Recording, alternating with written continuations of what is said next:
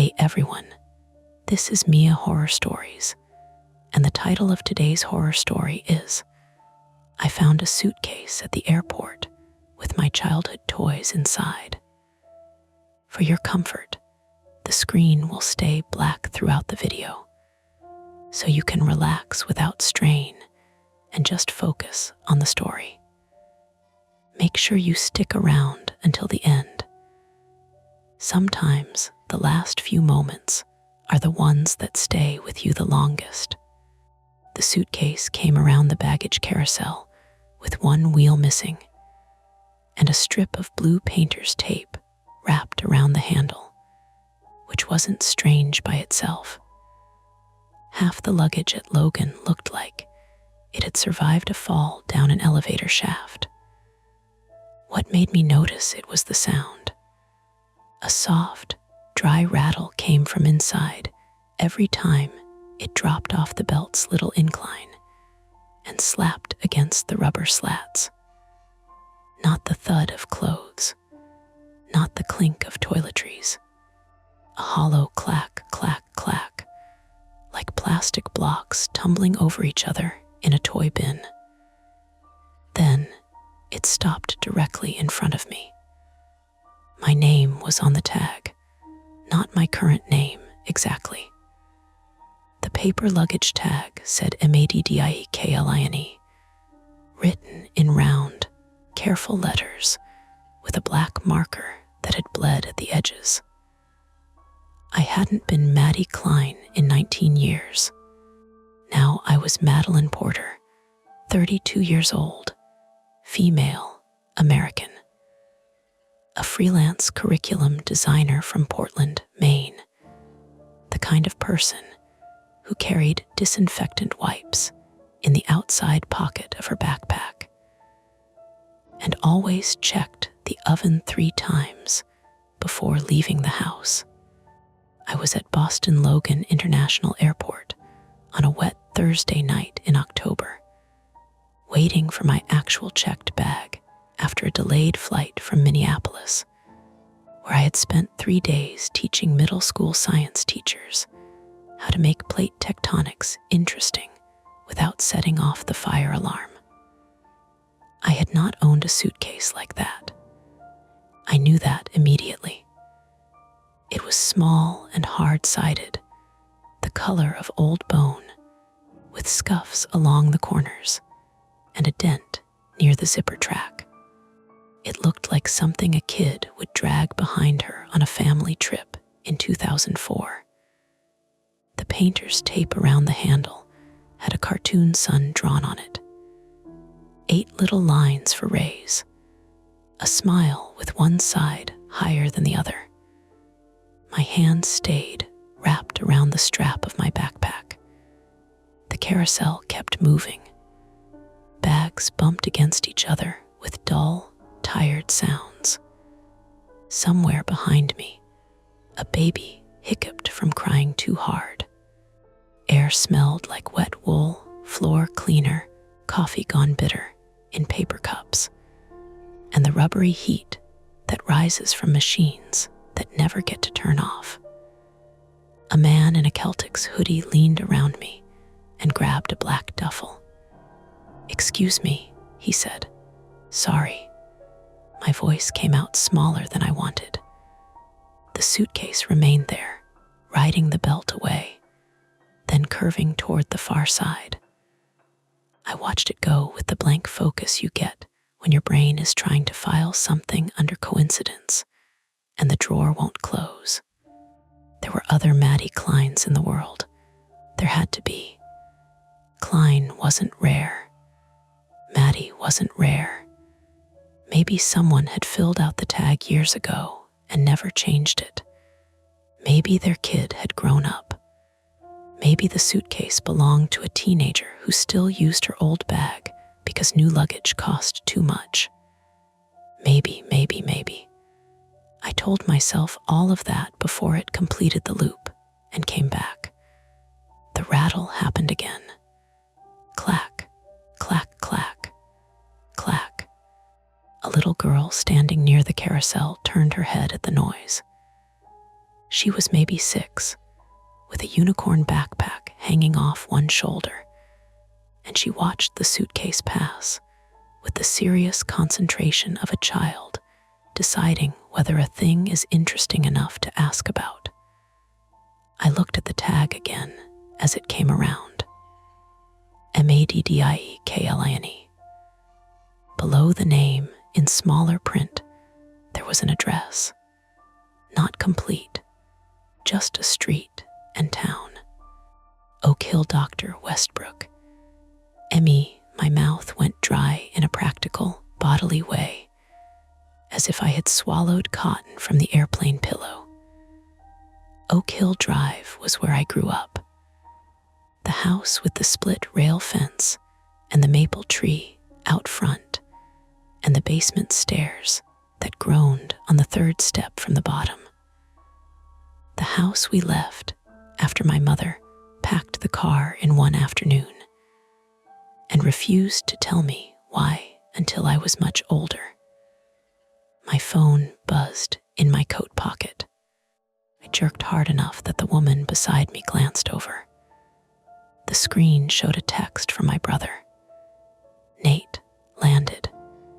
Nathan Porter, 28 years old, male, American, my younger brother, still lived in Maine and still used single-word texts like punctuation, was a billable service.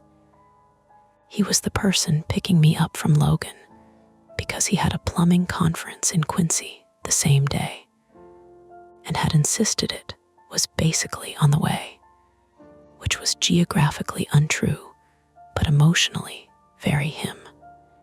Nate coped with worry by becoming useful. I coped by becoming irritatingly organized. We had both learned our methods in the same house. I typed back with my thumb hovering too long. Me, yeah, waiting on bag. Then, after a second, something weird. He replied almost instantly.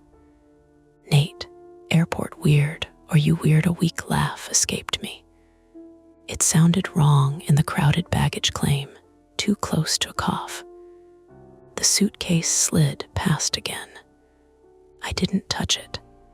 That felt important. Some primitive airport rule in my head said that touching unclaimed luggage moved you into a different category of person. Passenger became suspect. Bystander became involved. And I did not like being involved in things I couldn't organize. My actual suitcase came down the chute 10 minutes later. A navy soft shell with a red ribbon tied to the handle, because I was exactly that sort of flyer. I pulled it off the belt and set it upright, then stood there with one hand on it while the crowd thinned. Families reunited with strollers. Business travelers flicked their roller bags behind them and vanished toward rideshare signs. The carousel emptied out, then kept moving for no reason, except that no one had told it to stop. The bone-colored suitcase made another lap. This time, no one else was watching it. I took 3 steps toward the airport employee standing near the oversized baggage door. She wore a Massport vest and had a radio clipped to her shoulder. Her expression was the hardened neutrality of someone who had already answered 700 questions that day, 600 of them stupid. "Hi," I said. "I think there's an unattended bag on the carousel." She looked at the belt. "Which one?" "That small one, the white one. Could belong to someone in the restroom." "Right, it's just," I stopped. She waited. "My name is on it." That changed her face, but only a little. A narrowing around the eyes. A tiny adjustment of weight from one foot to the other. "What do you mean your name is on it?" "An old name," I said. "My childhood name. And an old address." The employee's name badge said T. Martin. Teresa Martin, around 46 years old, female, American, an airport baggage services supervisor with the tired focus of someone trained not to amplify passenger panic. She didn't smile or frown. She held up one hand slightly, asking me to stay put, then stepped to the carousel and let the suitcase come to her. "Is this your bag?" she asked. "No, you're sure? I've never seen it before." She glanced at the tag without lifting the suitcase off the belt. Maddie Klein, that was me, was. My stepfather adopted me when I was 13. Porter after that. The words felt too personal for baggage claim. They hung there between the squeak of wheels and the overhead announcement about the silver line. Teresa didn't ask for details. Bless her. She touched the radio on her shoulder. "Baggage 2. I've got an unclaimed item with a passenger name concern at Carousel 5. Can I get airport police to this location?" The word police made the floor tilt for half a second.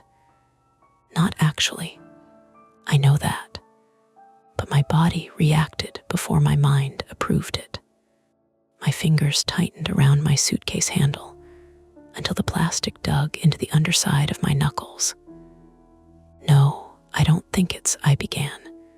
Teresa looked at me. "Ma'am, unattended luggage protocol." Right, of course, protocol. That was better. Protocol meant steps. Steps meant someone had a clipboard somewhere. My phone buzzed again. "Nate, I'm by Central Parking." "Did you die?" I stared at the message and almost typed "not yet," then hated myself for it. Me. "Don't leave." Airport police checking something. His reply came in 3 bursts. "Nate." "What Nate?" "Checking what Nate?" Maddie, he used the old name only when he was scared or angry. Seeing it on my screen, after seeing it on the tag, made the back of my neck prickle. I looked toward the glass doors where passengers streamed out toward the pickup areas. For 1 second, I imagined Nate walking in, broad shoulders hunched against the rain, work jacket smelling faintly of copper pipe and truck coffee, face already irritated because fear always came out of him sideways. I typed me, "Stay there, I'm fine," a lie, but a functional one.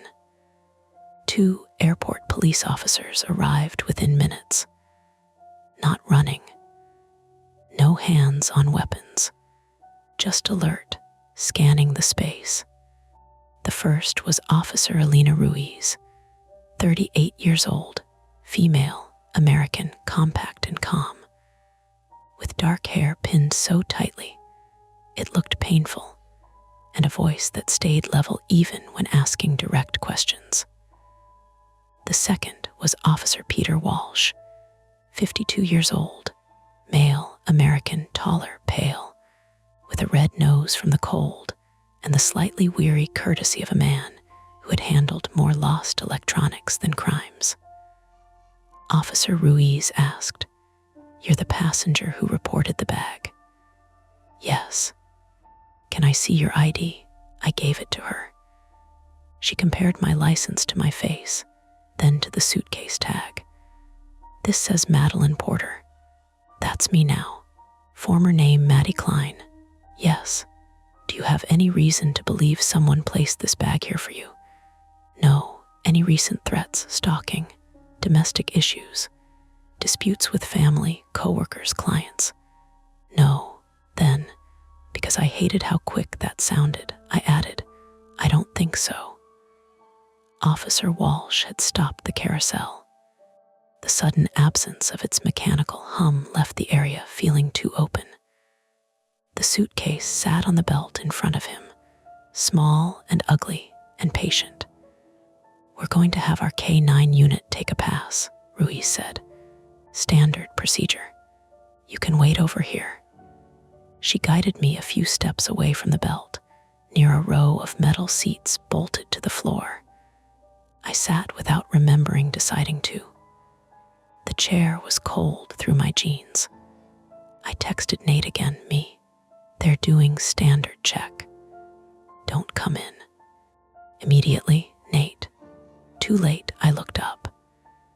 He was already walking toward me from the far end of baggage claim. Wet hair flattened to his forehead. One hand shoved into the pocket of his canvas jacket, the other holding his phone like he might need it as evidence. He looked older than 28 under the airport lights. There was a crease between his eyebrows that hadn't been there when we were kids, when his biggest problem was eating cereal too fast and getting hiccups. "Maddie," he said, breathless. "Don't call me that. Sorry."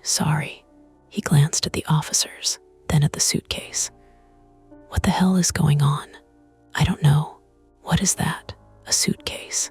Don't do that." His voice snapped harder than he meant it to. A couple sitting nearby looked over. I lowered mine. "It has my old name on it, and Oak Hill." Nate's expression drained of its usual irritation. Not fear exactly. Recognition. The kind that comes with a locked door in your head opening before you can stop it. He sat beside me, close enough that his shoulder touched mine. That was rare for us as adults. We loved each other in practical ways. Tire changes, airport pickups, holiday pies dropped off in foil pans. We did not usually touch unless something had gone wrong. "Mom know you're here?" he asked. "At the airport in Boston." "No, why?" He didn't answer right away. That annoyed me, which was easier than being frightened. "Nate, I don't know," he said, "just asking." A black Labrador wearing a working vest arrived with another officer and sniffed the suitcase, then the area around the carousel, then the suitcase again. His nails clicked against the tile. His handler gave short, quiet commands. The dog seemed more interested in a discarded French fry under the next carousel than in my childhood name. "No alert," the handler said. Officer Walsh lifted the suitcase carefully from the belt and set it on the floor. "May contain personal effects. Going to open it here with you present, unless you prefer not to be present." "I don't want to be," I said. At the same time Nate said, "We're staying." I turned to him. "Excuse me," he kept his eyes on the suitcase. "If it's got your name and our old address, we should see what it is." "No, we should let them take it. They'll ask us what's in it anyway." "I don't know what's in it. That's my point." I hated that he was right, because it made no emotional difference. I still wanted to leave. I wanted to get in his truck, let the heater blast my legs, stop at the Dunkin' near Route 1, and talk about anything else.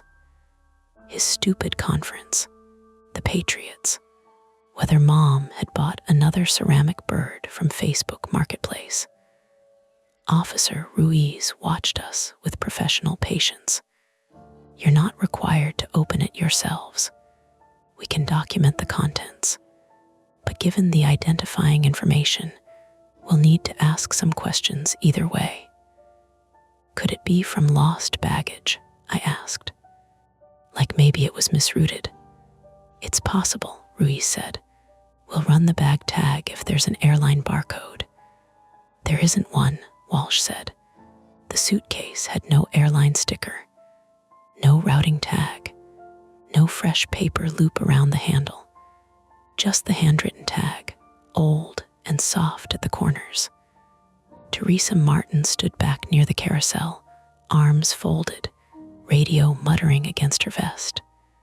She looked less bored now. Officer Walsh put on gloves. The zipper made a sticky sound when he pulled it. Not rusted, just old. the kind of sound nylon makes after sitting too long in a basement. I stared at the floor until Nate nudged my arm. "Maddie," he whispered, and this time I didn't correct him. Walsh opened the suitcase. At first, all I saw was a folded towel, pink once, now washed thin to the color of pencil eraser. It had a stitched border with tiny white flowers. Then he lifted it. The rattle made sense. Inside were toys, not valuable toys, not collector's items, not anything a stranger would think mattered.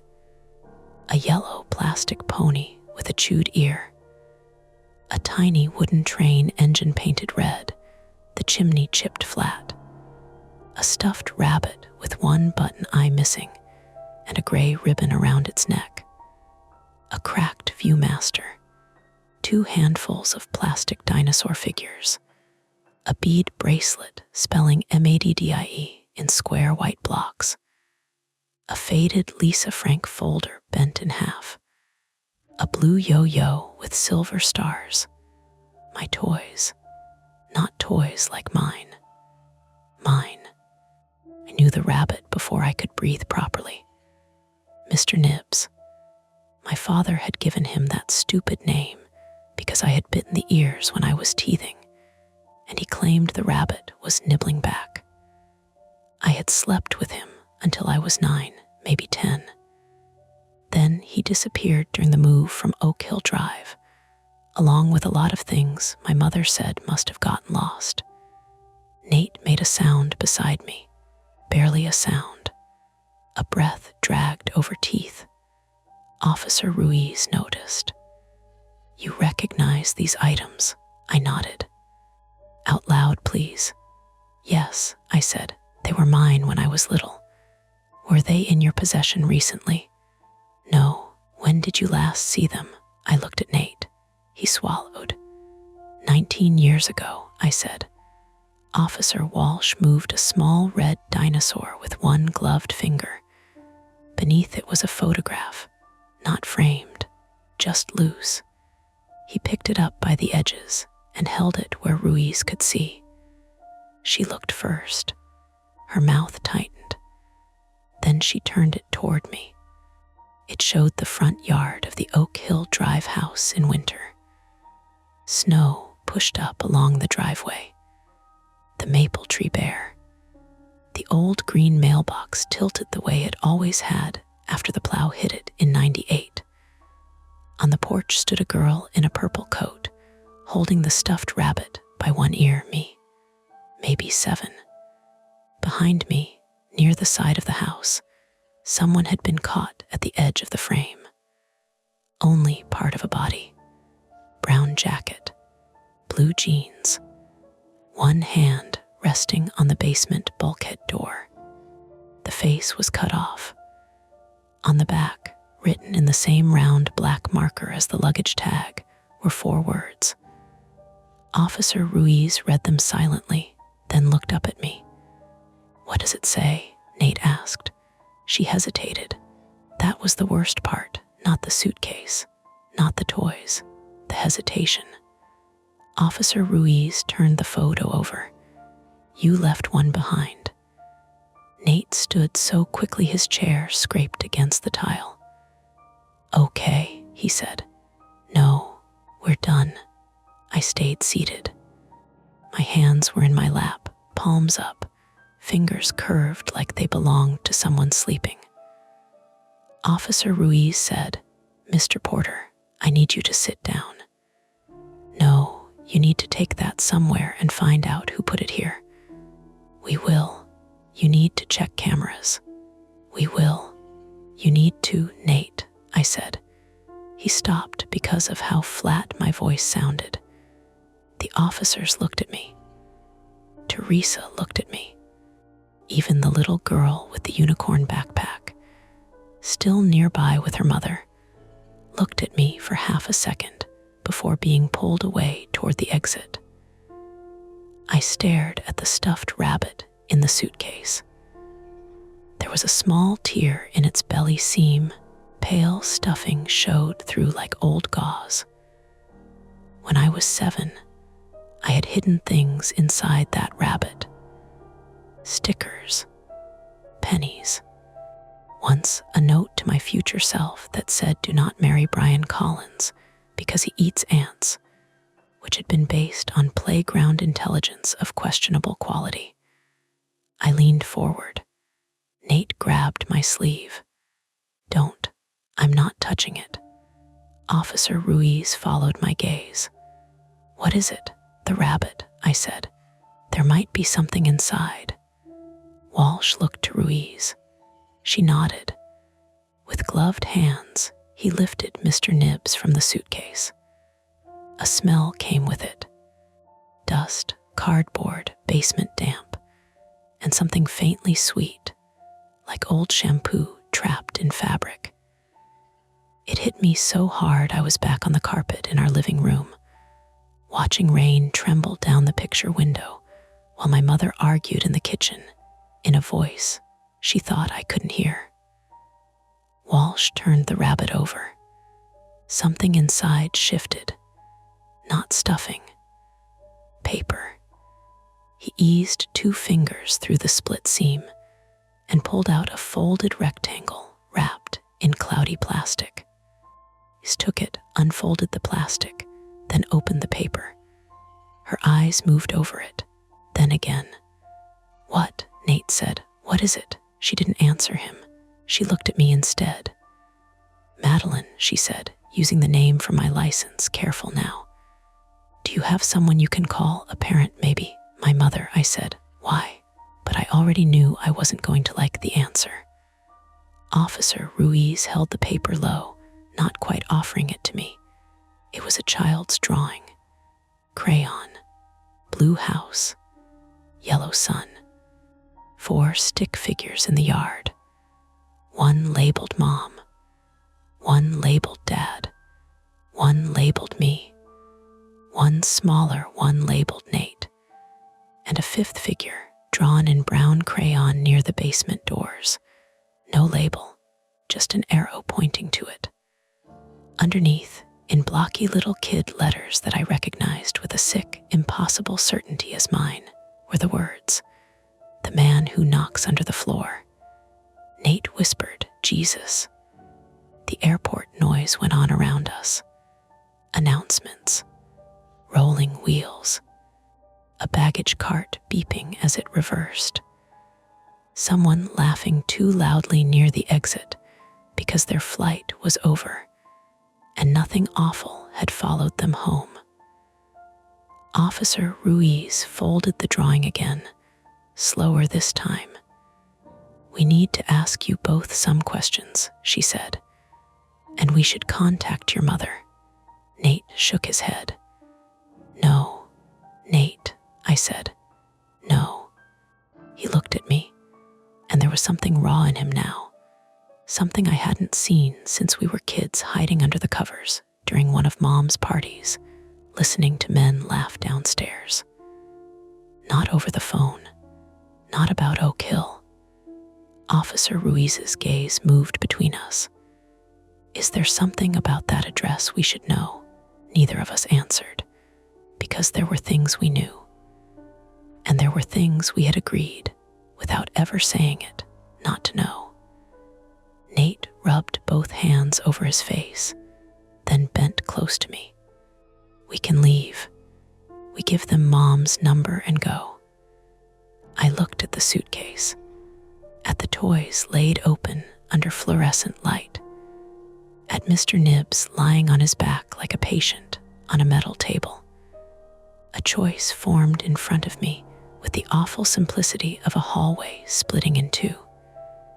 We could hand it over, go home, and let the police call when they called. Keep our distance. Protect the careful adult lives we had built on top of a childhood with missing rooms in it. Or we could tell Officer Ruiz the truth about Oak Hill Drive. At least the parts we remembered. I opened my mouth. For a second, nothing came out but the airport's bright, ordinary noise. Then I said, "We need a room." Nate closed his eyes. Officer Ruiz nodded once. Okay. I looked down at my phone. My mother's contact photo smiled up from the screen, her hair silver at the temples, her arm around a dog that had died 2 years ago. My thumb hovered over her name and stayed there. Airport police put us in a room that looked like it had been designed by someone who believed discomfort made people honest. There was a square table, 4 plastic chairs, a wall clock with a second hand that clicked too loudly, and a framed evacuation map faded by fluorescent light.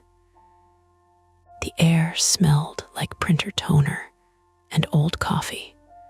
Somewhere beyond the door, radios chirped in clipped bursts, and every few minutes a luggage cart went by with a squeaky wheel that made the same 3-note complaint over and over.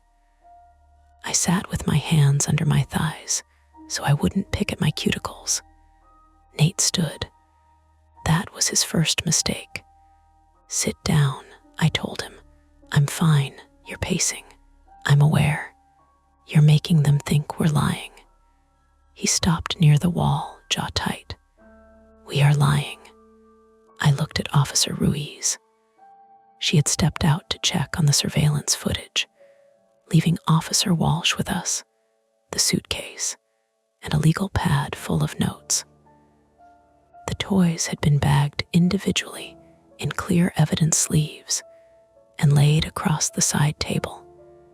Seeing them separated like that made them look less like my childhood and more like things pulled from a ditch. Officer Walsh was not pretending he hadn't heard. People remember things slowly, he said. That's not the same as lying. Nate gave a humorless laugh. That on a poster somewhere. Walsh didn't rise to it. He clicked his pen once. You said your family left the Westbrook house 19 years ago. Can you tell me why? I opened my mouth. Nothing useful came out, because the official version was simple. My mother divorced my father, remarried, and moved us across town. People did that. Families changed shapes all the time. Kids lost toys in moving vans. Basements flooded. Adults didn't explain everything. The unofficial version lived under my ribs. My mother waking us before sunrise. Not in panic. Worse, in a voice so calm it had no edges. Nate crying because he couldn't find his sneakers. Me trying to go back for Mr. Nibbs, and my mother grabbing my wrist hard enough to leave finger marks. The car packed with trash bags instead of suitcases. The front door left open behind us. Rainwater tapping off the porch roof. And underneath that memory, another one. Knocking.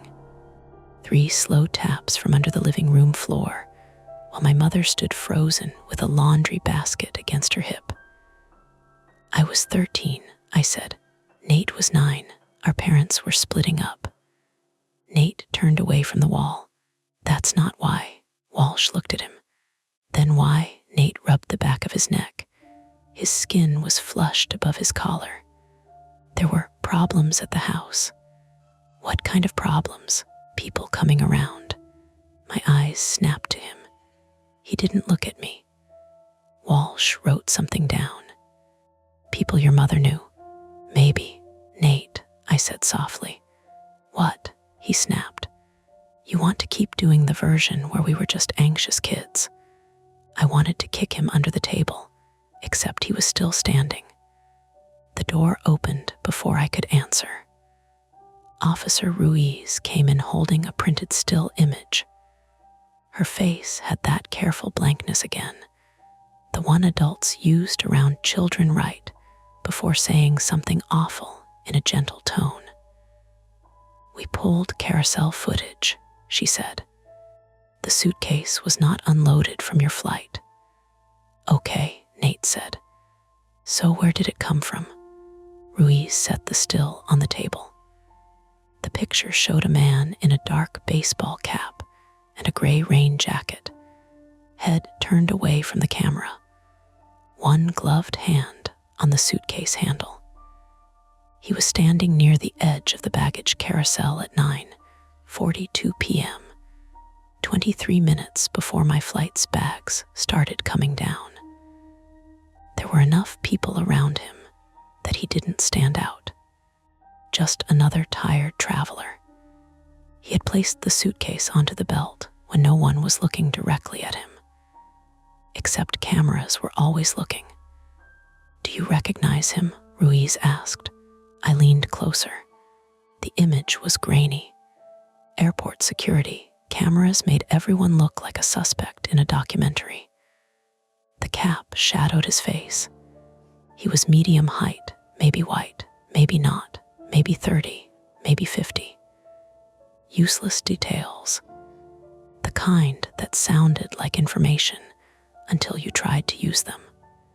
"No," I said. Nate moved behind me and looked over my shoulder. His breath changed. Not much. A thin catch through his nose. I turned. "What?" "Nothing." "Nate," I said. "Nothing." Officer Ruiz saw it too. "Mr. Porter," he stepped back. "I don't recognize him." That was a lie. Not a full lie, maybe. But something in his face had shifted, and I knew his tells the way you know the sound of your own front door. Nate lied by getting still. As a kid, he had denied breaking a lamp while standing in a scatter of ceramic ducks, perfectly motionless, like if he didn't move, the truth couldn't find him. Ruiz tapped the photo. The suspect left through the lower arrivals exit. We're requesting footage from curbside and transit cameras. This may take time. "How much time?" I asked. "Longer than you want." My phone lit up on the table. Mom, all four of us looked at it. The room seemed to shrink. I hadn't called her. I hadn't texted her. Nate hadn't either, unless he had done it when I wasn't watching.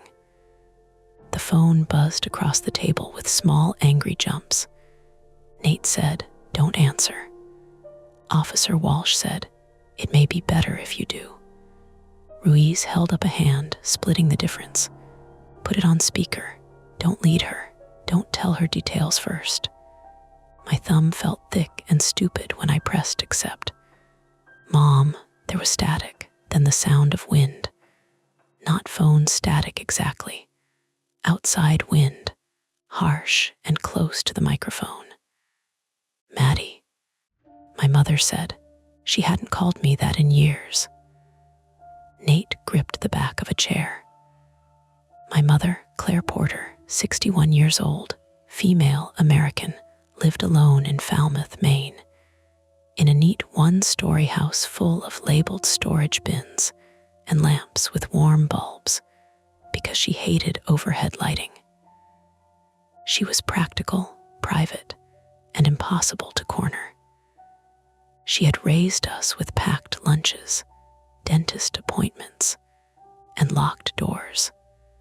She loved us fiercely, but there were rooms in her memory she guarded like she had built them herself.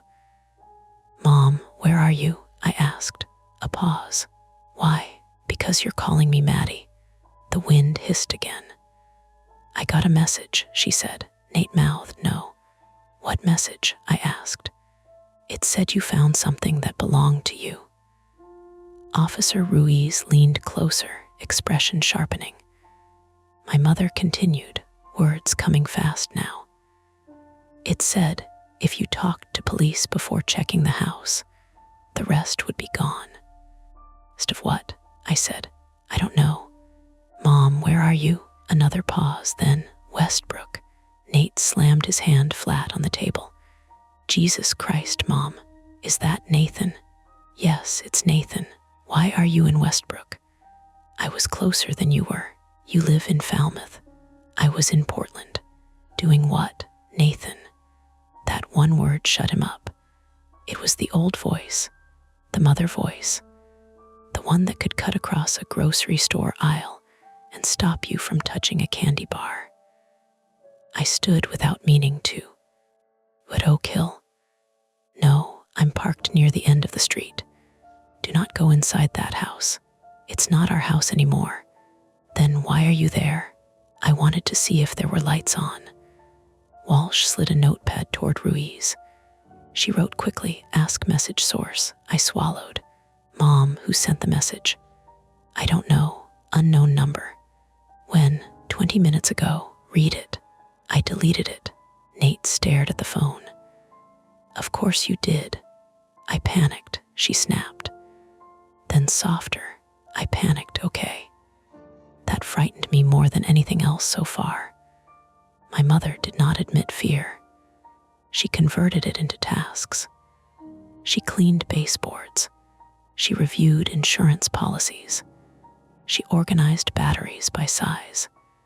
Hearing panic in her voice made the suitcase feel less like a cruel prank and more like a hand reaching across 19 years to touch the back of my neck. Officer Ruiz made a small gesture. Keep her talking. Mom, I said, listen to me. We're at Logan with airport police.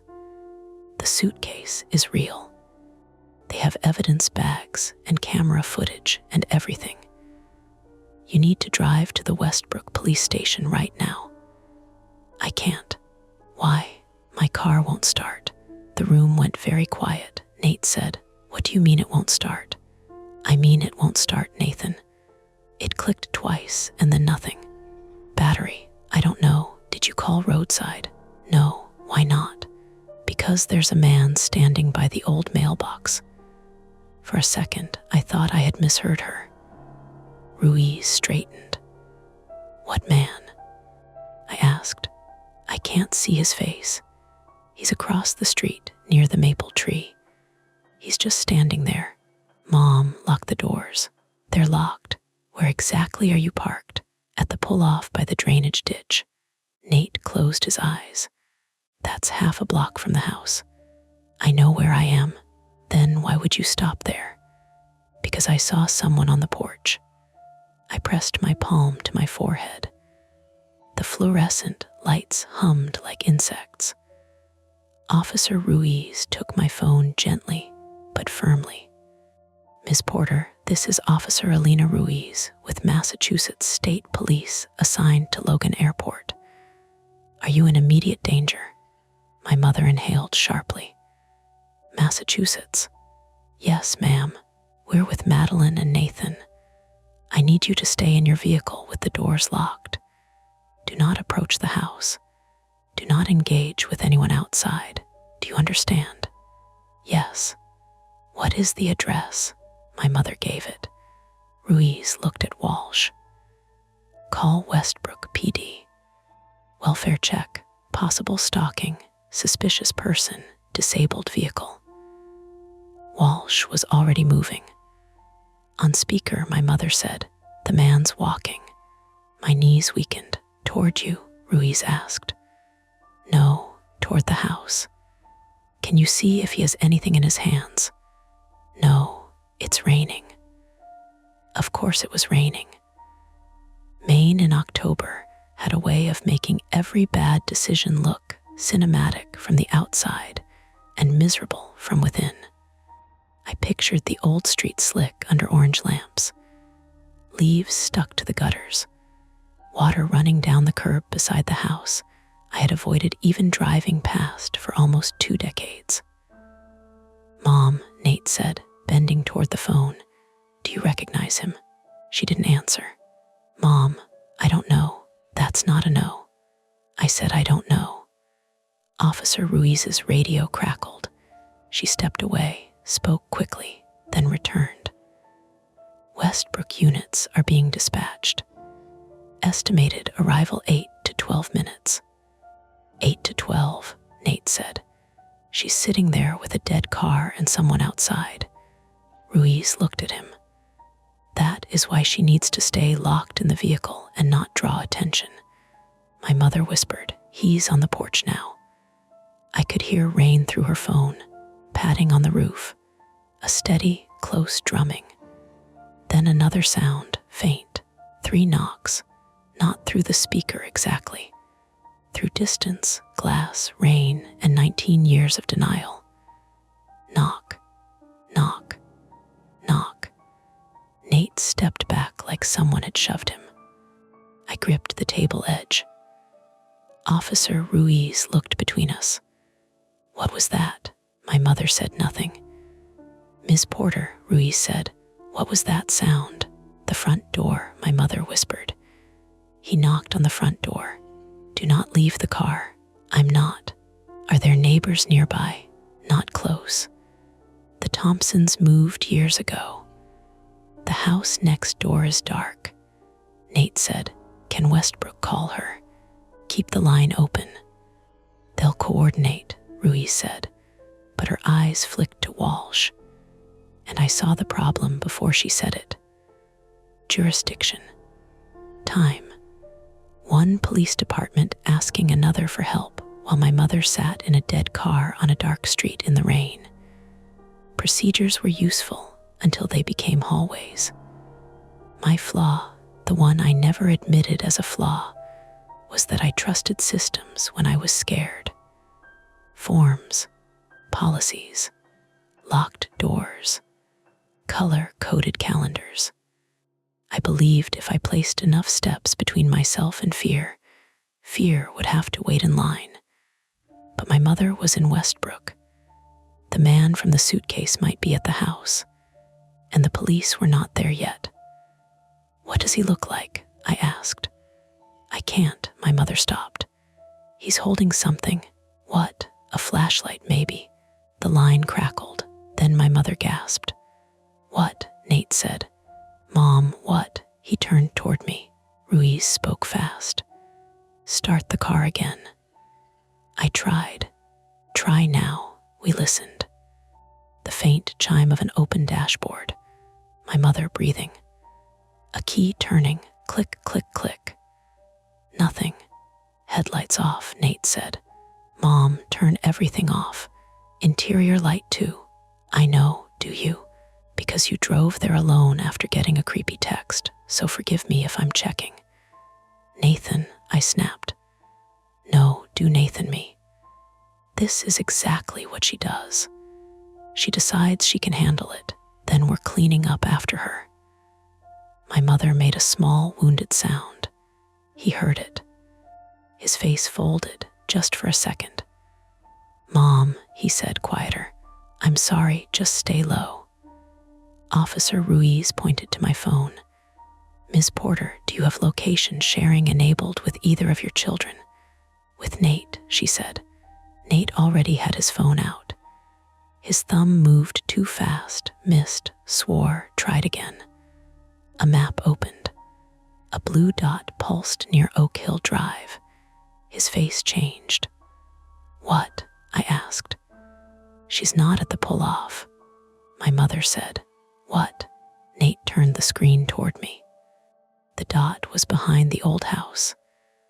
Not in front. Not by the drainage ditch. Behind it, near the woods. That's wrong, my mother said. GPS can drift, Officer Ruiz said, but not like she believed it fully. Nate enlarged the map. Not that much. Mom, I said carefully, look out your windows. What can you see? The street. What else? The mailbox. The maple tree. The front porch. Can you see the house number? No answer. Mom, I'm trying. Rain hammered her roof. Somewhere on her end, a car passed slowly, tires whispering through water. Then it faded. I can't see the number from here, she said. Nate looked at me. The private fear I carried wasn't just the house. It was that memory could not be trusted. That the things I had built my life on, my competence, my carefulness, my ability to notice details, might collapse under the right pressure. Now my mother was describing one place while her phone placed her somewhere else, and both could be explained. Bad GPS, bad visibility, panic, a dead battery, An old woman on a dark street remembering a house she had fled. All explainable, all wrong. Officer Walsh came back in. Westbrook has 2 units en route. They're also sending fire for the vehicle. They advise your mother stay put. My mother's GPS says she's behind the house, Nate said. Walsh frowned. Behind. She says she's in front. Ruiz took this in. Ms. Porter, are your doors still locked? Yes. Windows up? Yes. Do you have any medical conditions we should know about? Any confusion, dizziness, blood sugar issues? My mother bristled even through the phone. I am not confused. Ma'am, I have to ask. I know where I am. Nate looked like he wanted to punch the wall. I said, Mom, what did the message mean by the rest? I don't know. You have to stop saying that.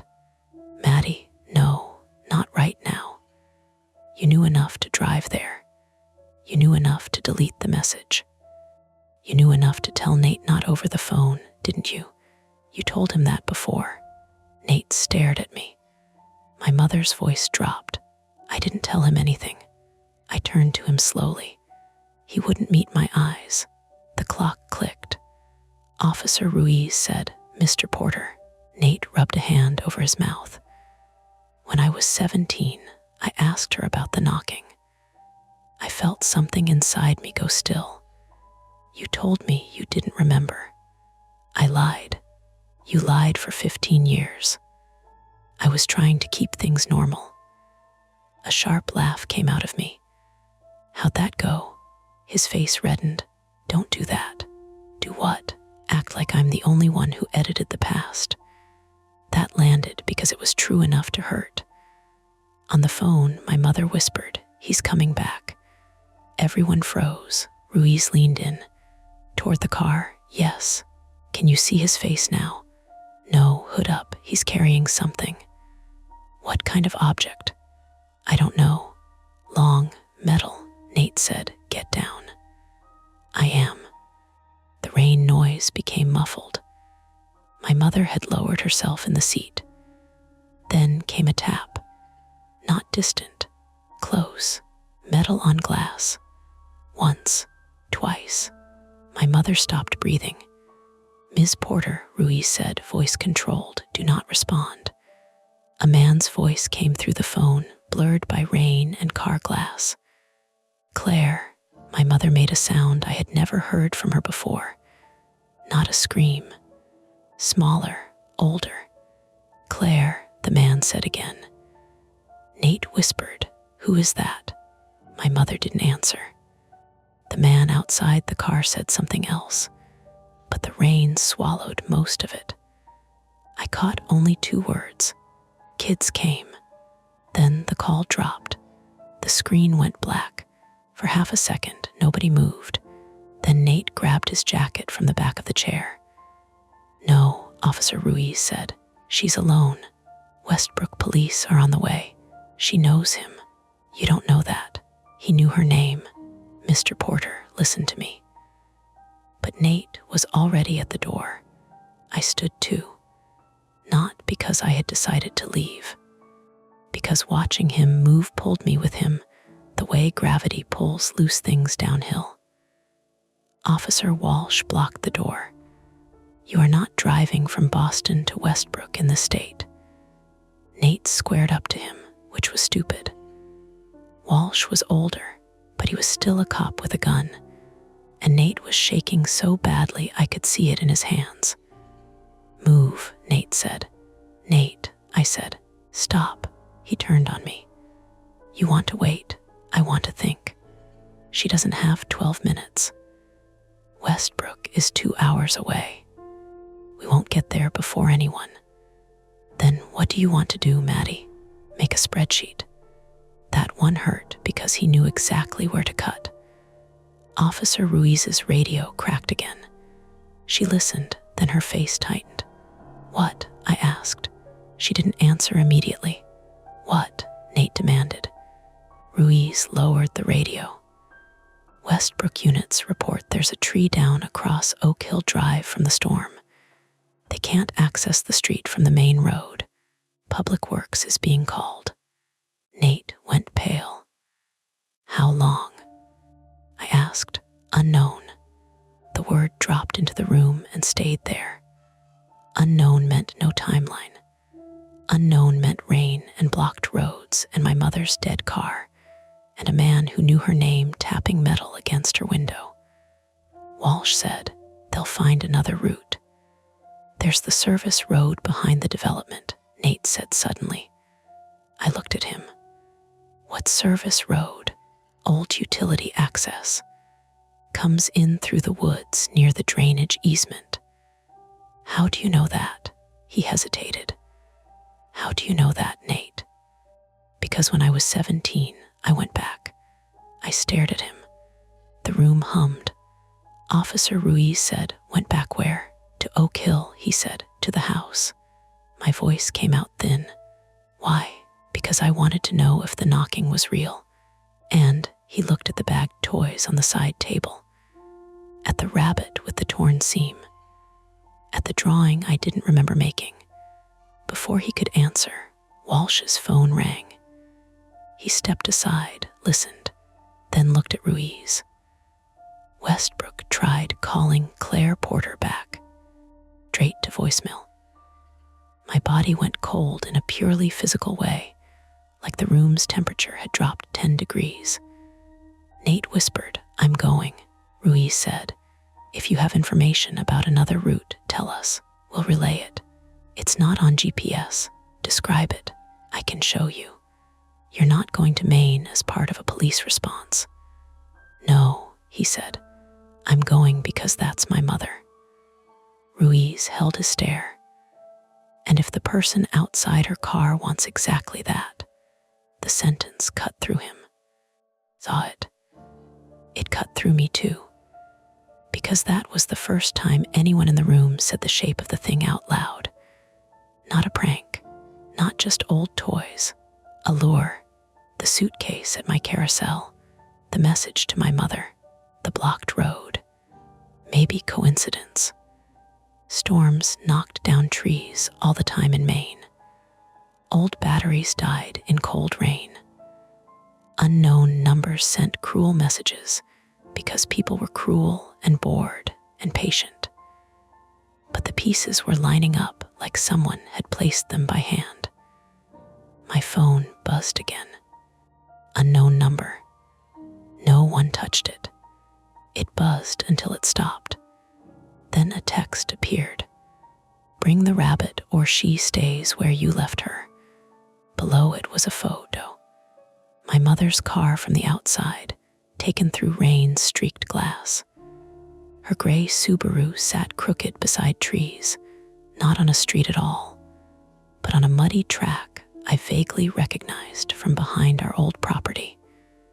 The driver's door was open.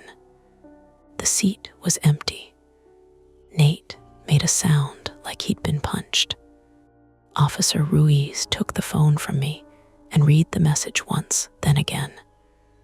Her expression hardened into something procedural and human at the same time. We're treating this as an abduction, she said. The word made the air leave the room. Abduction had paperwork behind it. Alerts, agencies, timelines, statistics no family wanted to learn. Nate reached for the evidence bag containing Mr. Nibbs. Walsh caught his wrist before he touched it. Don't, Walsh said. Nate looked at him with wet, furious eyes. Then you bring it. Ruiz was already on her radio, voice clipped, issuing requests and codes I could not track. Westbrook, state police, possible kidnap, evidence transfer, family members, unknown suspect.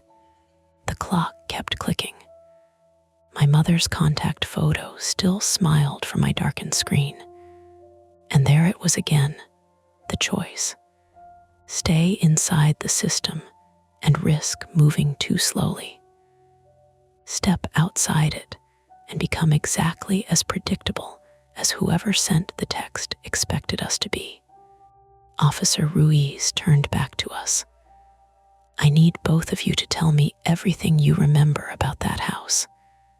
Now, especially the service road. Nate looked at me. I looked at the rabbit. Its one remaining button eye reflected the fluorescent light in a tiny hard dot. Then Walsh's radio crackled with another update. The Westbrook unit approaching from the north had found Claire Porter's Subaru. Empty. No blood visible. Driver's door open. And on the seat, folded dry inside a plastic sleeve, was a second childhood drawing. This one had my name on it. The second drawing showed the house from the back, not the front porch, not the maple tree, not the mailbox my mother had claimed she could see from her dead Subaru. The back, the part of the property we never talked about because there had been no reason to talk about it, except that now every reason was crawling up from under the floorboards. Officer Ruiz laid the plastic sleeve flat on the interview room table, and the overhead light made a white stripe across it. The drawing had been done in crayon, same blunt little kid pressure as the first one. Blue house, green grass, brown rectangle for the basement bulkhead doors. Behind the house, a line of trees. In the trees, a narrow gray path curling away like a worm. At the bottom, in my uneven childhood handwriting, it said, "He comes from the road with no mailboxes." Nate stared at it for so long that Officer Walsh said his name twice. "Mr. Porter," Nate blinked. "That's the service road." "You're sure?" Ruiz asked. He nodded, but not confidently. Nothing about him looked confident anymore. It ran behind the old lots. Utility trucks used it after storms. You could get to it from Saco Street if you went past the industrial park, then turned by the drainage ponds. "Can you map it?" He took Ruiz's pen and drew on a blank sheet with shaking hands. Map looked crude, but I could follow it. Oak Hill Drive curved like a hook off the main road, with our old house near the bend. Behind it was a strip of woods, then the muddy service road that ran parallel to the backyards before cutting east toward a low industrial area. North of the house was the drainage ditch where my mother said she had parked. South was a row of older homes, most set back from the street. If the main entrance was blocked by the fallen tree, the service road was the only fast way in or out. Ruiz photographed Nate's map and sent it to Westbrook. That was the first attempt to solve it. Use the system better. Feed police the route. Let officers with radios and body armor and working vehicles do what we could not. For 9 minutes, it almost worked. We sat in that small room with the suitcase sealed in a clear evidence tote beside the wall and listened to fragments come through Ruiz's radio. Westbrook units rerouting. Fire department checking the downed tree. Dispatch trying Claire's number.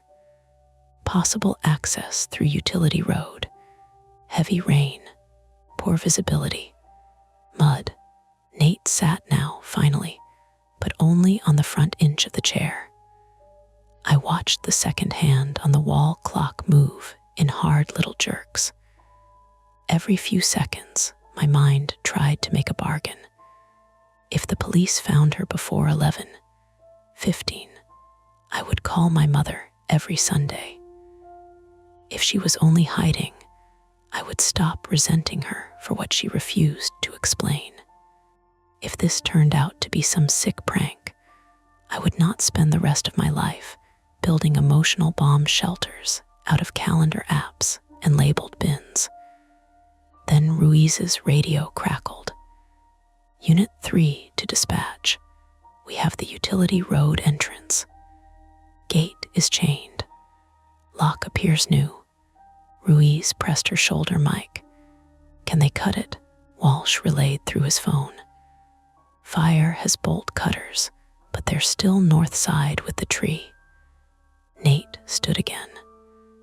I have cutters in my truck. You are not part of the response, Ruiz said. That road floods. If they wait, it'll be useless. Sit down. He didn't. The radio continued. Ground is soft. Cruiser can't pass through the ditch line without risking getting stuck. Requesting DPW or four-wheel vehicle. Nate laughed once, sharp and ugly. Great. My phone buzzed on the table. Unknown number again. This time, everyone saw it at once. Ruiz held out her hand. Do not open it yourself. It's my phone, I said, but I let her take it. The message was not a text. It was a video, 7 seconds long. Ruiz played it with the volume low. The camera pointed at the ground. Rain hit mud hard enough to bounce. A flashlight beam swept over wet leaves, then over my mother's shoe, one sensible black slip on half-sunken muck. The camera tilted up too fast and caught the back of a house through trees. Our house. A voice, male, close to the microphone, said, "You know the way now." Then the video cut. Nate grabbed the edge of the table hard enough to make the evidence sleeves rustle. She's there, he said. Ruiz replayed it, froze the last frame, zoomed in. This could have been recorded earlier. That's her shoe. We don't know that. I bought her those shoes. Mr. Porter, no more Mr. Porter. That is her shoe. I believed him. Nate noticed things like that. Brands of work boots, tires, the shape of a dent on a truck bumper. Practical details lodged in him and stayed. Walsh looked at Ruiz. If the service road is blocked and the main road is blocked, closest access may be on foot. How far from the gate to the house? Ruiz asked Nate. Maybe half a mile. Less if you cut through the easement. In the dark, I said. In rain, Nate added. And someone wants us there, Ruiz said. The room held that for a moment. The second attempt began because of me, though I didn't admit it immediately. I said, what if the rabbit has something inside besides the drawing? Everyone looked at Mr. Nibbs, sealed in plastic on the side table. The message said, bring the rabbit, I said. Maybe they need something in it. We already inspected it, Walsh said. You pulled out one drawing, with gloves. I know, but I used to hide things in the head too. Through the neck seam. Coins mostly, little notes, anything flat. Nate turned to me. You never told me that. You were 9. You ate pencil erasers. I didn't eat them. I chewed them. This feels like not the point. Ruiz considered it. We can have evidence techs examine it. How long? Nate asked. No one answered quickly enough. Do it here, I said. Walsh frowned. We need to preserve evidence. Preserve it for what? If my mother is alive right now, what matters more? Ruiz's face tightened, but not with annoyance. She agreed more than she wanted to. Carefully, she told Walsh. They photographed the rabbit from every angle before opening the evidence sleeve. Walsh put on fresh gloves. Ruiz filmed on her phone for documentation. It was all very proper, slow, maddening.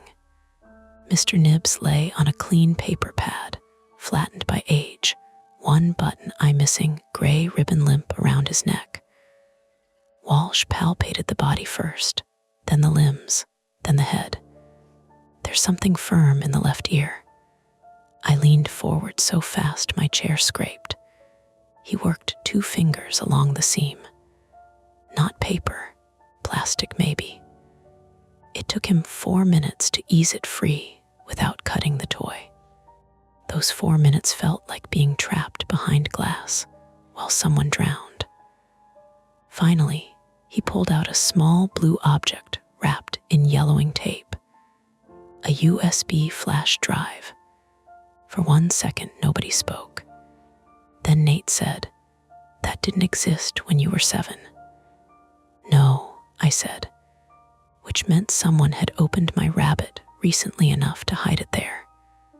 Someone had handled the toy, placed the drawing in the belly, tucked a flash drive into the ear, then staged the suitcase at Logan like a message with props. Walsh had an evidence laptop brought in from a small office down the hall. It was old and thick, with a sticker warning against unauthorized drives. He did not connect the USB directly. He called someone from digital forensics. That became another delay, another procedure, another hallway. While we waited, Ruiz asked Nate about the time he went back to Oak Hill. He kept his arms crossed while he talked, like he was holding himself together by force. "I was 17, he said. Mom was working late. Maddie was at college. I took her old Honda, drove past the house. In what year? Walsh asked. 2015. Who owned it then? I don't know. It looked empty, grass long, mailbox gone. There was a realtor sign, I think, but it was knocked over. Why go back? Nate looked at me. Because I kept remembering sounds from under the floor, and I wanted to prove they weren't real. I said, "You told me you didn't remember any of that." "I know." "What happened?" He rubbed his palms on his jeans. "I parked by the drainage ditch, went around back. Bulkhead doors had a padlock, newer than the house. I heard music." "Music?" Ruiz asked. "From inside, not loud, like a radio between stations." I left. "That's it?" I asked. His jaw worked. "No." The digital officer entered before he could continue. Officer Dana Blake, 34 years old, female, American. A digital forensics technician with damp curls tucked behind one ear, and the brisk impatience of someone pulled into someone else's emergency, set a small kit on the table. She used a right blocker, explained in 2 sentences what she was doing, and ignored Nate's pacing with heroic discipline. The flash drive contained 1 folder. The folder name was 4MADDIE. First inside were 3 files. A scanned photo, a text document, an audio file. Ruiz opened the text document first. It was only 1 line, "Ask Nat what he saw in the freezer." My brother sat down, not slowly. He dropped into the chair like his knees had failed. I turned to him. "What freezer?" He pressed both hands over his mouth. "Nate." The audio file began playing before he answered. At first, it was just static and muffled movement. Then a younger voice, a boy breathing hard. Nate's voice.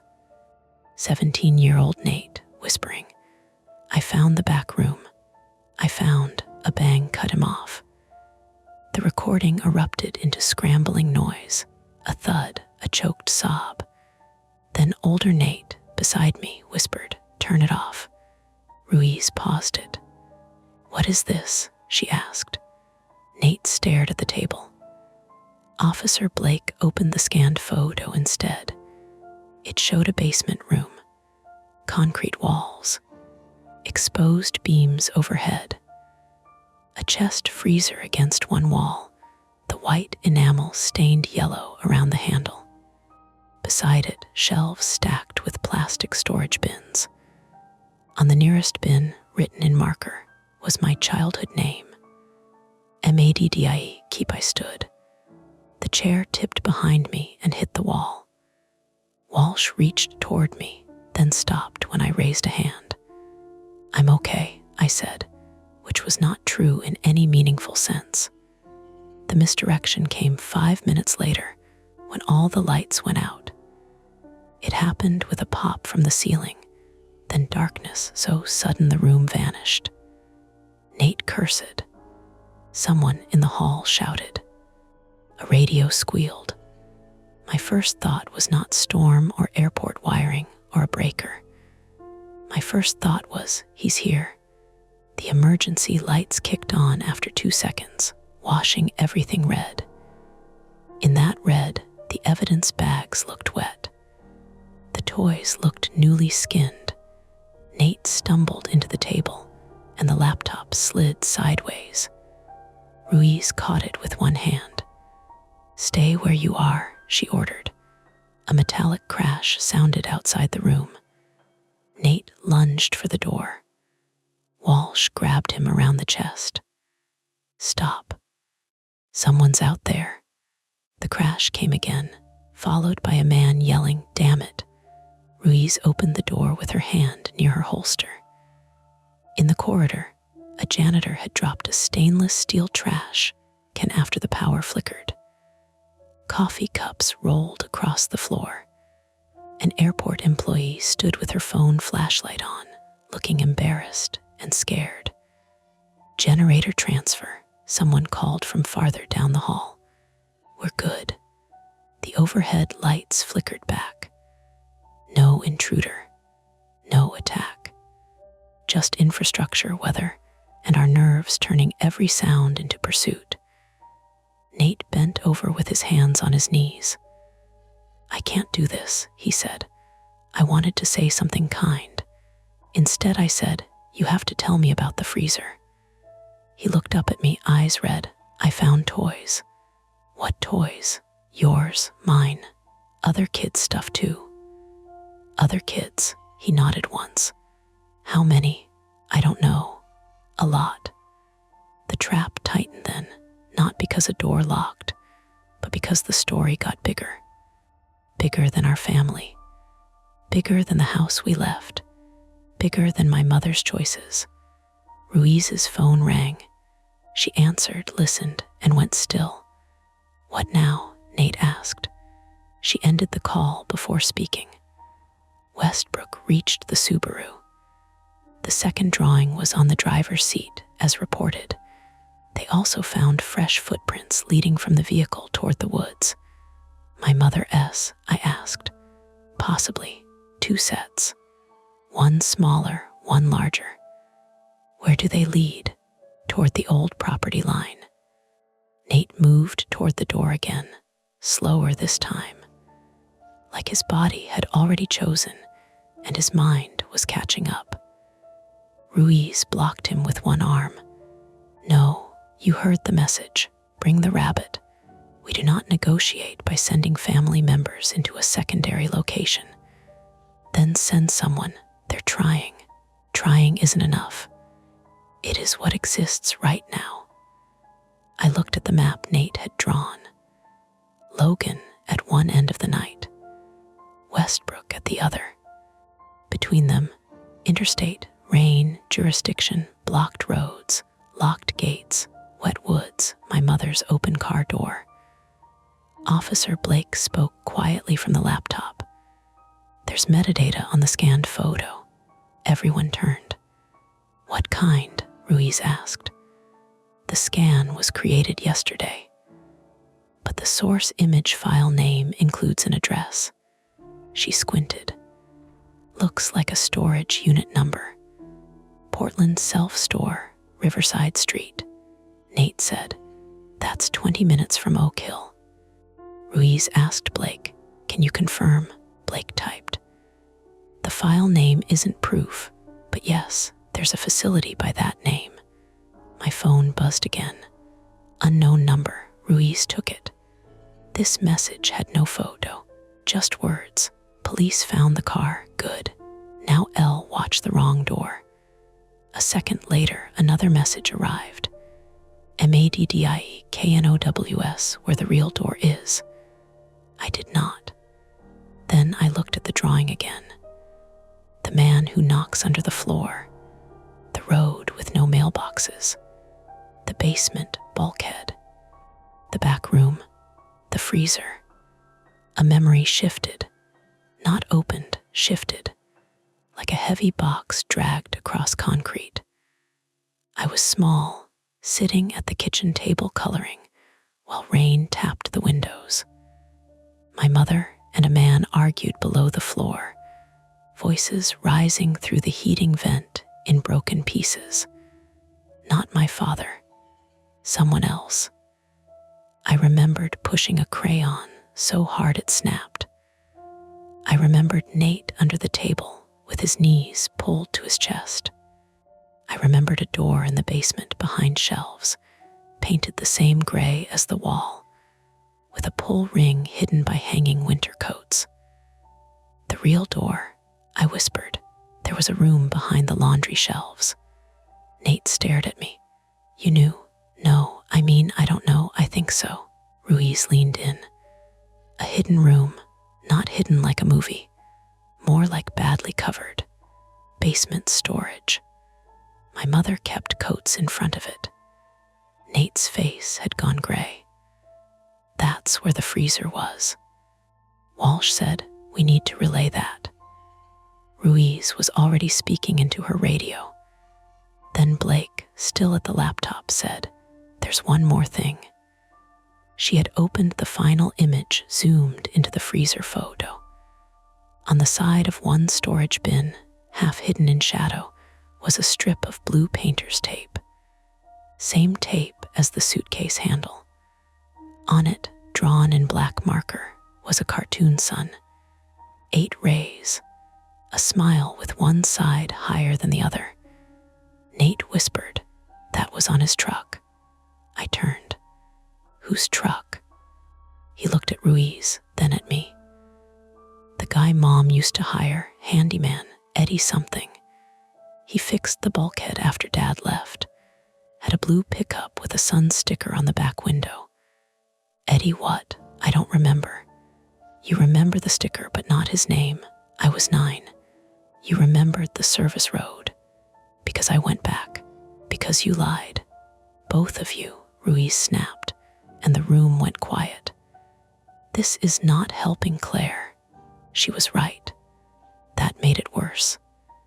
Walsh came back from the hallway with an update. Westbrook units reached the back property line on foot. They found the bulkhead doors open.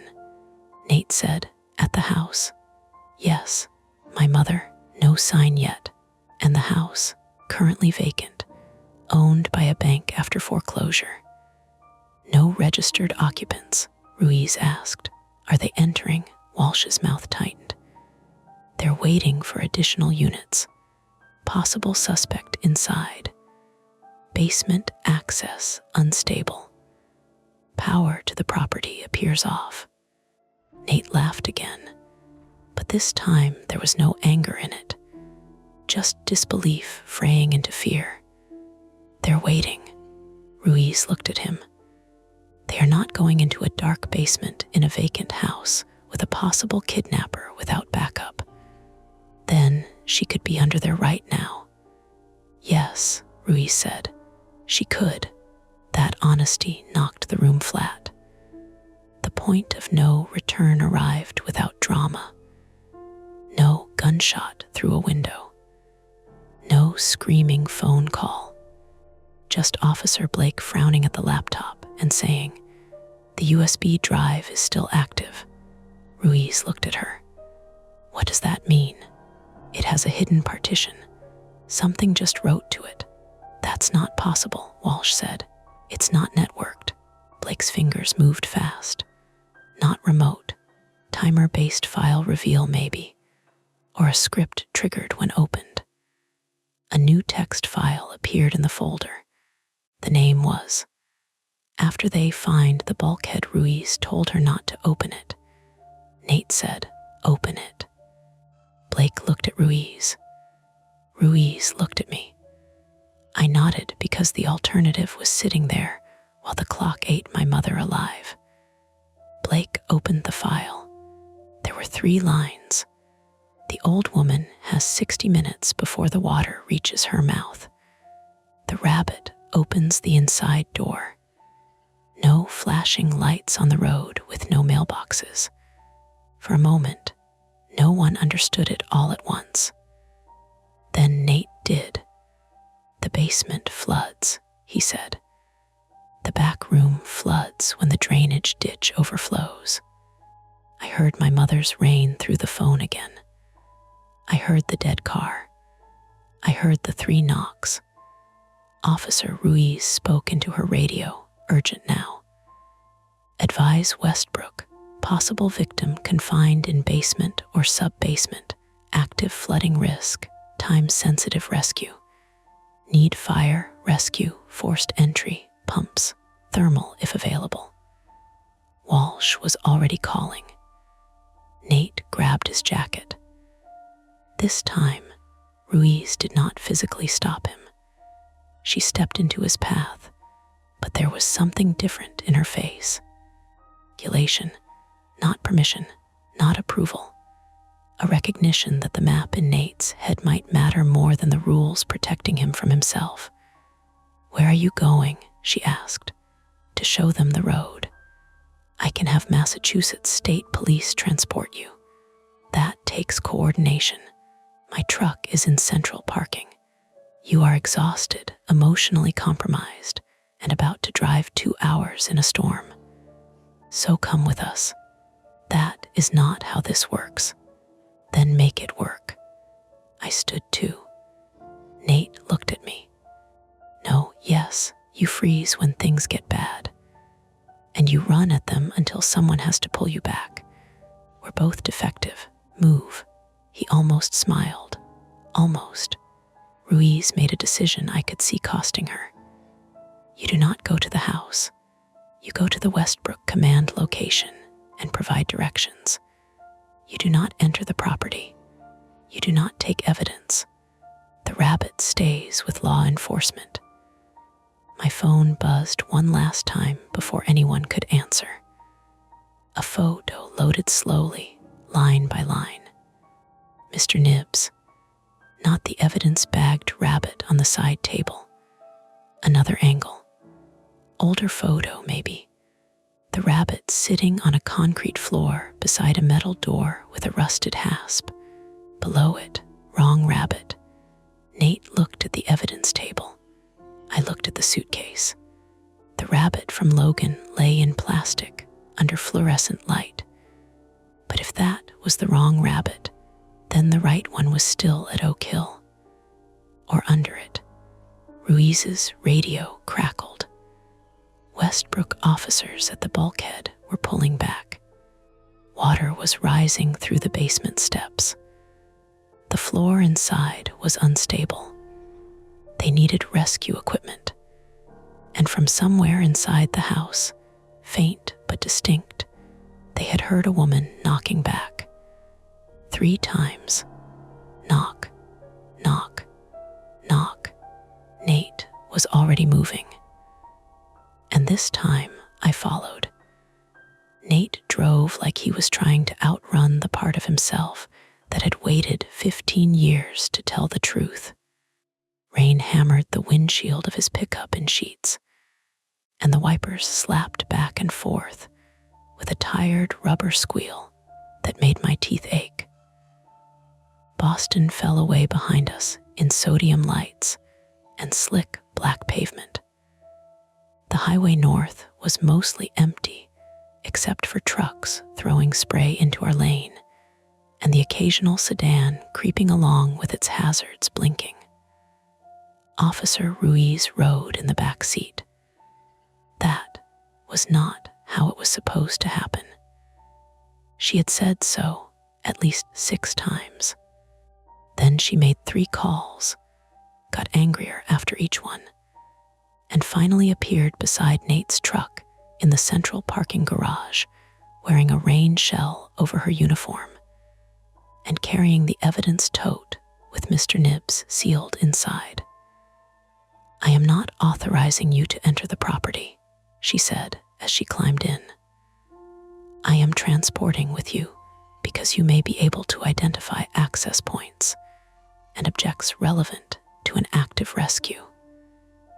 Nate looked at her in the rearview mirror. "Whatever lets you sleep." "Nathan," I snapped. Ruiz shut the door. "I sleep fine." Nobody spoke for 10 miles after that. My phone sat in my lap, plugged into Nate's charger, screen bright enough to make a small square of light on my jeans. No new messages, no calls, just the map showing us moving north through the storm, little blue arrow crawling toward Maine. I kept seeing my mother's contact photo, her smile, the dead dog, the warm kitchen behind her. Then the image would change without permission. Her car door open in the rain, her shoe half sunk in mud, her hand knocking from under a floor while water climbed her chest.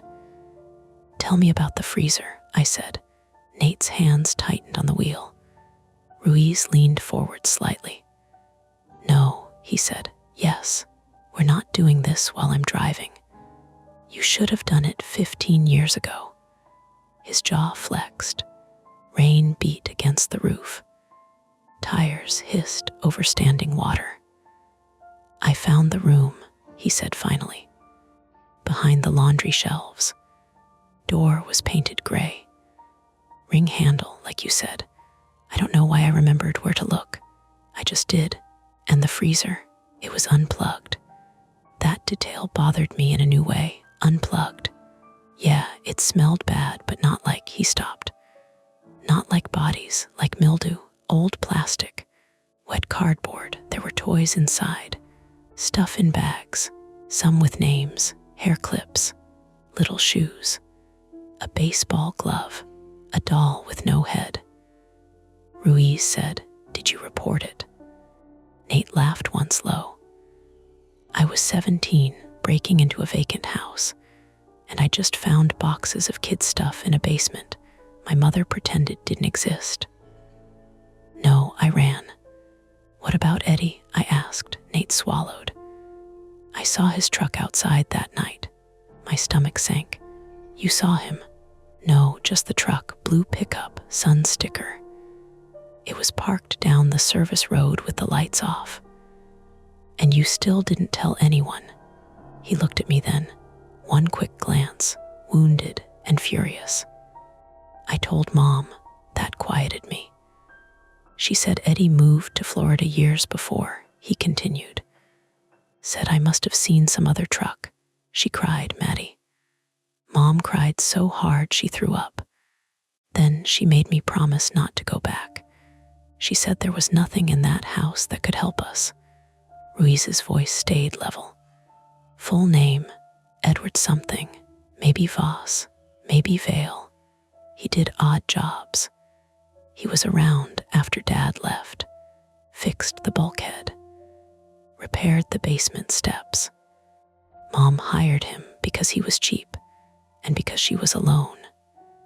The words sat with us, because that was how ordinary danger entered a house.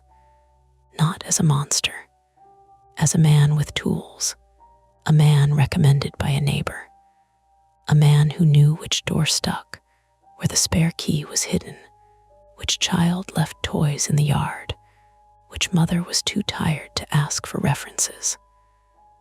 By the time we reached Westbrook, my legs were cramped. My head throbbed behind one eye, and Nate had bitten the inside of his cheek bloody. The truck smelled like wet canvas, coffee, and his fear sweat, sour under deodorant. Police had set up at the edge of the industrial park off Saco Street, where the pavement ended in a churned-up gravel access lane. Blue lights bounced off wet warehouse walls and chain-link fencing. A fire engine idled near a locked gate that had already been cut open. Beyond it, the service road disappeared into trees, Nothing but mud, scrub grass, and darkness.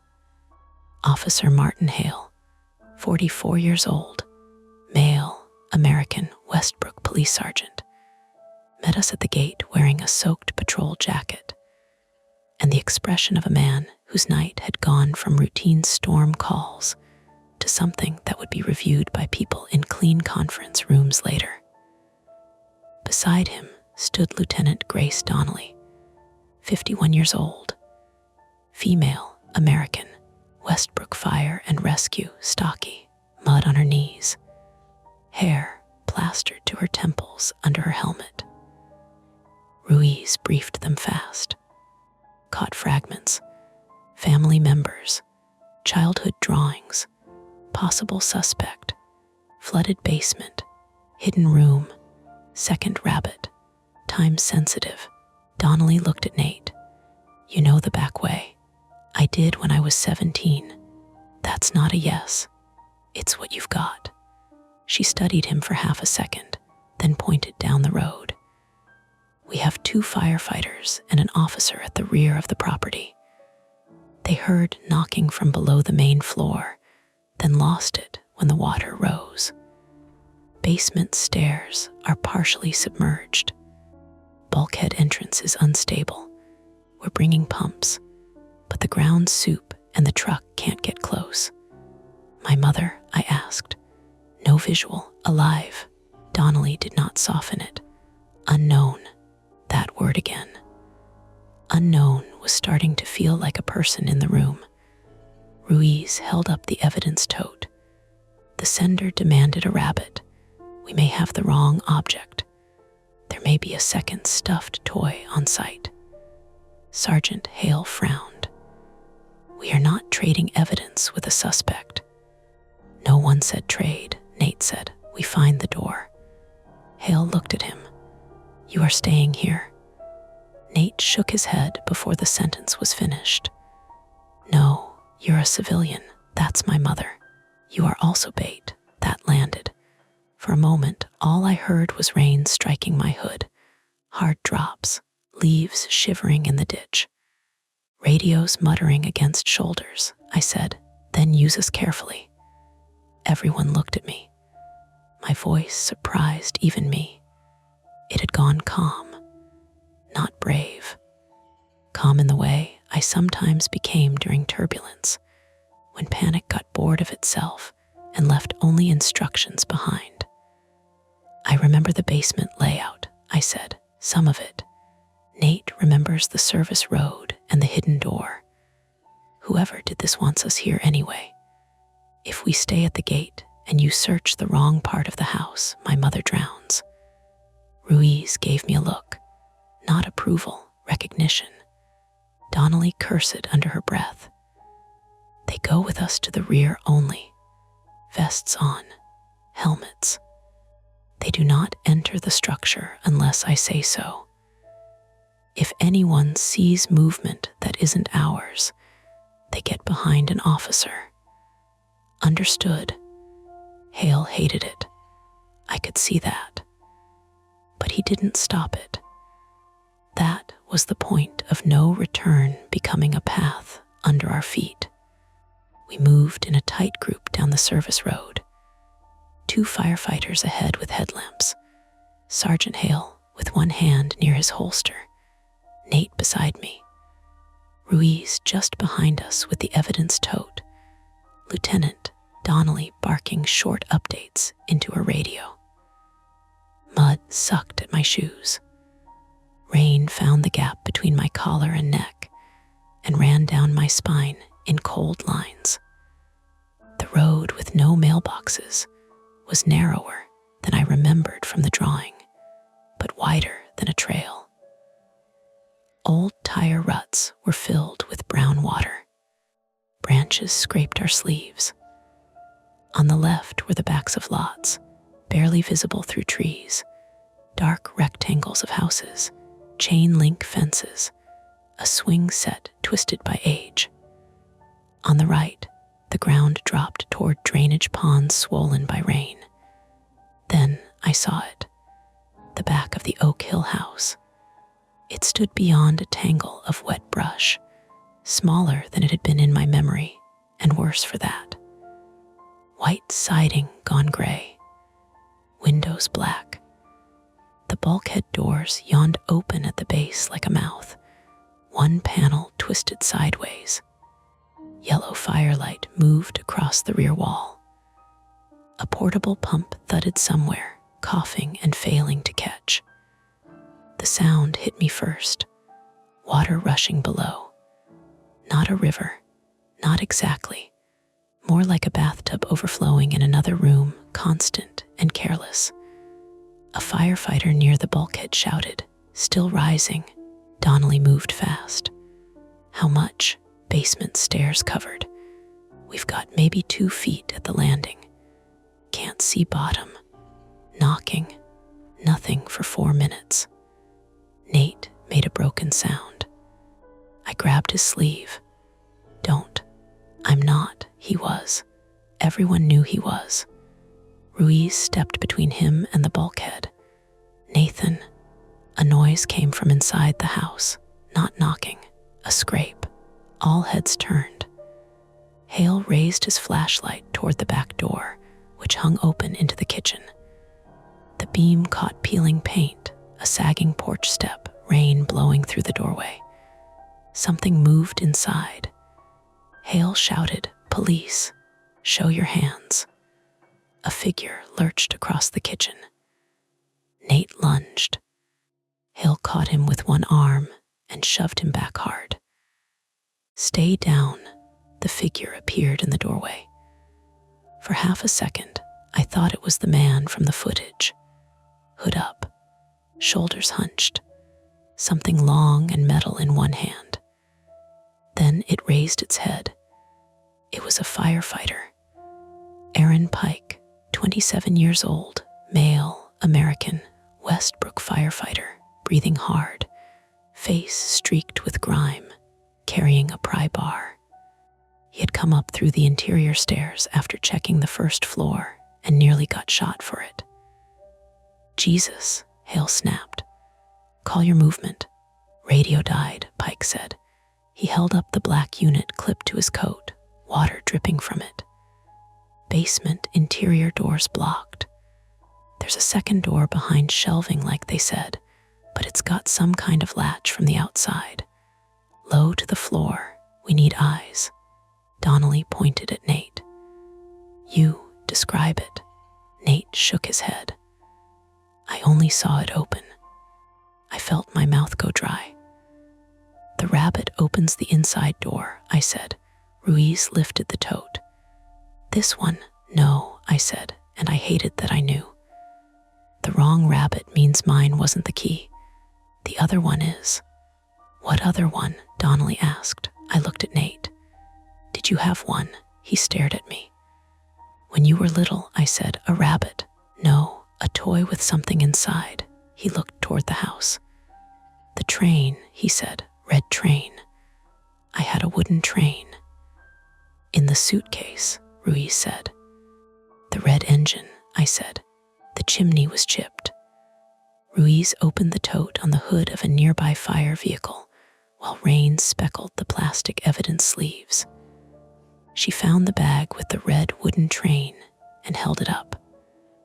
"Wrong rabbit," I said, "because it's not a rabbit, it's his toy." Donnelly looked ready to argue, but then the pump coughed, roared, and died. A firefighter shouted, pumps clogged. Water below surged loud enough that we all heard it. No more time. Ruiz cut open the evidence sleeve with a pocket knife, documented with her body camera as best she could, and handed the train to Nate with gloved fingers. "Do not put your prints anywhere unnecessary," she said. Nate gave a wild laugh. "Good note." We went in through the back door. That was the moment everything narrowed. Kitchen first. Rotten linoleum soft under my feet. Cabinets hanging open. Smell of mold, wet plaster, old mouse droppings. rain ticking through a leak in the ceiling into a metal pot someone had left on the floor years ago. Ping, ping, ping. Down the hall, the basement door stood open. The sound of water grew teeth. Donnelly led, Pike behind her. Hail, Ruiz, Nate, me. Another firefighter, Marisol Keene, 31 years old, female, American, waited at the basement threshold with a rope line looped around her waist and a headlamp cutting through damp air. Stairs are slick, she warned. Hand on rail. No sudden moves. We descended. The basement smelled exactly like my childhood nightmares had smelled before I had words for them. Wet concrete, rust, laundry soap, and something trapped too long without air. Water covered the bottom steps. Cold climbed through my shoes when I reached it. My body tried to retreat on instinct. Nate touched my elbow. "Keep going," he said. "I am." The room opened around us in headlamp fragments. Furnace, support posts, fallen shelving. A plastic laundry basket floating sideways. The bulkhead stairs behind us were a churning dark channel where rainwater poured in faster than the firefighters could stop it. Against the far wall, behind collapsed metal shelves, was the gray painted door. The real door. It was shorter than I remembered. Waist high, set into the lower wall behind where coats used to hang. Not a normal room door, more like an old coal chute or crawlspace access, expanded badly by someone with tools and no permit. A metal hasp held it shut, but not with a padlock. With a homemade sliding latch connected to a small round hole. A keyhole, almost. Nate held up the train. The chipped chimney was not just broken. It was shaped. He turned it over and found a thin brass peg embedded in the underside. "Move," Donnelly said. Nate crouched in the water, hands shaking, and tried to fit the train's peg into the round hole. It didn't go. "Come on," he whispered. He tried again. Still no.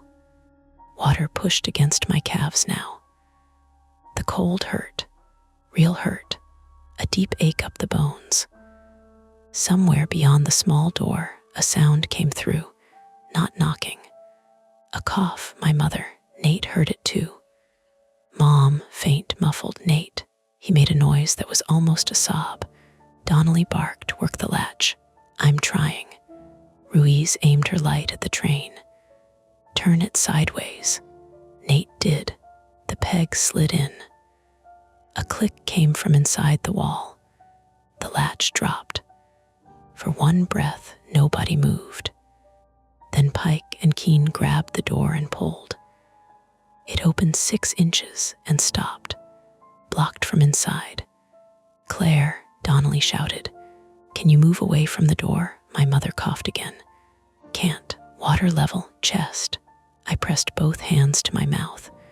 Donnelly's face hardened. "Pry bar." Pike wedged the bar into the gap. Keene pulled with him. Hale braced his boot against the wall. The wood groaned. The frame splintered. Then a voice behind us said, "That door swells when it's wet." Not one of ours. Everyone turned.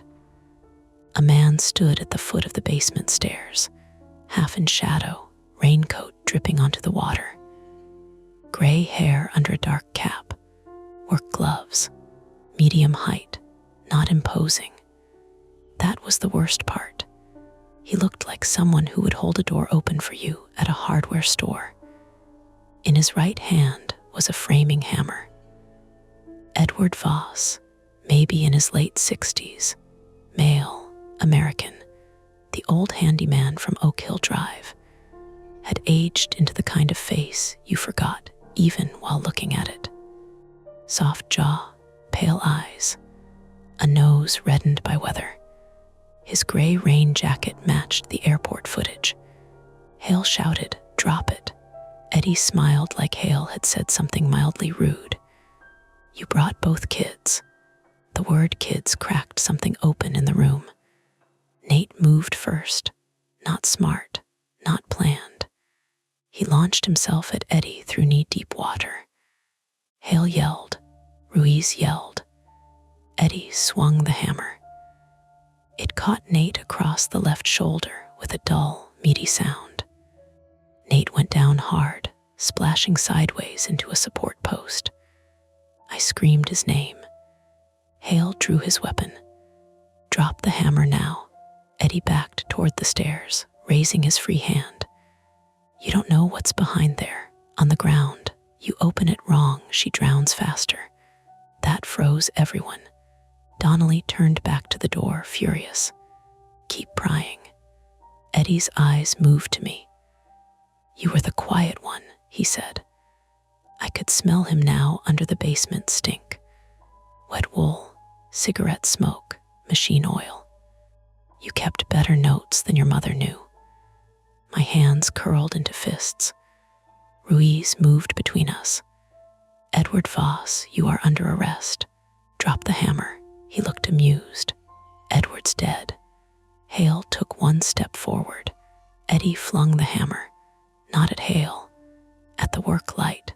Glass burst. The basement plunged into broken beams of headlamps and red emergency glow. In the same motion, Eddie turned and scrambled up the stairs. Hale and Ruiz went after him. "Stay," Ruiz shouted back. Nate groaned in the water. I dropped beside him. "Where?" "Shoulder," he gasped. "I'm okay." "You're not." "Door." "The door." My mother coughed again from behind it, weaker now. Donnelly and Pike were still working the pry bar. The frame cracked wider, but not enough. Water surged around us, carrying bits of insulation and leaves. My legs had gone numb below the knees. My fingers shook so badly I could barely close them. Keen aimed her headlamp into the gap. "There's something wedged. Metal shelf, maybe." I looked around. The floating laundry basket bumped my thigh. A coil of old extension cord drifted near the furnace. On a nearby shelf, half submerged, sat a rusted handsaw, paint cans, and a car jack. A jack. "Nate," I said, "bottle jack." He blinked through pain. "What? Your truck, you use them." "Can we spread the door?" His eyes focused. "Maybe." I grabbed the jack from the shelf. It was heavy, slick with grime, and the handle was missing. Donnelly saw what I was doing. "Here." She shoved the pry bar into the jack handle socket. "Pike, wedge it." They set the bottle jack sideways between the door edge and frame, using scrap wood to keep it from slipping. It was ugly, dangerous. Probably not how any manual said to do it. It worked anyway. Half turn. Creak, half turn. Wood fiber snapped. My mother made a small choking sound behind the door. "Mom," Nate called, voice shaking. "We're here." "Maddie," she whispered. "I'm here. I'm sorry. Don't." I should have. "Don't do that now." Another turn. The gap widened to a foot. Keen got one arm through. I can feel her sleeve. Donnelly shouted, "Claire, when we pull, tuck your chin and push toward my voice." I can't feel my legs. Then use your arms. I'm tired. Nate dragged himself upright with one arm hanging wrong. "Mom, listen to me. You owe us a fight." A ragged laugh came from behind the door, so faint I almost missed it. Then Keen pulled. Pike pulled the door. Donnelly reached through the gap.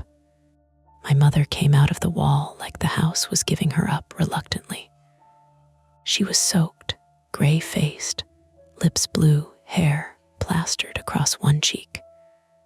A length of rope was looped around her waist and tangled with shelving behind her. which was why she had been unable to move away from the door. Her hands were scraped raw. One fingernail was torn halfway off. She coughed water onto Donnelly's sleeve, but she was breathing. I touched her face. It was colder than anything human should be. "Hi, baby," she said, as if I had come home late from school. Then her eyes rolled back. "Move," Donnelly shouted. Everything became hands. Hands lifting my mother. Hands keeping her head above water. Hands pushing me aside. Hands gripping Nate under his good arm. Firefighters hauling, slipping, swearing. The basement stairs seemed longer going up. Halfway, I looked back. In the beam of my headlamp, the little door hung broken. Beyond it was the crawl space where my mother had been trapped. On the concrete ledge inside, above the waterline, sat a second stuffed rabbit. Not mine. Brown, filthy, one ear torn off. Around its neck was a strip of blue painter's tape. I saw writing on it. I took one step back. Nate grabbed my sleeve with his good hand. "No. There's something. No." The house shook with a sound from above. A crash, a shout. A body hitting floorboards, then 2 gunshots, flat, deafening in the enclosed house. Everyone froze for half a second. "Go," Donnelly roared. We went. Outside, rain slapped my face so hard it felt like gravel. My mother was carried to a waiting rescue sled, then toward the service road, where paramedics were pushing through mud with a stretcher. Nate stumbled after her, pale and sweating, his left arm clamped to his side. I turned toward the back door. Ruiz emerged first, breathing hard, one cheek bleeding from a shallow cut. Hale came after her with Eddie Voss in handcuffs, alive, face pressed bloody from nose to chin, one leg dragging. Eddie was laughing. Not loudly, not like madness, like a man pleased with a private joke. "He had a knife," Ruiz said when she saw my stare. Shots into the floor, he dropped it. Eddie lifted his head toward me. "The old woman lasted longer than I thought," he said. Hale shoved him forward. "Shut your mouth." But Eddie kept looking at me. "You still don't know which one she left," he said. Nate, half collapsed near the stretcher, heard it. So did my mother, her eyes opened. Even hypothermic, even strapped down, even with an oxygen mask being fitted over her face. She turned her head toward that basement door. Not toward Eddie, toward the house. And for the first time all night, I understood that rescuing her was not the same as ending it. Paramedics loaded her. Someone wrapped a blanket around my shoulders. My knees buckled, and Ruiz caught me before I hit the mud. "Breathe," she said. "I am. You're not."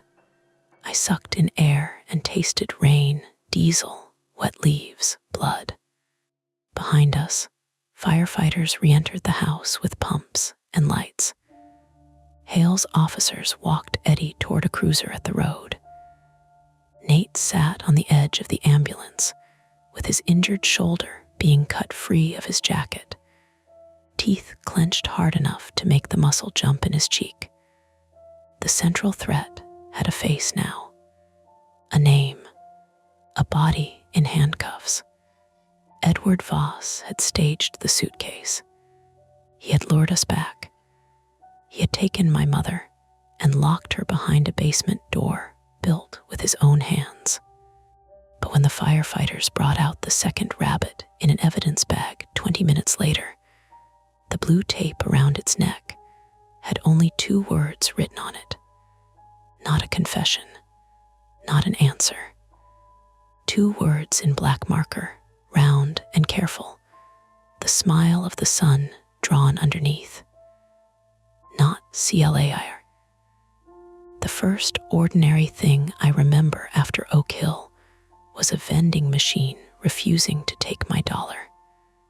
Not the ambulance, not the flashing lights, not my mother's face under the oxygen mask, gray and wet and stubbornly alive.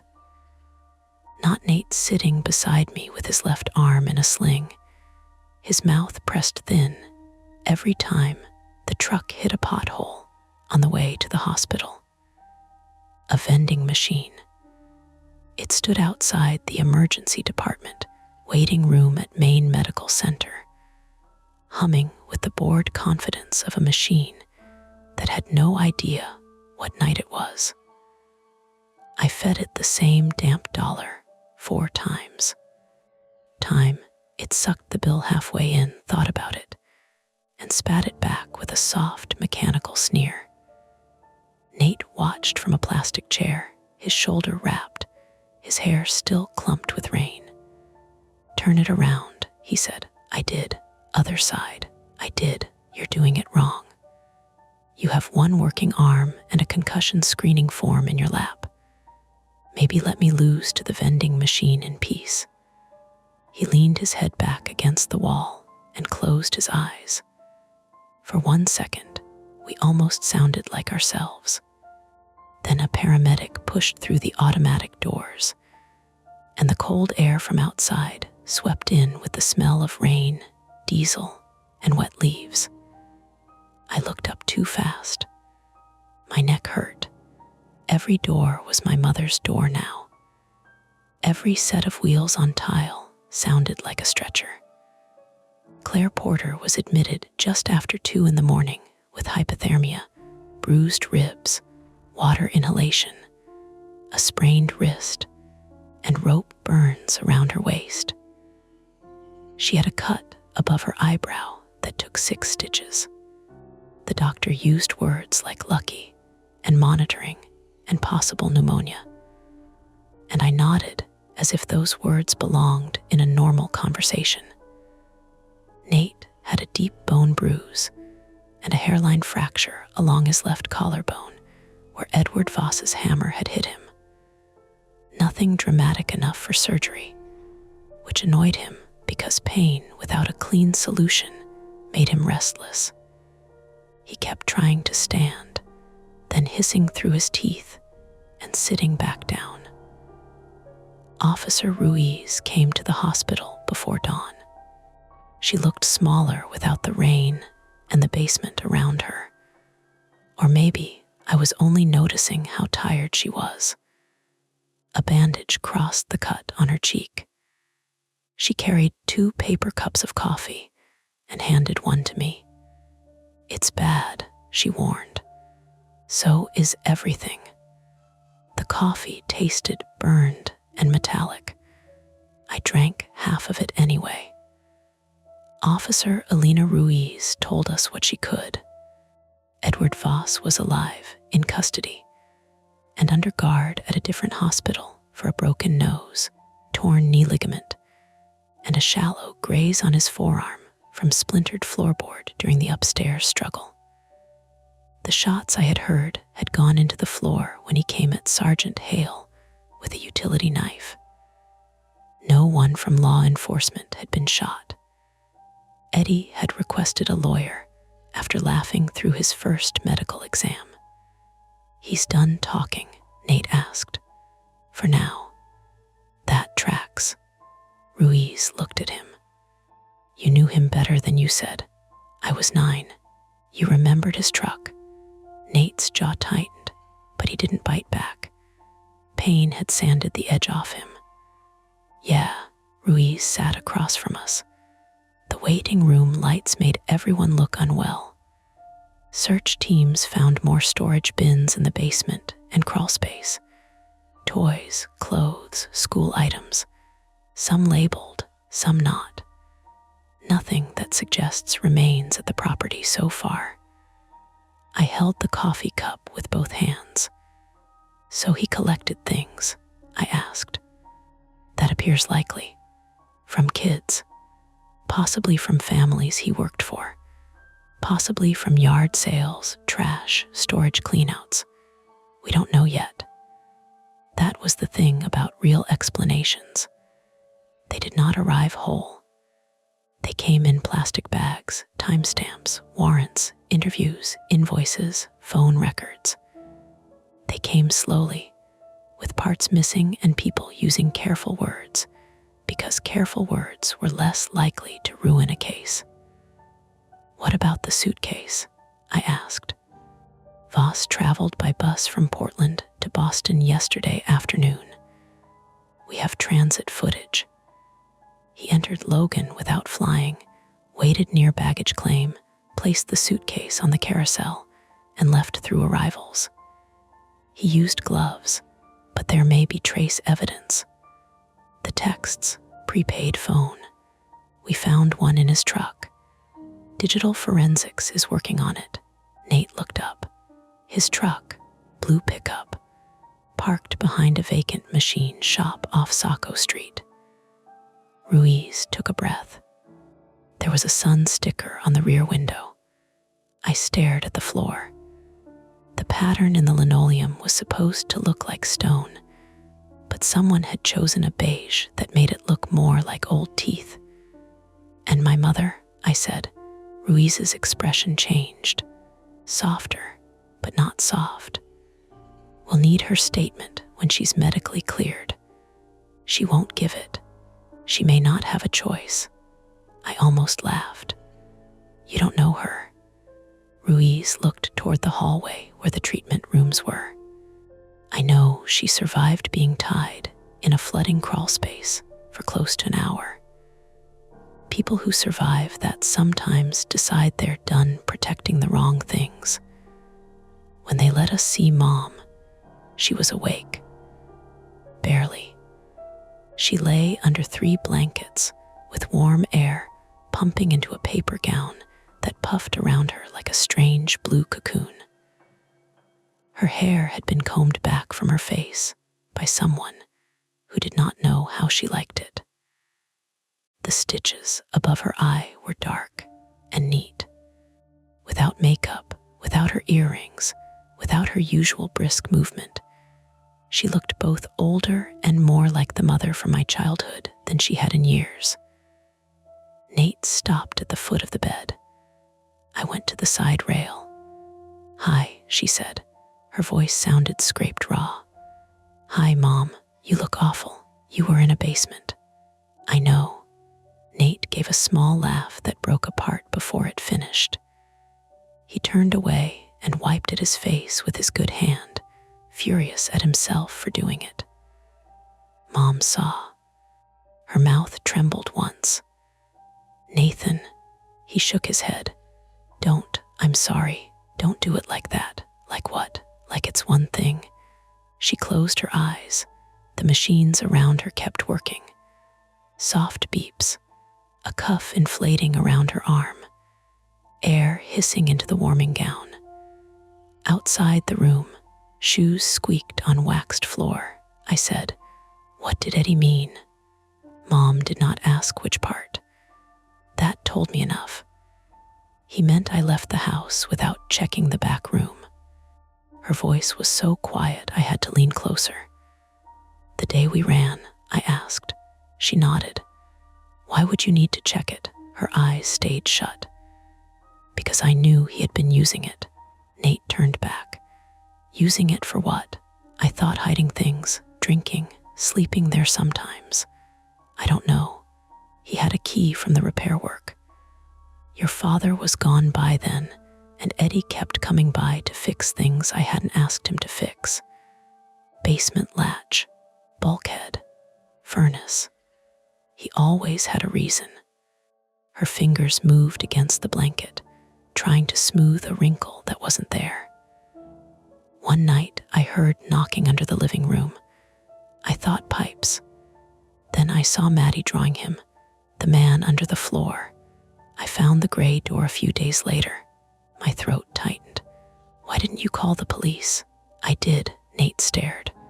"What?" "I called, not 911. The local station. I said I thought someone had been entering my basement. An officer came. Eddie wasn't there. The door was open, but the room was empty except for tools and old boxes.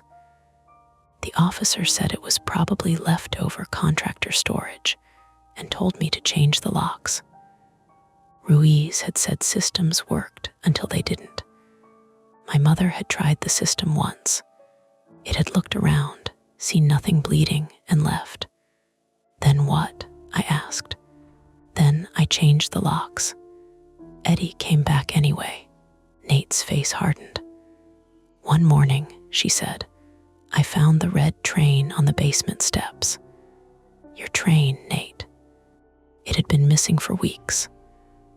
There was a note under it that said, kids leave things everywhere. Nate sat down heavily in the visitor chair.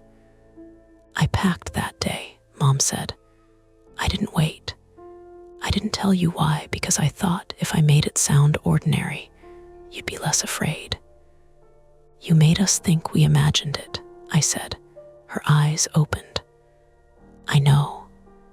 The anger that rose in me was old and tired. It had been waiting with its coat on for 19 years, and now that it had the room, it didn't know what to do. You let me believe my memories were wrong. I thought that was kinder. It was. No, she whispered. It was, Nate asked, who was left behind. Mom looked at him, then at me. Not Claire, I said. That's what the second rabbit said. She closed her eyes again. For a moment, I thought she would refuse. The familiar walls would go up. The hospital bed would become another locked door. Then she said, Eddie had a niece. The room seemed to settle around that word. Her name was Rosie, Mom said. Rosalind Voss. She was 9 or 10. She came with him sometimes when he worked. Quiet little thing. Brown rabbit, missing one ear. I saw the filthy toy in the evidence bag, the blue painter's tape around its neck. She would sit in the yard with you too, Mom said. Not often, maybe 3 times. Eddie said her mother was unreliable, and he had to watch her. I didn't ask enough questions. Nate said, what happened to her? I don't know. Mom, I don't, she said, and this time the words sounded like punishment, not defense. One day she stopped coming. I asked Eddie where she was. He said her mother had taken her to New Hampshire. I believed him because believing him meant I could keep getting through the day. Officer Ruiz appeared in the doorway during the last part. She did not interrupt. Mom looked at her. There was a name on the rabbit. Ruiz stepped inside. Not a full name. Forensics found faint lettering under the tape. Could be R-O-S or R-O-C. We'll know more later. Rosie. Not Claire. You still don't know which one she left. The sentence changed shape in my mind. Eddie had not meant my mother had left herself behind. He meant she had left a child in the orbit of a dangerous man and saved only her own. It was unfair, cruel, maybe even untrue. It worked anyway. That was how men like him kept hooks in people. They found the softest guilt and pressed. In the days that followed, ordinary life returned in pieces too small to trust. Mom developed pneumonia, but responded to antibiotics. Nate refused prescription painkillers after the first day because he hated feeling foggy, then became unbearable until the doctor, and I bullied him into taking them at night. I slept in a chair beside Mom's bed with my coat over my knees and woke every hour to the sound of wheels in the corridor. Police searched Oak Hill for 3 days. They drained the basement. They removed the freezer, the storage bins, the broken shelves, the gray door, the latch mechanism, and sections of wall. Cadaver dogs searched the property and the woods behind the service road. Ground-penetrating radar came later. News vans parked at the end of Oak Hill Drive once the story leaked, their lights bright against the wet pavement, reporters saying phrases like House of Horrors because phrases were easier than facts. They found no bodies. They did find evidence that Eddie had used the basement and crawl space for years after we left. Receipts, batteries, old blankets, a camp stove, children's belongings sorted in bins with names, some connected to families whose homes he had worked in, some not yet identified. Most of the children were alive. Adults now, scattered across Maine and New Hampshire and Massachusetts, receiving calls no one should have to receive about toys they did not remember losing. Rosalind Voss was not found in any current database under that name. Not missing, not dead, not alive in any official way anyone could confirm quickly. Her mother had died of an overdose in 2008. Eddie had been listed once, briefly, as a possible guardian in an old family services note, then vanished from the paperwork like a stain painted over. The legal part grew teeth: kidnapping, assault, evidence tampering, stalking, burglary, false imprisonment, charges with names too clean for what they described. More could come, Ruiz told us. Much more, depending on what they proved about Rosie and the other children's belongings. Eddie's lawyer argued mental decline within 48 hours. Ruiz warned us that cases did not move at the speed of fear. I hated her for being right. A week after the hospital released Mom, Nate, and I drove her home to Falmouth. She sat in the back seat because the seat belt hurt her ribs less there. She looked smaller in her own coat. Every bump made her wince, but she kept saying she was fine until Nate threatened to pull over and call her a liar in front of a gas station. At her house, the lamps were still on timers. Warm light in the windows, ceramic birds on the mantel, a stack of mail on the table, sorted by size, because of course it was. The ordinary rooms looked staged. Mom stopped in the kitchen and touched the counter like she was confirming it was solid. "I need to tell you both something," she said. Nate sighed. "Can it wait until after soup?" No. So we stood there, 3 damaged people in a clean kitchen smelling faintly of lemon dish soap, listening to the refrigerator click on. "I kept 1 box," she said. "My first instinct was anger, then fear, then a grim, tired lack of surprise." "From Oak Hill?" I asked. She nodded. "Where?" "In the attic." Nate said nothing. He just turned and walked toward the hall. "Nathan." "Nope." He pulled the attic stairs down with one hand badly, because his left arm was still in the sling. I followed to stop him or help him. I wasn't sure which. Mom stood below us, one hand pressed to her ribs, face gray. The attic smelled of insulation, dust, and summer heat trapped past its season. Nate found the box under a plastic Christmas wreath and 2 old fans. It was small, copier paper size, sealed with packing tape so old it had yellowed. On the side, in Mom's handwriting, it said, "Oak Hill, do not open." Nate looked at me. I said, "Bring it down." We opened it at the kitchen table with a bread knife. Inside were things my mother had saved because she could not make herself throw them away and could not make herself look at them. A copy of the police complaint she filed about someone entering the basement. A locksmith receipt dated 2 days before we left. a Polaroid of the broken bulkhead latch, 3 notes Eddie had left, each written in block letters, each pretending to be harmless.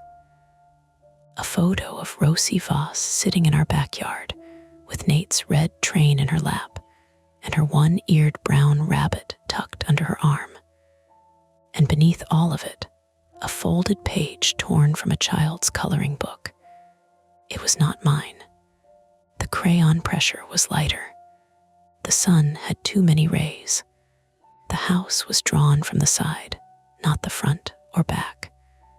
3 children stood in the yard. One labeled MADDIE. One labeled Nate. One labeled me. Above them, in careful crooked letters, another child had written, "When I go home, I will take them with me." Nate sat down. Mom covered her mouth. I looked at the small crayon version of myself, then at Rosie's photo. A quiet little girl in our yard, close enough to become a memory, far enough away to be erased from all of ours. No ghost, no curse, no monster under the floor. Just adults failing to look directly at a child in trouble. Just a man who learned how to make houses keep secrets. 3 weeks later, I went back to Boston to give a formal statement at Logan. The carousel was running when I passed baggage claim. Different flight, different people. A boy in pajamas dragged a dinosaur backpack across the floor. A woman laughed into her phone. A suitcase dropped from the chute with a heavy thump, and no one flinched but me. Officer Ruiz met me near the same hallway to the interview rooms.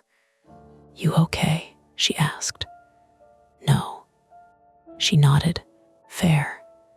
After my statement, she handed me a property receipt. The toys from the suitcase were still evidence. They might be for a long time. Mr. Nibs, the red train, the Viewmaster, the dinosaurs. My bead bracelet spelling a name I no longer used but still answered to in emergencies. "What happens to them?" I asked. "They're stored, cataloged, used if needed. And after depends on the case. Cataloged."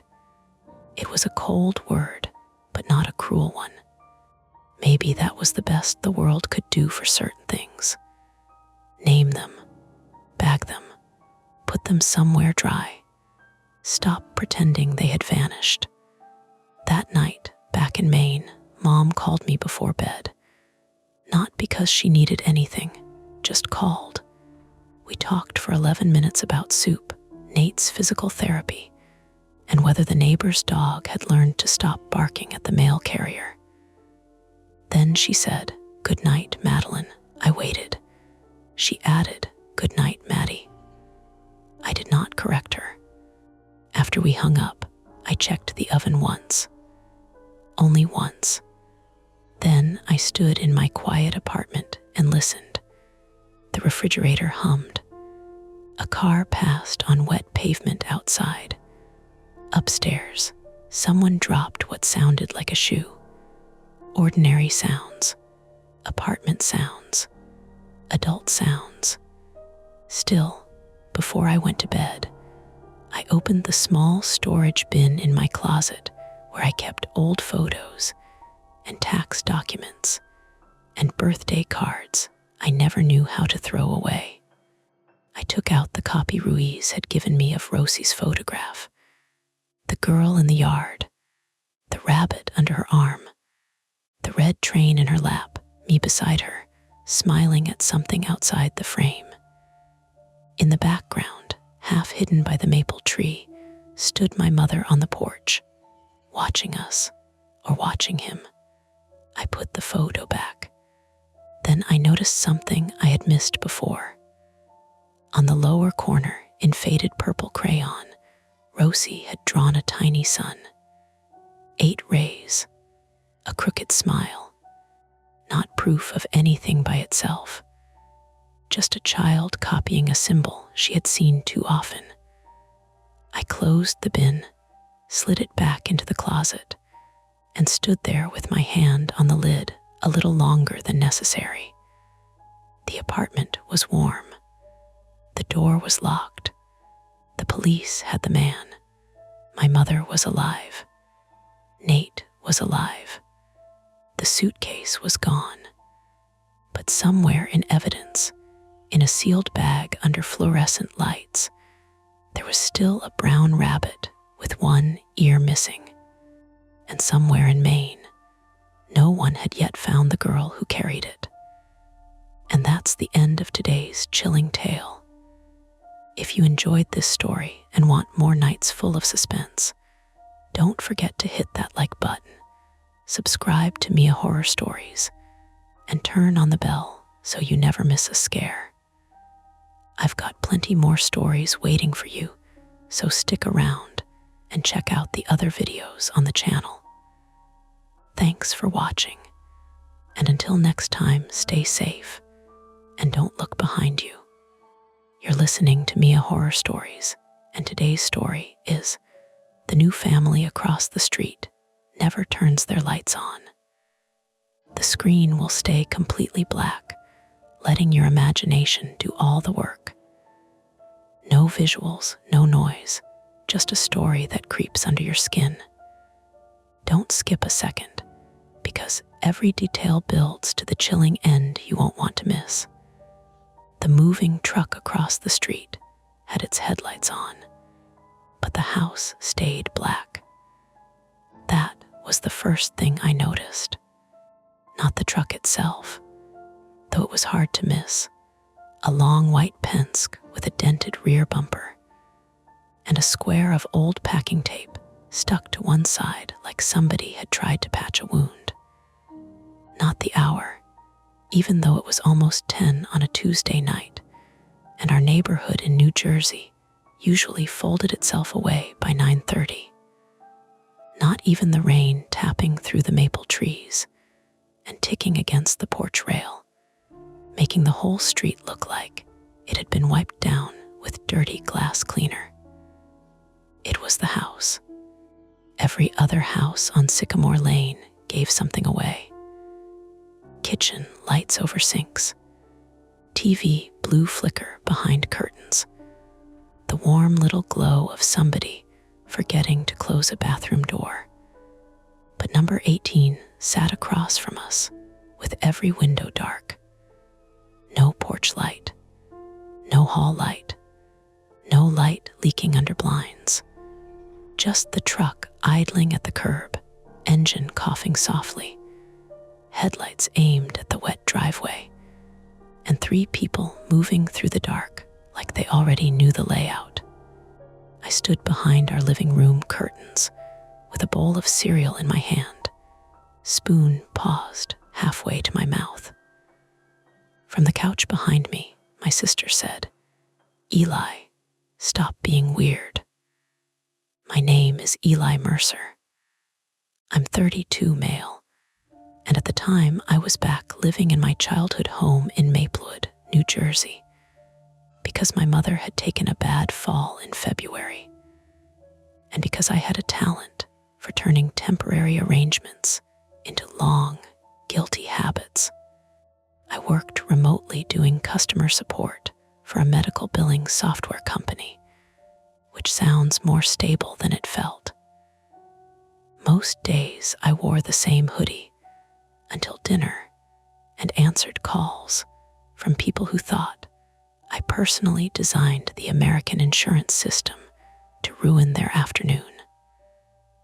"I'm not being weird," I said. "You're standing in the dark eating cereal and spying on a family move in." That's basically the neighborhood welcome committee. My sister Lena Mercer, 29, female, sat cross-legged on the couch with a blanket over her knees and her laptop balanced on the armrest.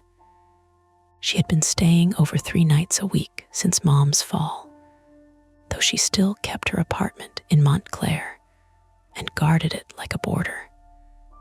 Lena taught 3rd grade and had the kind of patience that looked gentle until you realized it was reinforced concrete. She glanced up at me over the top of her glasses. Do they have lights on? No. The power S not set up yet. That's what I thought. There you go. Except they're unloading furniture. People unload furniture without power.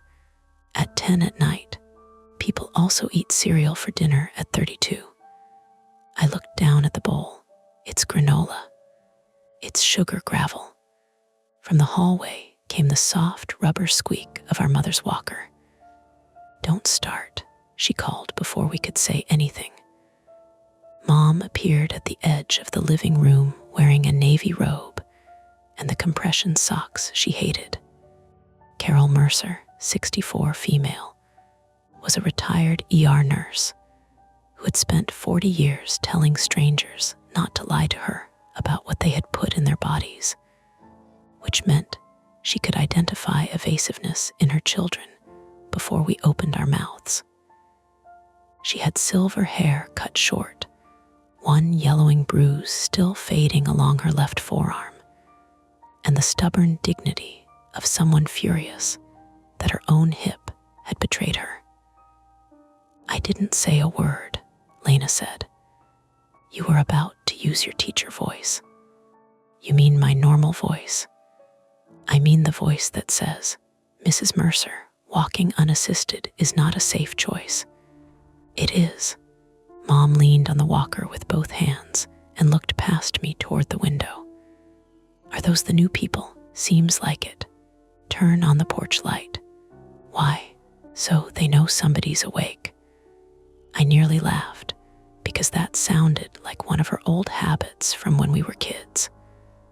Porch light if the neighbors were outside late. Porch light if someone was coming home. Porch light if a storm knocked branches down and people needed to see the sidewalk. Mom believed in small signals, the quiet civics of being visible. But when I reached for the switch beside the door, my fingers stopped. Across the street, someone had come around the back of the truck. A girl, maybe 15 or 16, wearing an oversized gray raincoat. She had a cardboard box hugged to her chest, and she moved quickly, but not carelessly, keeping her head low against the rain. The headlights caught her for maybe 2 seconds. Pale cheek, dark wet hair stuck near her mouth, one sneaker untied. Then she looked at our house, not a glance, not the casual sweep people make when they feel watched. She looked right at the window where I stood. The spoon slipped in my bowl and made a bright little clink. What? Mom asked. Nothing. Lena sat up. You did the nothing voice. I didn't. Yes, you did. Across the street, a man stepped into the headlights behind the girl. He was tall and broad in a black rain jacket, with a baseball cap pulled low. He didn't touch her, didn't grab her, nothing like that. He just said something I couldn't hear, and she immediately turned away and carried the box up the driveway toward the open front door. The door swallowed her. No light inside, just a rectangle of deeper dark. I pressed the porch light switch. Our front porch lit up warm and yellow, reflecting in the rain beads on the window. The man across the street went still. For half a second, he looked like a cutout. Then he lifted one hand, not quite a wave, and turned back to the truck. There, Mom said. Neighborly. Neighborly would be bringing muffins, Lena said. You bring muffins, Mom said. I have a hip held together with hardware and resentment. You don't even like new people. I like knowing who they are. That was the thing about Mom. She could sound like she was joking while taking inventory. Since her fall, she had become more dependent on us than she admitted, but less trusting of the world outside the house. Delivery drivers stayed too long on the porch. A car slowing near the curb meant something. If I came back from the grocery store with a substitution, she wanted to know whether the app did it or the shopper did. I told myself that was why I kept watching the house. Because of Mom. Because somebody should know who lived across from an older woman who slept on the first floor now, beneath a window that didn't lock right unless you lifted the frame and shoved hard with your palm. Not because of the girl's face in the headlights, not because I had spent the past 8 months answering phone calls in this house and quietly learning every sound it made, the refrigerator knocking before it cycled on, the basement pipe pinging after showers, the way the mail slot breathed when wind hit the front door, and now something new had entered the pattern. The truck kept running. 2 more people came into view. The first was a woman in a beige coat, her hood up, carrying what looked like a lampshade wrapped in plastic. She was small, maybe 5'2", and she held the object close to her chest like it was breakable or precious or both. The second was a boy around 10, thin, with a red backpack worn on both shoulders. He didn't carry anything. He stood by the truck's open rear and rubbed his hands up and down his arms while the rain darkened his sleeves. "Kid's going to freeze," Mom said. Lena got up and joined me at the window. "That's weird." I tried not to sound too eager. "The no lights." "No, the kid. He looks like he's waiting for permission to move." The man in the black cap came back from the house, said something to the boy, and pointed to the truck. The boy climbed inside. A low metallic bang followed. Something dragged across the truck floor. The woman in beige looked over at our house then. I couldn't see her expression. The porch light reflected too hard against the window glass, turning her face into a smear under the hood. "Do you know their names?" Mom asked. "No." "Didn't the Millers sell to someone from Pennsylvania?" "Maybe," Lena said. "I heard from Priya that it was some family from outside Philly." "Priya knows everything because Priya asks directly," Mom said. As if summoned, a dog barked 2 houses down. Once, then again. A sharp, offended bark. A porch door opened on the left side of the street. Our neighbor Priya Desai, 41, female, stepped out under a black umbrella with her Labrador's leash wrapped twice around her hand. Priya lived at number 22 with her wife and 2 kids, worked as a physical therapist, and had mastered the art of making concern look like casual walking. Her dog, Milo, golden and barrel-chested, tugged toward the moving truck, nails clicking on the wet sidewalk. Priya called something across the street. The man in the cap turned. Even through the rain and glass, I could tell the interaction was wrong in the smallest possible way. Priya raised a hand, friendly. The man didn't approach, didn't step into the street or call back with the usual neighbor performance of "sorry about the noise, long drive, almost done." He stood beside the truck, shoulders squared, and answered with a short movement of his head. Milo barked again. The boy inside the truck stopped dragging whatever he was dragging. The girl appeared in the doorway of number 18, empty-handed now, and watched Priya. The woman in beige turned her back to us and walked into the house. "Maybe we should go say hello tomorrow," Mom said. "Absolutely not tonight," Lena said. I said tomorrow. "You meant tonight in your head." Mom made a wounded noise. I am recovering. I don't have the energy to menace strangers. You have enough energy to weaponize banana bread. I watched Priya tug Milo away. She looked back twice before reaching her porch. The moving truck's rear door rattled. The man climbed in with the boy. A minute passed. 2. The truck idled louder for a moment, the exhaust puffing white in the rain. Then the headlights went off. The street changed instantly. Without the truck's beams, number 18 vanished into the row of familiar houses. There was still movement over there, I thought. A shape crossing the driveway. Another shape near the front steps.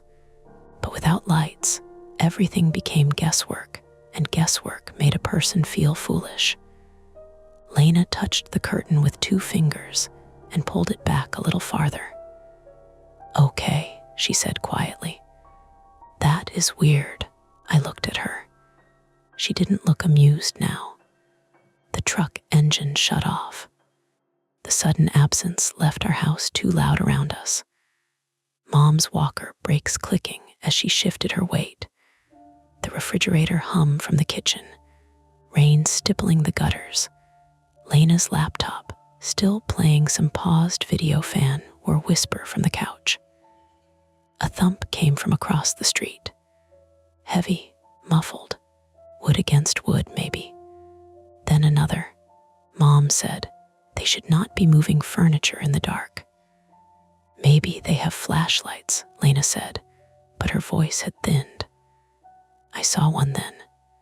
A small bluish beam bobbing inside a downstairs window, not bright enough to be a room light, just a phone flashlight or a narrow LED. It crossed the glass and disappeared. A second later, something pale blocked the same window from inside.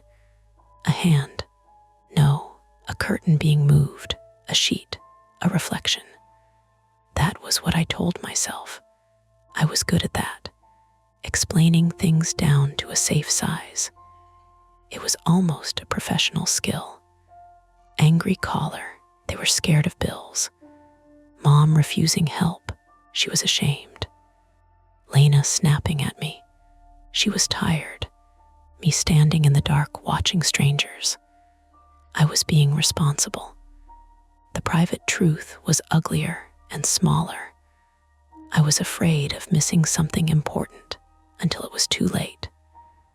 Dad's stroke had started as a dropped mug and a complaint about weird pins in his arm. I had been 27 and visiting for dinner.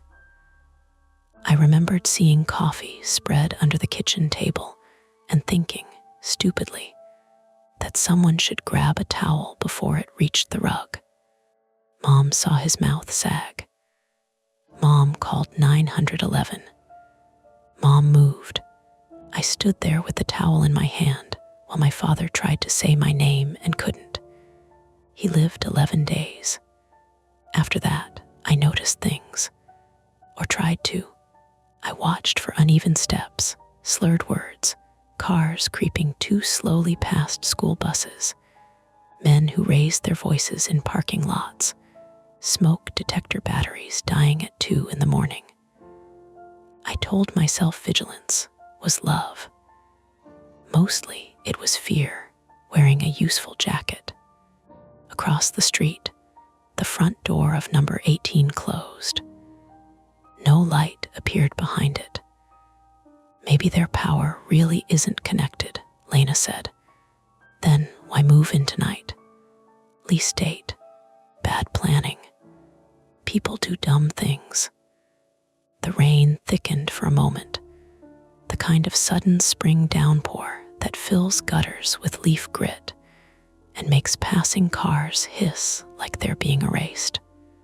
The block, a train horn blew from the NJ Transit line, low and distant, and the sound slid through the wet trees until it became part of the house. Mom turned away from the window. Eli, check JCP and L. What? See if there's an outage. For one house, just check. I took my phone from my hoodie pocket and opened the utility outage map. It loaded slowly, spinning over a map of Essex County dotted with little icons. Nothing near us. No reported outage on Sycamore. No crew assigned. I refreshed it once, then again. No outage, I said. Maybe they forgot to start service, Lena said. Mom gave her a look. What? Lena said. That is a normal thing. Normal people still turn on a flashlight in the front hall. They did, for 1 second. Mom, I'm just saying. I put my empty cereal bowl on the side table and immediately regretted it because Mom looked at the coaster I hadn't used. A car came down the street, tires whispering over wet pavement. It slowed near number 18. Not a police car, not a neighbor. A dark sedan with one headlight slightly dimmer than the other. It pulled to the curb behind the moving truck and sat there with the engine running. Nobody got out. The three of us watched. The sedan's wipers moved steadily. Tick, tick, tick. Then the front door of number 18 opened again. Still no interior light. The man in the cap came out and walked down the driveway to the sedan. He leaned toward the passenger side window. The window lowered a few inches. I couldn't hear the conversation through the rain and closed glass, only see the angle of his shoulders, the way he kept one hand inside his jacket pocket. Lena said, "Do you think that's a moving company?" "No logo," I said. "You can't see that." "I can see enough." Mom reached for the back of the armchair to steady herself. "Eli, I know. No, you don't know. Don't go outside." I wasn't going to. Both of them looked at me. "I wasn't," I said too quickly. The sedan window went up. The man stepped back. For a second, the interior light of the car clicked on, and I saw a driver in profile. Shaved head, gray beard, older than the man outside. Then the light went dark, and the sedan pulled away without turning around, continuing toward the dead end where the road looped around Maple Park. The man watched it go. Then he looked at our house again. This time, he did not wave. Lena let the curtain fall. "Okay," she said. "Enough. We're being creeps." Mom lowered herself into the armchair. With a small, controlled breath, she tried to hide. Pain made her face go blank, which was how you knew it was bad. "You need your meds?" Lena asked. "In a minute." "You always say that. In a minute means in a minute." I picked up the bowl and carried it to the kitchen. From there, I could still see the front window reflected black over the sink. I rinsed the spoon, listening to the water hit stainless steel, ordinary and bright. Behind me, Lena started gathering Mom's pill bottles from the basket on the coffee table. Orange plastic rattled.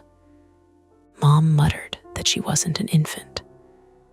Lena said nobody had accused her of being an infant, which was exactly the tone that meant the argument had been rehearsed too many times to be interesting. For a little while, the house became normal again. Mom took her medication with cranberry juice. Lena checked tomorrow's sub-plans on her laptop. I wiped the counter twice because I didn't want to go back to the window and didn't want to admit that. The rain slowed until individual drops ticked from the porch awning. At 10:38, the doorbell rang. One clear chime. All three of us froze. We almost never got doorbell rings that late. Deliveries knocked or texted. Neighbors called first. Kids didn't prank houses anymore, at least not in our neighborhood. They had group chats and better ways to be annoying. The second chime came before anyone moved. Lena whispered, "Do not open it." Mom said, "Check the camera." We had a cheap video doorbell I'd installed after Mom came home from rehab. The app took 4 seconds to open, then another 3 to connect. The spinning circle on the screen felt theatrical, ridiculous.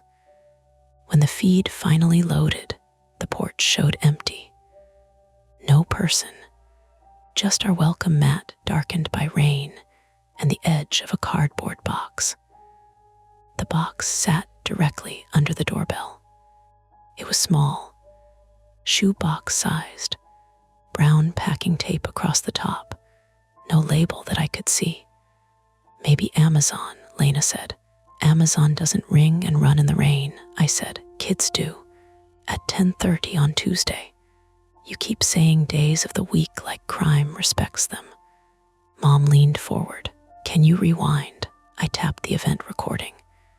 It stuttered, then showed the porch from a minute earlier. The man from across the street stepped into frame. Black cap, rain jacket, head down. He placed the box on our mat, pressed the doorbell, and walked away. He didn't look into the camera. He didn't hurry.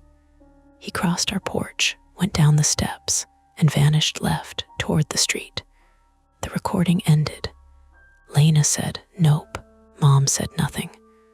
I watched the empty live feed. A drop of water slid down the camera lens, bending the porch light into a yellow smear. "What do we do?" Lena asked. "Open it," Mom said. "Absolutely not. We can't leave it out there all night. We can leave it there until morning. In the rain. It's cardboard, Mom, not a baby." "What if it's a neighbor thing?" Mom said. A note from the family that doesn't turn lights on and has strange men in sedans visiting after dark." Mom looked at me. "You said you weren't going outside." "I'm not." Lena crossed her arms. "Good." But the box sat on the screen like a dare. I thought of the girl in the raincoat looking at me, the boy rubbing his arms, the woman carrying the lampshade into a house with no lamps lit. I thought of Mom's window downstairs, the bad latch, the porch light making our house the most visible one on the block. I thought of the man pressing our doorbell with that measured calm, not hiding, not explaining. The reasonable thing was to leave it until morning. The responsible thing was to call Priya and ask whether she had gotten one too. The thing my body wanted to do was open the door, grab the box, and no. Lena must have seen it on my face because she stepped between me and the hallway. "Eli," she said. "No." Outside, across the street, number 18 remained completely dark. Then, in one upstairs window, a small light flicked on. Not a room light, not a lamp. A phone screen, maybe, held close to the glass. It glowed for 3 seconds, long enough to show the girl's face behind the pane, watching our porch. Then it went out. No one said anything for a moment.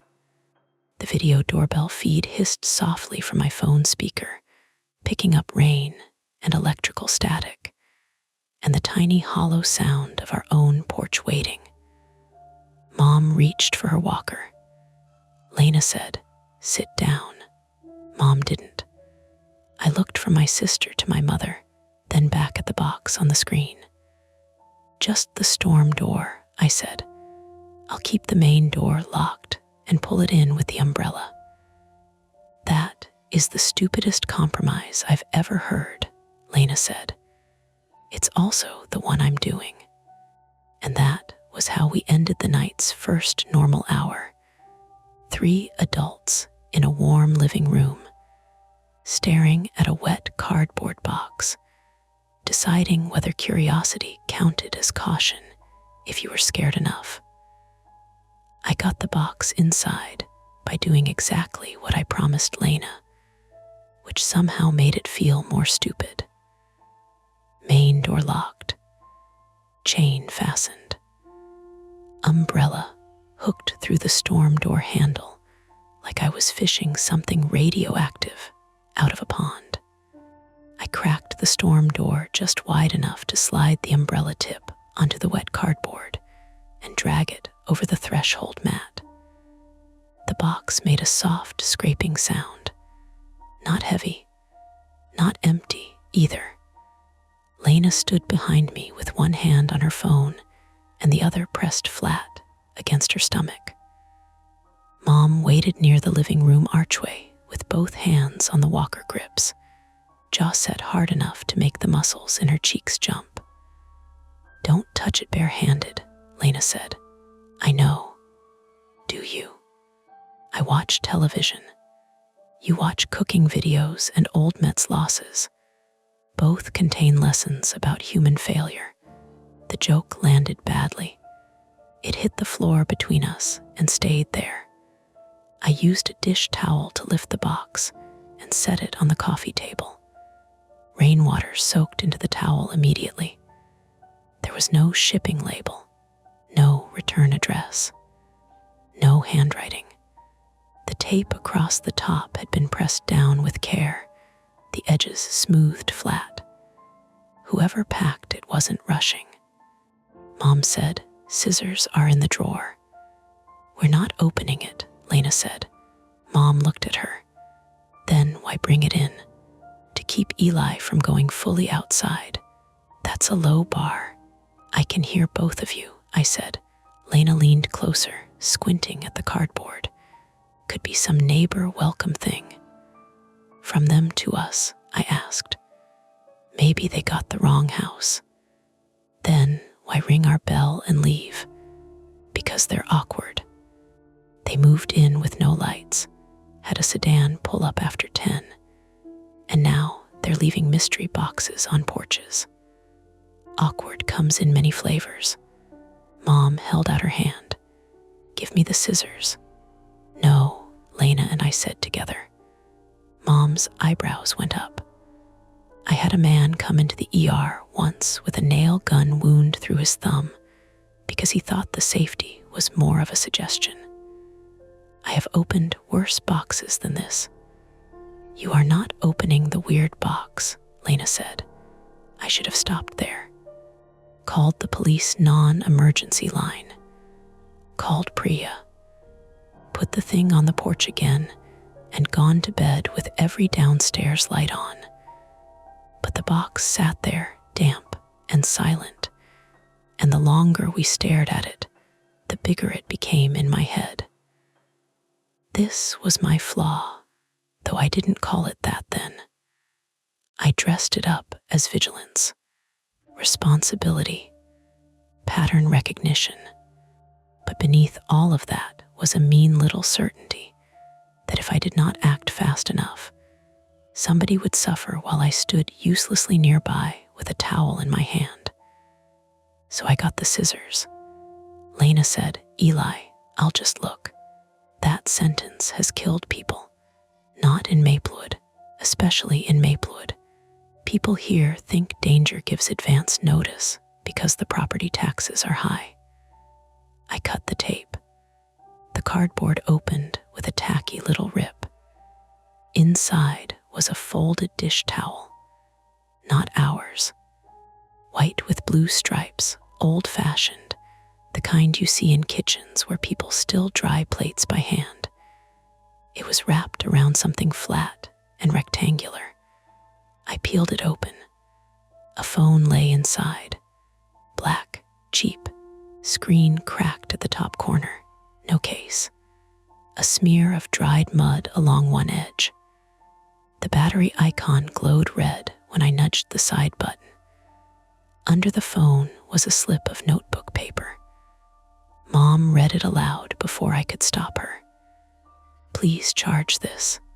Don't let him know." For a second, nothing in the room moved except the rainwater dripping from the umbrella tip onto the entryway tile. Lena whispered, "Jesus." Mom reached for the paper. "Don't," I said. She froze. I don't know why I said it. Fingerprints, maybe. Evidence. Some little procedural instinct assembled from police shows and my mother's old ER stories. But the word came out sharper than I meant, and Mom's face changed. Not hurt exactly, but reminded. Reminded that she was the one people used to listen to in emergencies. Sorry, I said. She withdrew her hand anyway. Lena had already backed away. We're calling the police. Wait, no, absolutely no wait. We need to charge it. We need to call the police. What are we going to say? I asked. Our new neighbor left a phone and a note. They'll send someone tomorrow, maybe. Lena stared at me. You do not know that. I know how non-emergency works. Then call 911. For what emergency? She pointed at the note. That is a plea or a prank. You don't believe that. I didn't. That was the problem. The phone was real in the dull, ugly way bad things are real. Not dramatic, not cinematic. Just a cheap black device with dried mud in the charging port and a battery dying on our coffee table while the house across the street stayed dark. Mom said, plug it in. Lena turned to her. Mom, if someone went to the trouble of getting it to us, they need it charged. And if it has tracking, it's a phone, Lena. Of course it has tracking. That is not comforting. I picked it up with the towel and carried it to the kitchen counter, where an old multi-cable charger lived beside the fruit bowl. The cable fit after I scraped the mud gently away with a toothpick. The screen lit with a dead battery symbol, then disappeared. We waited. It was unbearable how ordinary the waiting was. The dishwasher clicked as the heating cycle started. Rain whispered in the gutters. Somewhere outside, a car rolled through a puddle with a long, wet hiss. Lena paced between the living room and front hall, checking the doorbell camera every minute. Mom said, call Priya. Lena stopped. Good, yes, call Priya. I hesitated. Why are you hesitating? Lena asked. Because we don't know if she got one too. That is exactly why you call her. I texted first, because that felt less alarming. Hey, sorry late. Did anyone from 18 leave something on your porch? The typing dots appeared almost immediately. Priya, no, why? I looked at Lena. She held out her hand for the phone, read it, then mouthed, call. Before I could, Priya called me. I put her on speaker. What happened? Priya asked. Her voice was low, controlled. In the background, I could hear a television and Milo's collar jingling. I told her the short version. There was a pause after I read the note. Priya said, I knew something was off. Lena closed her eyes. What did you see? When I walked Milo past, the man told me they were fine before I even asked anything. I said, welcome to the neighborhood, rough night to move, and he said, we're fine, like that. Not rude exactly, but final. Mom leaned toward the phone. Did you see the kids? I saw the boy in the truck. He looked soaked. The girl was at the door. She had a bruise or dirt on her cheek. I couldn't tell. My stomach tightened. Lena mouthed, police. I said, there was a sedan too. Dark, one dim headlight. I saw it come back. What? Priya lowered her voice further. It came back maybe 5 minutes ago. Parked at the end of the block near the park entrance. Lights off now. I walked to the front window before Lena could stop me and lifted the curtain a finger width. At the far end of Sycamore, where the road curved around the small wooded edge of Maple Park, I could make out a shape tucked near the curb. Dark sedan. one faint red reflection from its taillight lens when rain caught it. My mouth went dry in a very physical way, like I had swallowed paper. "It's still there," I said. "Don't go outside," Priya said. "Everyone keeps saying that to me." "Because you sound like a man about to go outside." Lena snapped. "Thank you." The phone on the kitchen counter vibrated. Not mine. The black phone. Once. Twice. Then it kept going, buzzing against the counter in quick bursts that made the fruit bowl tremble. We all turned. The screen was on now. "Unknown number." Lena whispered, "Don't answer." The buzzing stopped, then started again. "Unknown number." Mom said, "Can it be traced?" "This isn't a movie," Lena said. "It can still be evidence." "Then we shouldn't be touching it," Priya said through the speaker. "Put it in airplane mode." "No," I said. "If someone needs help." The black phone stopped vibrating. A text appeared on the lock screen. "Where is it?" Another text followed. "I saw you." A third. "Bring it back before she gets hurt." No name. No preview beyond that. The phone needed a passcode. Lena covered her mouth. Mom said, very softly, "Call 911. This time no one argued. I dialed on my own phone. My thumb slipped once, leaving a smear on the screen. The dispatcher answered with calm efficiency. I gave our address. I explained that a new neighbor had left a phone on our porch with a note asking us to charge it and not tell someone. I said there were children in the house, no lights, suspicious messages, and a dark sedan parked at the end of the block. The dispatcher asked if anyone was injured.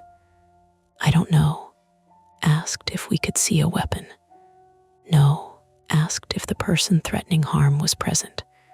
Maybe across the street or in the sedan. Asked if we were in immediate danger. I looked at the box. The phone. The black house across the street. The sedan at the curve.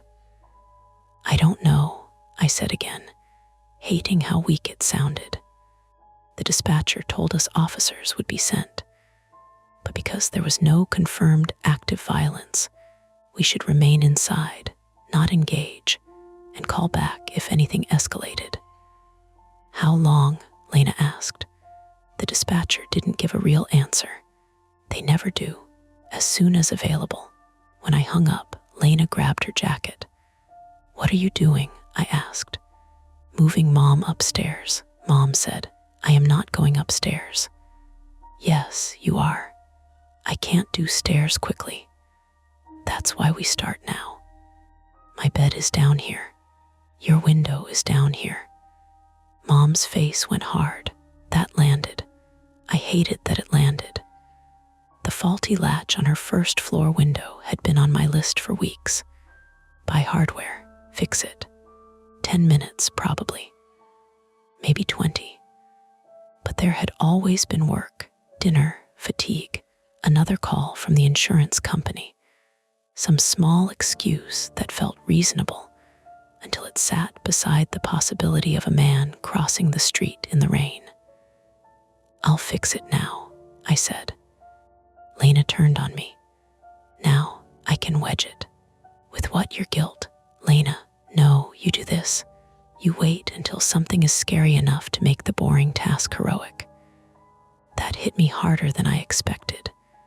Not because it was unfair, because it was. Mom snapped. Enough, both of you. For a moment, she was the mother from before the fall, before the walker, before pill baskets, and shower chairs and arguments about throw rugs. Her voice cut through the room and left us standing like kids in trouble. We are going to make the house safe, she said. Eli, watch the window. Lena, get my shoes and coat. Priya, are you still there? I'm here, Priya said. Keep eyes on the sedan from inside. Do not let that dog drag you into anything. Priya gave a thin laugh. Understood. I found 2 wooden paint stirrers and a rubber doorstop in the junk drawer and went to Mom's room. It smelled faintly of lavender lotion and the menthol rub she pretended not to use. The window was behind her nightstand, facing the side yard and the narrow strip between our house and the Garcia's fence. I lifted the sash and shoved it down. The latch almost caught. Almost. I jammed the doorstop into the track and wedged the paint stirrers above it until the frame wouldn't rise more than an inch. It was ugly. It was late. It should have been done weeks ago. When I came back out, the black phone was buzzing again. This time, the caller ID showed a name. Mara. The screen kept lighting our kitchen in pulses. Mara, Mara, Mara. Lena stood beside it, arms wrapped around herself. That could be her, she said. The girl or the mom. Mom, now in sneakers and a coat over her robe, said, "Answer it." Lena shook her head. Police said don't engage. They said don't engage with the people outside. This is engaging. The phone rang until it stopped. Then a voicemail notification appeared. Then a text. Please, that was all. Just one word, please. A second later, the video doorbell chimed on my phone. Motion detected. I opened the live feed. The porch was empty, rain, matte, wet boards shining under the light. Then the camera view brightened as someone stepped close from the left. Not the man, the teenage girl. She stood on our porch in the gray raincoat, hood down now, hair plastered against her cheeks. Up close, she looked younger than I first thought. 14, maybe. Her lower lip was split. Not badly, but enough that the rain had thinned the blood and dragged it in a pink line down her chin. She looked directly into the camera.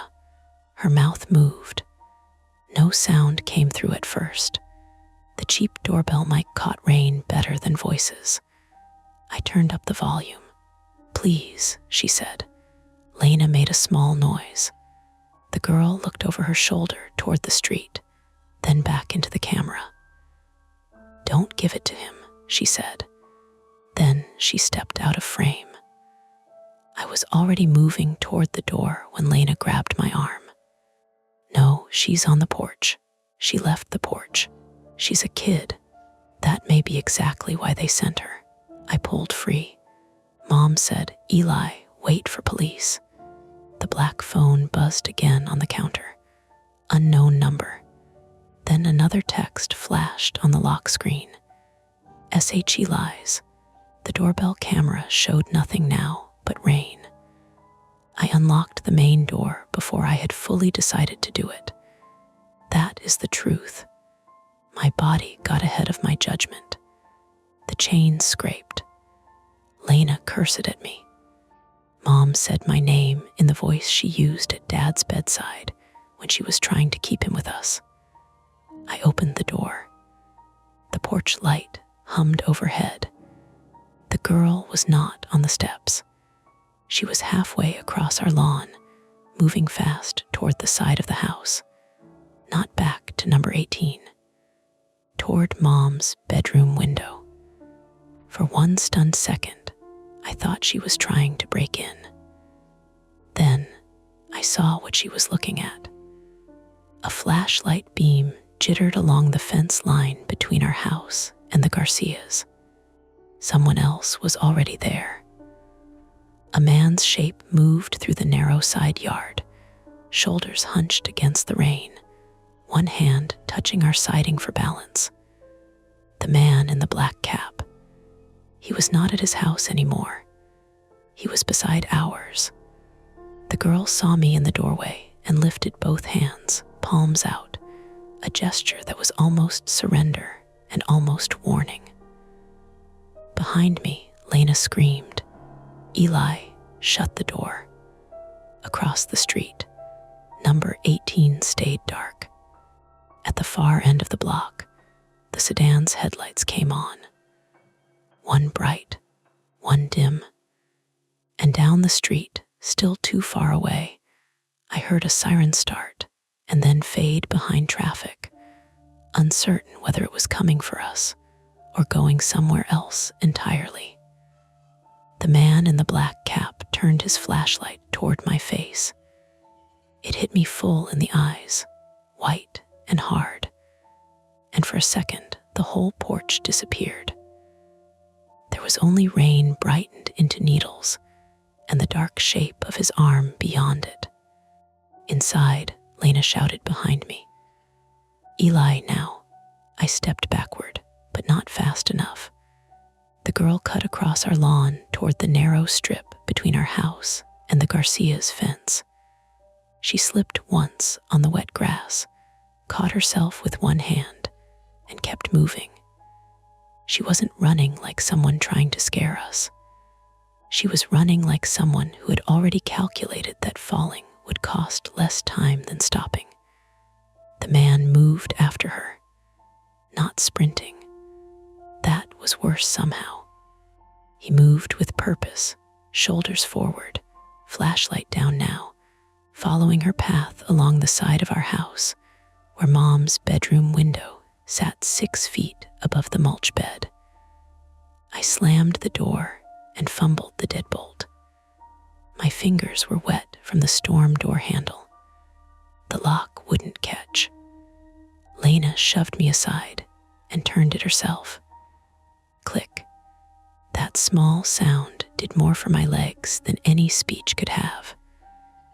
Mom was in the hallway, one hand pressed to the wall, the walker half turned beside her. Her face had gone pale under the porch light, spilling through the glass. "He's at the side," I said. "Call 911 again," Mom said. Lena already had her phone up. "I am." The black phone on the kitchen counter buzzed again and again, rattling against the charger cable like an insect trapped in a jar. I ran to Mom's bedroom. The room looked wrong with the lights on and the curtains half open. Her bed still neatly made because she had been in the living room all evening. Beyond the window, the side yard was a thin channel of wet grass and shadow. To the left was our driveway and the street. To the right, near the back corner, the fence jogged around the Garcia's lilac bush.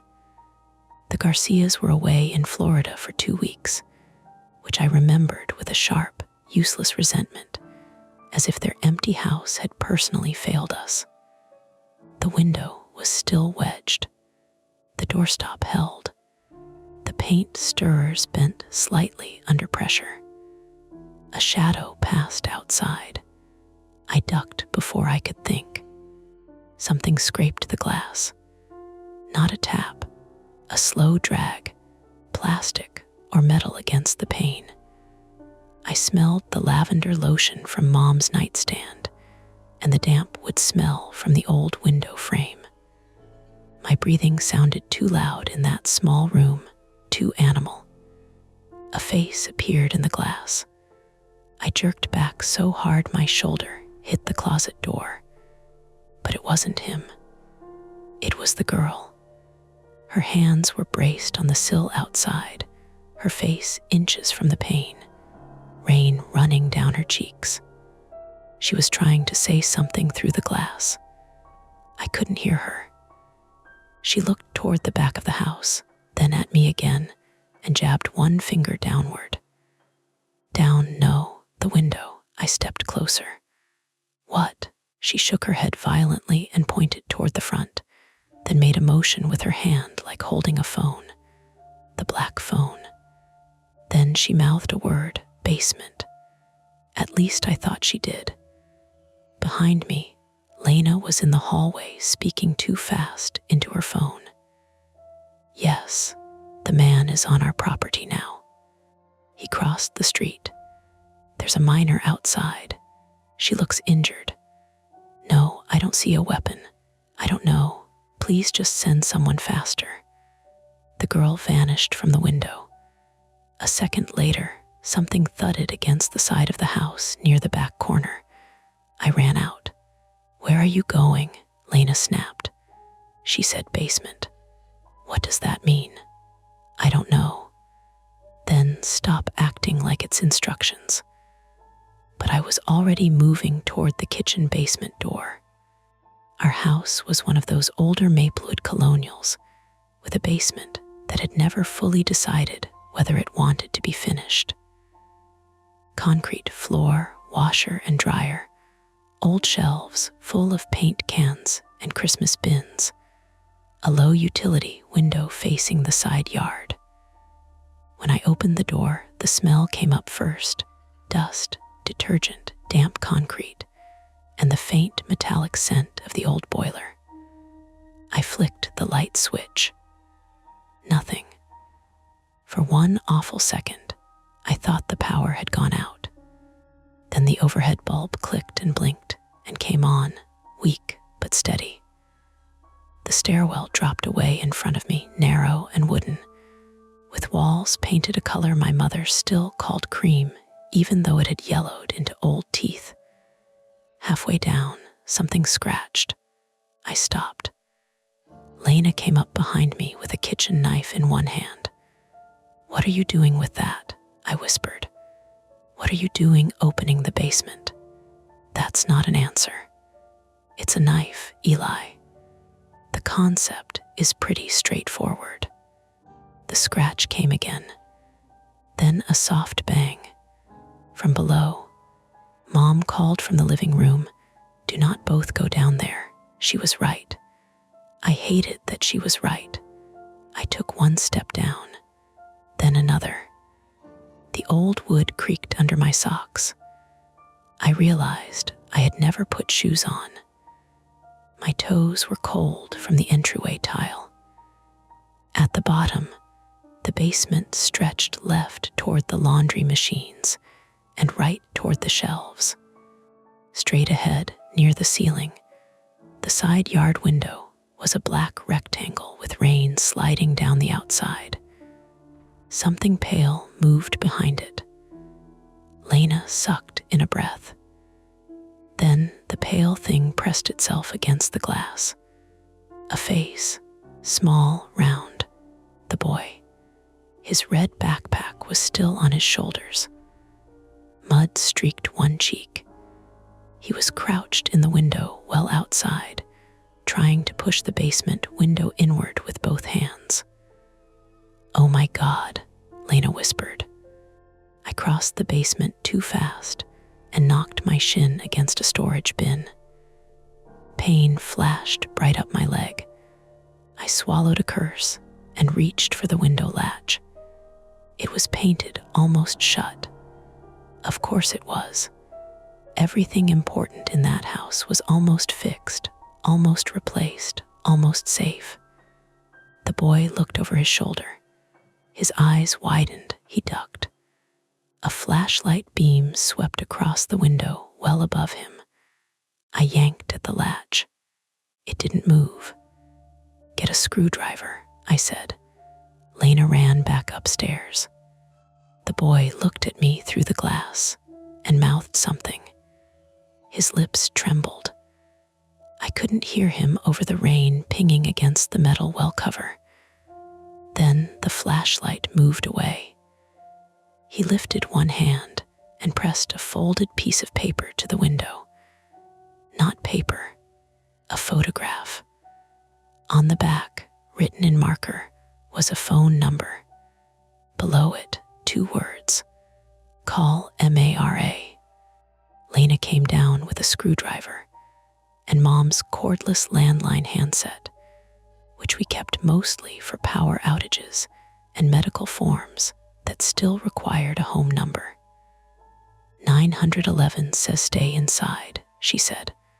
Officers are en route. En route from where? Pennsylvania. Don't. I jammed the screwdriver under the latch and pried. Paint cracked. The latch gave suddenly, and my hand slammed into the frame. Skin split across one knuckle. I barely felt it then. The window opened inward 3 inches before the swollen wood stuck. "Push from your side," I told the boy. He pushed. The frame groaned. Lena grabbed my arm and pulled with me. The window opened halfway, enough for rain and cold air to spill in, but not enough for a boy with a backpack. "Take the backpack off," Lena said. He shook his head. "Take it off," she repeated, softer. "You can't fit." He clutched the straps so hard his fingers whitened. From outside, the man's voice came from somewhere near the driveway. "Nolan," the boy froze. Now we had his name. "Nolan." The man said it again, calm and almost bored. "Nolan, come out." The boy's breath began to hitch. Small, sharp pulls. Lena's teacher voice arrived, not loud but exact. "Nolan, look at me. I'm Lena. I need you to take one strap off, okay? Just one. Then the other. You can hold the bag in front of you." He shook his head again. The man's footsteps squelched in the grass. Closer. I reached through the gap and grabbed the backpack strap. Nolan flinched so hard I let go immediately. "Sorry," I whispered. "Sorry." He stared at me, rain dripping from his nose. Then he pulled one strap off, then the other.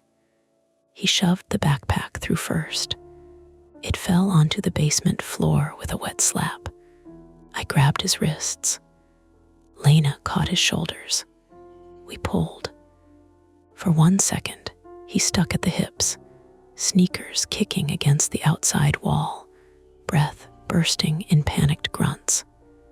Then he slid through and landed on me, all elbows and soaked fabric. My back hit the concrete. Pain spread across my ribs. The basement window banged against the frame above us. The man's flashlight washed over the opening. Lena slammed the window shut and threw the latch. It didn't catch. She held it closed with both hands. "Nolan," the man said from outside. He was right there. A shadow blocked the window. Lena's face tightened with effort. I pulled Nolan back behind the dryer. Shaking so badly the metal zipper on his rain jacket clicked against itself. He looked 10, maybe 11, thin wrists, blue lips, one shoelace trailing black water across the concrete. "Nolan," I whispered. "Are you hurt?" He shook his head. "Is the girl your sister?" A nod. "What's her name?" His mouth opened. Nothing came out. Lena hissed, "Eli, help." I ran to the window and shoved my shoulder against it beside her. The man outside tried to lift from the bottom. The frame moved an inch. The doorstop and paint stirrers upstairs felt like a joke now. A house is full of weak places once someone starts looking. "Police are coming," I shouted through the glass. "Get off our property." The pressure on the window stopped. For a moment, there was only rain. Then the man leaned down until the brim of his cap was visible at the top of the glass. "You don't know what she did," he said. His voice was quiet, close enough that I heard it through the old frame. Lena said, "Step away from the window. You think you're helping? Step away. You're making this worse for everyone in that house." Nolan made a small strangled sound behind us. The man heard it. His head turned slightly. "Nolan," he said, not angry, almost gentle. "Bring me the bag." Nolan clutched the backpack to his chest. The man smiled. I saw only part of it through the wet glass, but enough. Then he backed away. The flashlight beam swung across the basement once and disappeared. Attempt 1, if you want to call it that, was getting Nolan inside. It worked only halfway. We had the boy, but now the man knew it, and the phone upstairs was still buzzing, and the police were still only a promise moving somewhere through wet streets and other people's emergencies. We brought Nolan upstairs because the basement felt too easy to breach. He refused to let go of the backpack. Lena wrapped him in towels at the kitchen table while Mom stood nearby with the landline and asked him simple questions. "Are you Nolan?" "Nod. How old are you?" 10, he whispered. "Is the girl your sister?" He looked at the window. "Nolan," Lena said, "you're safe in here right now." He shook his head once. Not disagreement, correction. "No one's safe if he finds it," he said. The black phone buzzed again. I picked it up. Unknown number. A new text appeared. "Last chance." Then another. "Send the boy out." Mom called 911 again from the landline, while Lena tried the number written on the back of the photograph. It was an old printed photo, softened at the corners. In it, the woman in the beige coat stood beside a different woman in a hospital parking lot. The beige coat woman looked younger, fuller in the face. The other woman had short auburn hair and a freckled nose.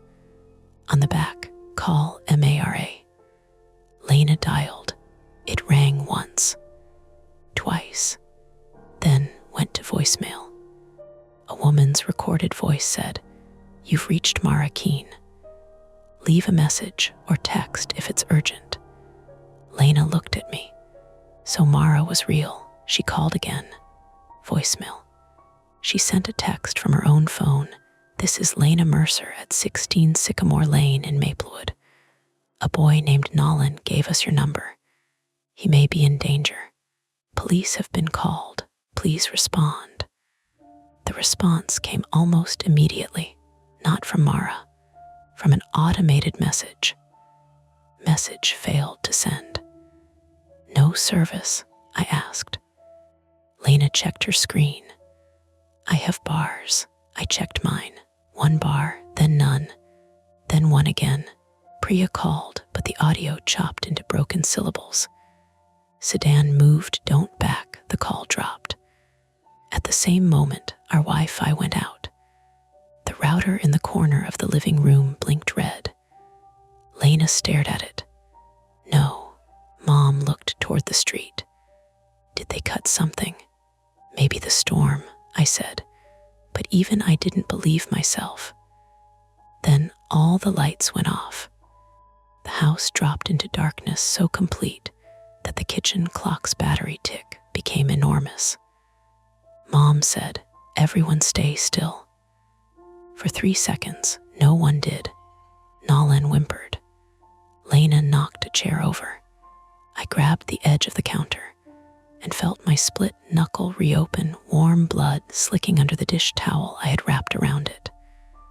Outside, the rain continued with the same patient tapping as before, which made the blackout feel personal. Selected. Then, across the street, number 18 lit up. Every window. All at once. It wasn't warm house light. It was harsh and white, like work lamps had been turned on in every room. The sudden glare cut through our front curtains and striped the living room walls. Mom whispered, "Eli." For one awful second, I saw shapes in those windows, people standing still. One in the upstairs left, one downstairs by the front hall, one behind the narrow bathroom window. Watching us. Lena made a sound that was not quite a scream. Then one of the shapes shifted, flattened, and peeled away from the glass. A plastic sheet. Another shape sagged on a taped corner. Not people, drop cloths, contractor plastic. The kind used during painting or floor work, taped over the inside of the windows. The harsh white work lights behind them had turned every fold and wrinkle into a human outline. Misdirection. Explainable. Still, my body didn't forgive the explanation. My heart kept hammering as if the figures had been real. Our own lights flickered back on.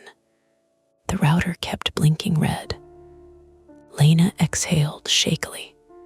Transformer. Not if theirs just came on, Mom said. Nolan stared across the street with his mouth open. They weren't supposed to turn them on, he whispered. Who was? I asked. He shut down immediately, eyes dropping to the backpack. The black phone buzzed one more time, then went dark. Battery dead or shut off remotely. I didn't know. Attempt 2 became getting help in a way that did not depend on our failing phones or the delayed police. Priya lived 2 houses down on our side. Number 16 was us. Number 18 was across the street. Priya's number 22 sat beyond the Garcia's dark house and the Quinn's white picket fence, close enough to see from our porch if the rain eased. We need Priya over here, Lena said, or we go there. We are not moving Mom through the rain, I said. I didn't say Mom. No.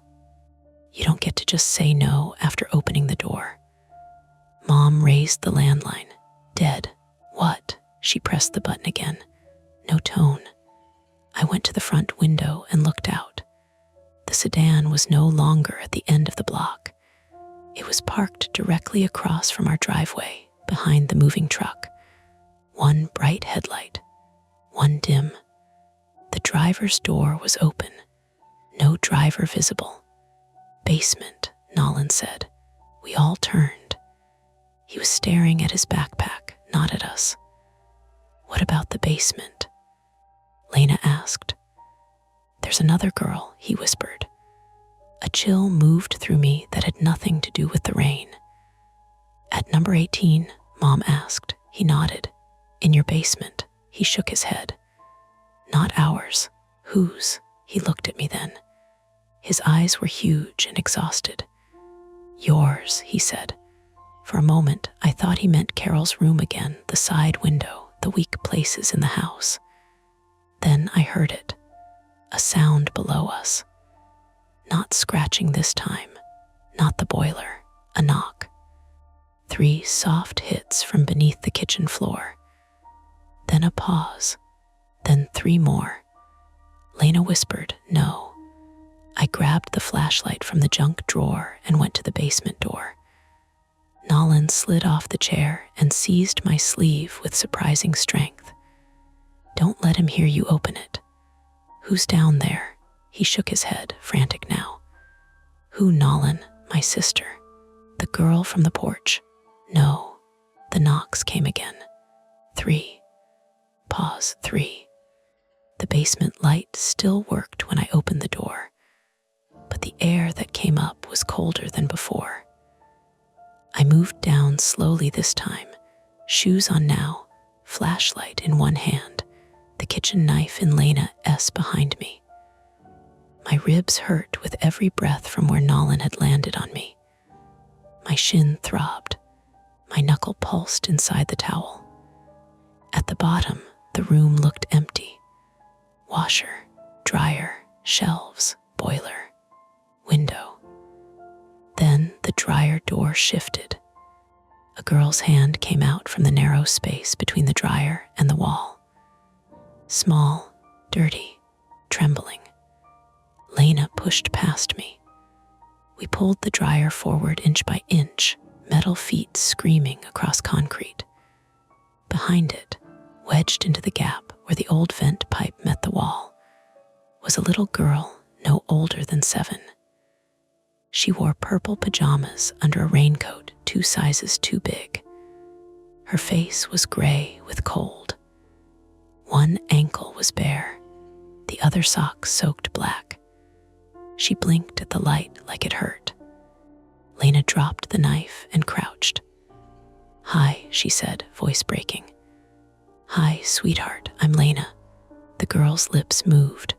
"What?" Lena leaned closer. The girl whispered, "He put me in the truck." Before Lena could ask anything else, glass shattered upstairs. Not a window breaking inward, a bottle. The sound came from the front porch, followed by a whoop of sudden flame bright light through the basement stairwell. I ran up 3 steps and saw orange flicker against the living room wall. The porch mat was burning. Smoke crawled under the door. Not a huge fire yet, a warning fire, a fast one. Lena shouted from the basement, "Eli!" The smoke alarm began shrieking. At the front of the house, someone pounded once on the door. Then the man's voice came through, clear and steady. "Send them out, or the next one goes through the window." Behind me, in the basement, Nolan began to sob without making much sound. Outside, down the street, a police siren finally rose close enough to be real. But the porch was burning. The front door was blocked. 2 children were in our house. My mother could barely manage stairs, and the man across the street had stopped pretending this was a misunderstanding. There was no way to go back to watching from the curtains. The porch mat burned like a small, stupid warning. Not an explosion, not a movie fireball, just orange tongues licking through soaked coir and chewing at the edge of the old welcome mat Mom had bought from Target after deciding our previous one looked defeated. The bottle he'd thrown had broken against the brick beside the door, splashing something that smelled like gasoline and hardware store solvent. The rain kept tapping down, but the porch roof protected the worst of it, trapping smoke in the shallow covered space outside our front door. The smoke alarm screamed. Lena coughed from the basement stairs. "Eli, I see it." Mom was already moving, one hand on the hallway wall, the other clamped white-knuckled around the walker. "Fire extinguisher." "Under the sink," I said. "I know where it is." Her voice was sharp, insulted by panic. The man in the black cap pounded on the door once more. "Send them out." The door held, for the moment. Nolan was crying without sound at the kitchen table, both arms wrapped around his red backpack. The little girl from behind the dryer had curled under Lena's coat on the bottom step, shivering so hard her teeth clicked. She was small enough that the coat swallowed her hands. Her eyes kept going to the front door, then to the basement window, then back again, as if every exit had already betrayed her once. "What's her name?" I yelled over the alarm. Nolan shook his head. "Nolan. Evie," he said. "Her name's Evie. Evie. 7 years old, female, soaked through and trembling in our basement. Not a ghost, not a mystery. Just a child dragged through the rain by adults who had stopped caring what children looked like when they were terrified." Lena grabbed Mom's arm. "You can't get near the door." Mom jerked away. "I'm not made of glass." "No, you're made of stubbornness and titanium screws." The pounding stopped. That was worse. The man's voice came lower through the door. "You have 10 seconds. I could see the bottom edge of the door beginning to smoke where the mat burned against the threshold. It wouldn't take the whole house. Not fast. But smoke would move through the living room and hallway, and Mom could not rush, and Evie was already coughing in little wet barks. I yanked open the cabinet under the sink. No extinguisher. For one dumb second, I stared at the cleaning sprays and trash bags, as if the extinguisher might become visible if I looked disappointed enough. Mom, what? It's not here. It is. It is. She closed her eyes. Basement. I moved it when the sink leaked. Lena shouted, "Of course you did." Another bottle struck the porch. This one hit the storm door. Glass cracked but didn't give.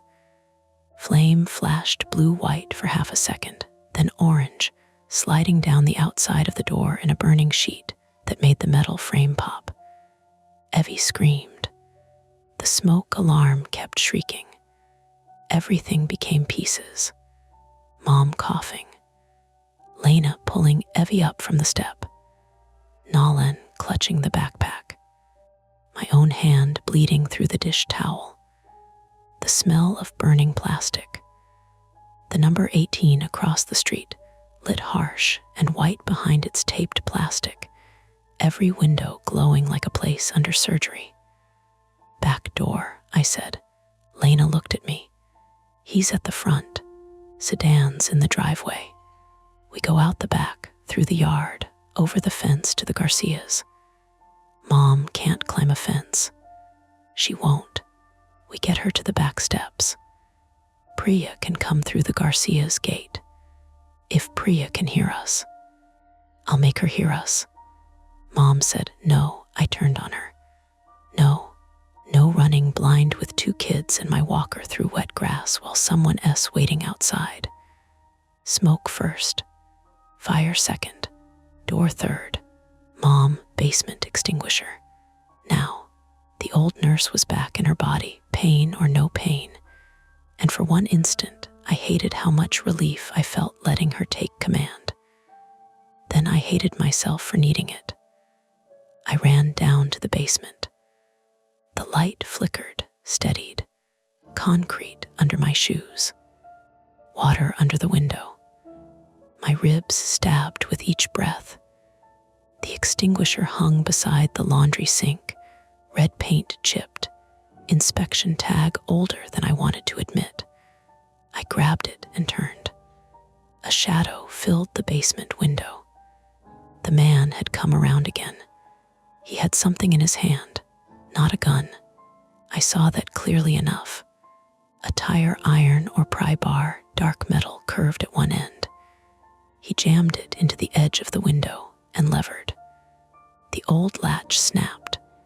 The window burst inward. Rain came with him. So did the smell of wet nylon and gasoline.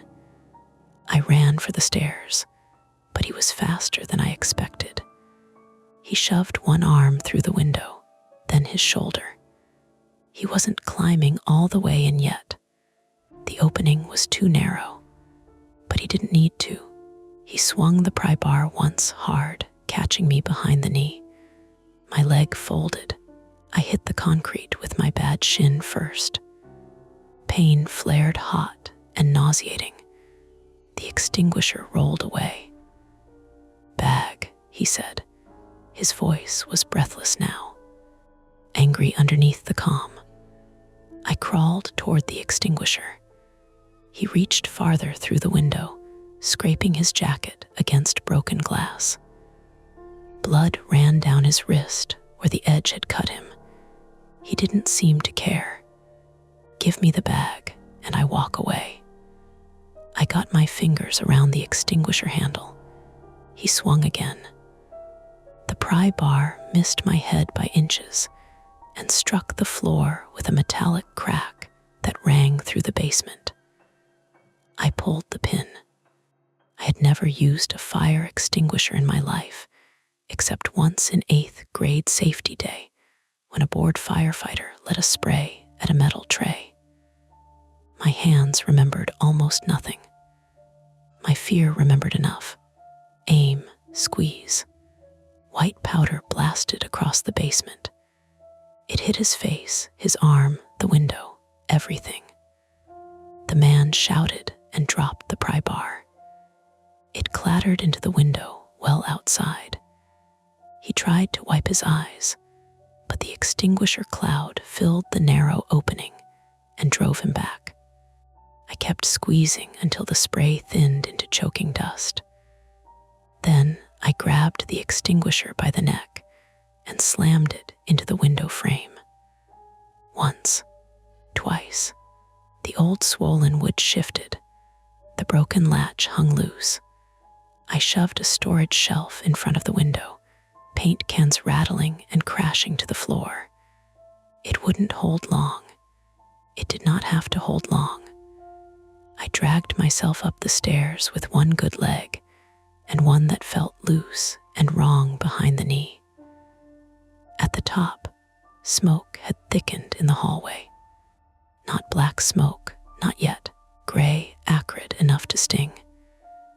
Lena had wrapped a wet dish towel around Evie's nose and mouth. Nolan had one too. Mom stood near the kitchen, coughing into her sleeve, one hand gripping the walker, the other holding the black phone. "What are you doing with that?" I rasped. "Evidence," she said. The front door glowed orange at the lower edge. "The basement window S broken," I said. "He tried to come in." Lena's face changed. "Are you hurt?" "Later." "Eli." "Later." Mom looked at my leg. She saw enough. "You're limping." "He has a pry bar. Can you move?" "Yes." It was a lie, but not a complete one. From outside came a shout. Not the man, a woman. "Derek." The name carried through the rain and smoke, raw with panic. Derek.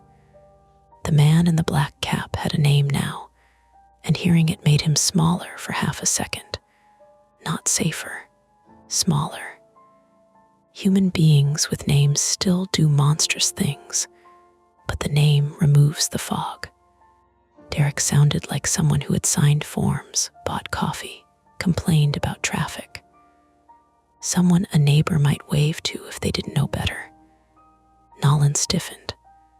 Mom heard it. "Who's that?" "My aunt," Nolan whispered. "Mara?" Lena asked. "No, Aunt Mara S. not here. That's my mom." The woman in the beige coat. She had a voice after all. From outside, she shouted again. "Derek, stop. They called police." Derek screamed something back that the rain swallowed. Then a horn blared, long and steady. The sedan. I looked through the living room curtain and saw the sedan angled in the street now, driver's door open, headlights cutting across our wet lawn. The older man with the gray beard stood beside it, holding one hand to his ear like he was on the phone. He wasn't looking at our house. He was looking at number 18. The front door of number 18 was open. The teenage girl stood in it, with one hand braced against the frame. Beside her was the woman in beige. Behind them, bright work lights glared over stripped floors and plastic-covered windows. In that harsh light, the house looked less like a home than a place being emptied. Rolled rugs, stacked boxes, a bare wall where someone had ripped down shelving. The new family had not been moving in. They had been moving something through, or someone. Nolan saw me looking and whispered. He said nobody would help if the lights were off. What does that mean? He said people only look at lit windows. Lena's mouth tightened. Another bang hit the front door. The storm door frame twisted. Flame jumped on the porch boards. Mom said, "Back door now." This time nobody argued. The layout of our house had always felt simple until it became a maze. Front door to living room to hall, hall to kitchen, basement door on the left, back door past the pantry, opening onto a small wooden deck with 3 steps to the yard. Beyond that, a strip of grass sloping toward the Garcia's fence. Priya's house was 2 doors down to the right if you faced the street. But from the backyards, you could reach her by cutting through the Garcia's side gate and across the Quinn's little flagstone path. Easy on a summer afternoon. Cruel in rain, smoke, and fear. Lena carried Evie. The little girl weighed almost nothing, but clung like a cat, arms locked around Lena's neck. Nolan followed with the backpack. Mom moved with the walker, too slowly, each step a private negotiation with pain. I grabbed the old aluminum baseball bat from the mudroom corner, left there from a year when I convinced myself I might join a recreational league. My leg throbbed. My hand bled. The bat felt both ridiculous and necessary. We opened the back door. Cold, wet air rushed in. For half a second, it felt like rescue. Then the motion light above the deck snapped on, and Derek was there. Not on the deck, at the bottom of the steps. He had come around from the side yard, face dusted white from the extinguisher powder, eyes red, cap gone. Without the cap, he looked younger than I expected. Late 30s, brown hair pasted to his forehead, a cut on his wrist dripping steadily onto the grass. He looked at Nolan. "Give me the bag." Nolan backed into the kitchen table. Lena said, "Stay away from him." Derek's eyes flicked to her, then Evie in her arms. Something like surprise crossed his face. "You found that one too, that one." "Not Evie, that one." The words did something to Mom. I saw it. A line crossed behind her eyes. She let go of the walker with one hand and reached for the wall to steady herself. "Get out of my yard," she said. Derek laughed once. "Lady, you have no idea what's in that bag." "Then tell us." Nolan screamed. "No," Derek lunged. Everything happened badly. Not cleanly. Not heroically. I swung the bat too early and hit the deck railing instead of him. The shock ran up my injured hand, and I nearly dropped it. Lena twisted away with Evie and slammed her hip into the counter. Evie cried out. Mom tried to pull Nolan behind her, but the walker caught on the kitchen rug. Derek grabbed the backpack strap. Nolan held on. The boy was 10 years old and soaked and shaking, but he held on like the backpack was a life jacket in deep water. Derek yanked. Nolan went down hard, shoulders striking the tile. Lena shouted his name. I swung again. This time the bat hit Derek's forearm. Not full force. Not enough to break it, I don't think. Enough that he swore and loosened his grip. Mom did the most practical thing anyone did all night. She drove the front wheels of her walker into his shin. Hard, Derek stumbled backward onto the deck. His wet shoe slid on the boards. He caught himself on the doorframe and looked at Mom with pure disbelief. You old, Nolan unzipped the backpack. Nolan, don't, Derek said. Nolan shoved his hand inside and pulled out a smaller object wrapped in plastic grocery bags and duct tape. He threw it across the kitchen toward me. I caught it badly against my chest. It was heavier than it looked. Derek forgot everyone else. His face changed from anger to fear. Real fear. Don't open that, he said. So I did. My fingers were clumsy.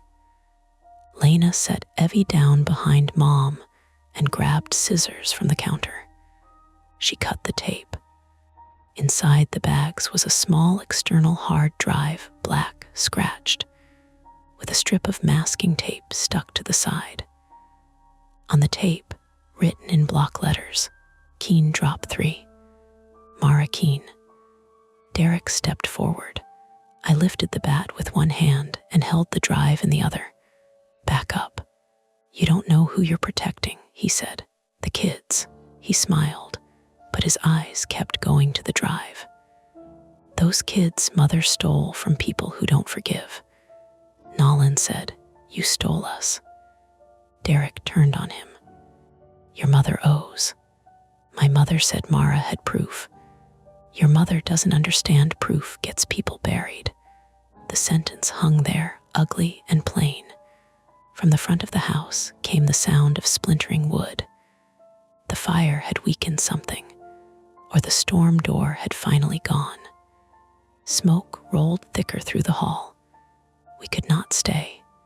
Police sirens were close now. Not distant, not maybe. They were coming down Valley Street or turning off Parker. I could hear the change in pitch as cars moved aside. Derek heard it too. He made one last choice. He charged me. I backed into the stove. Pain burst through my ribs. He grabbed my wrist, twisting the hard drive toward the floor. I hit him with the bat, but there was no room to swing. The handle glanced off his shoulder. He drove his elbow into my jaw. Light flashed behind my eyes. The drive slipped. Lena grabbed it before it hit the tile. Derek went after her. Mom shouted, "Down." Lena dropped. Mom swung the kettle from the stove with both hands. It was half full from the tea she'd made earlier, heavy enough. It hit Derek on the side of the head with a dull, wet sound. He didn't collapse like people do in films. He staggered. His knees dipped. He put one hand on the counter, blinking, blood immediately running from his scalp into his eyebrow. Then Nolan hit him from behind with the backpack. It did almost nothing, but it distracted him. I grabbed Derek around the waist and drove him backward through the open back door. We crashed onto the deck. My bad leg folded again. His shoulder struck the railing. The railing cracked but held. For a second, we were both down in the rain. He recovered first. He climbed on top of me, one knee on my thigh, and his hand closed around my throat. No speeches, no threats, just pressure. His thumb dug under my jaw. Rain hit my face. Smoke leaked from the kitchen door behind him. I clawed at his wrist and felt the slick line of his cut. He pressed harder. The world narrowed. Deck boards against my spine. Rain in my eyes. His breath sour with coffee and panic. Then a dog hit him.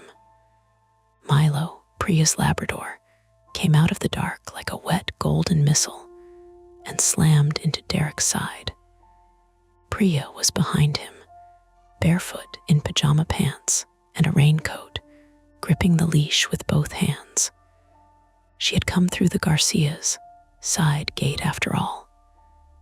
Milo wasn't trained for anything except stealing food and hating delivery vans, but 80 pounds of terrified dog was enough.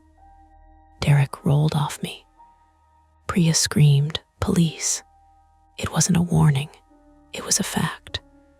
Red and blue light flickered across the wet fence. Derek staggered up and ran toward the side yard, not the street, the basement window, the broken entry point. He was still trying to circle back inside. The teenage girl appeared at the corner of the house before he reached it. She held the pry bar he had dropped outside the basement window. Her hands shook. "Dad," she said. So Derek was not just the man. He was their father, or stepfather, or someone close enough to use the word when fear stripped language down to habit. He stopped. For 1 second, everyone stopped. The girl's lip was still split. Her gray raincoat hung open now, showing a t-shirt soaked dark at the collar. She was breathing hard, but her feet were planted. "Move, Tessa," Derek said. "Tessa." The girl had a name. She raised the pry bar higher, not like she knew how to use it, like she had decided she would learn in the next 2 seconds if he made her. Behind us, Lena had dragged Nolan and Evie out onto the deck. Mom stood in the kitchen doorway, smoke behind her, one hand gripping the counter and the other clutching the hard drive to her chest like it was something alive. Police officers rounded the side of the house from the driveway. 2 of them. Then a third. Guns drawn, low but ready. "Drop it," one shouted.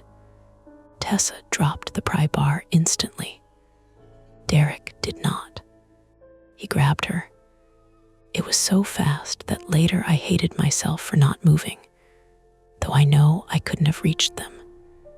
He hooked one arm around her chest and pulled her against him, using her body between himself and the officers. "Back up," he screamed. Now he was loud. Now the calm was gone. Tessa's face twisted, not with surprise but exhaustion, as if some part of her had expected this exact humiliation. The officers froze. Priya pulled Milo back, sobbing his name. Lena clutched Evie and Nolan so hard both kids winced. Mom stepped out onto the deck. "Mom," I croaked. She ignored me. She was still holding the hard drive. "Derek," she said. He looked at her. Maybe because she used his name.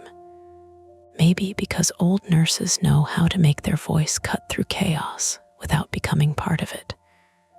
"She's bleeding," Mom said. "Let the girl breathe. Shut up. Your wrist is bleeding too. Head's worse. You keep squeezing her like that, you're going to pass out before you make it 5 feet. Shut up. Look at your hand." He looked, just a fraction. Tessa did not waste it. She dropped her weight, not backward, down, like someone had taught her or like her body finally understood gravity as a weapon. Derek's injured wrist slid against her raincoat. His grip broke. The nearest officer moved. Tessa crawled clear. Derek turned toward the basement window. He made it 3 steps. The first officer tackled him low on the wet grass. The second pinned his shoulders. Derek fought like an animal for maybe 10 seconds, spitting grass and rainwater, screaming that they didn't understand, that the drive wasn't theirs, that Mara had set him up, that nobody was safe now. Then the cuffs went on. Metal clicked. A small sound, final enough. Front porch fire was still burning when the firefighters arrived minutes later. But by then, the rain and the officers had kept it from spreading past the entry and a strip of porch boards. Smoke stained the front hallway. The storm door was ruined. The basement window was broken. My mother's walker lay on its side in the kitchen. Evie had stopped crying and simply stared at the flashing lights reflecting off our cabinets. Across the street, number 18 blazed with work lights behind plastic sheeting. Not a haunted house, not a cursed one, just a dark place people had used because darkness made neighbors second guess themselves. An officer took the hard drive from Mom with gloved hands. Another wrapped a blanket around Tessa. Nolan refused to let go of Lena until a paramedic promised he could sit where he could see both his sisters. His sisters. Evie too. Their mother, the woman in beige, stood on our lawn with her hands over her mouth while officers spoke to her.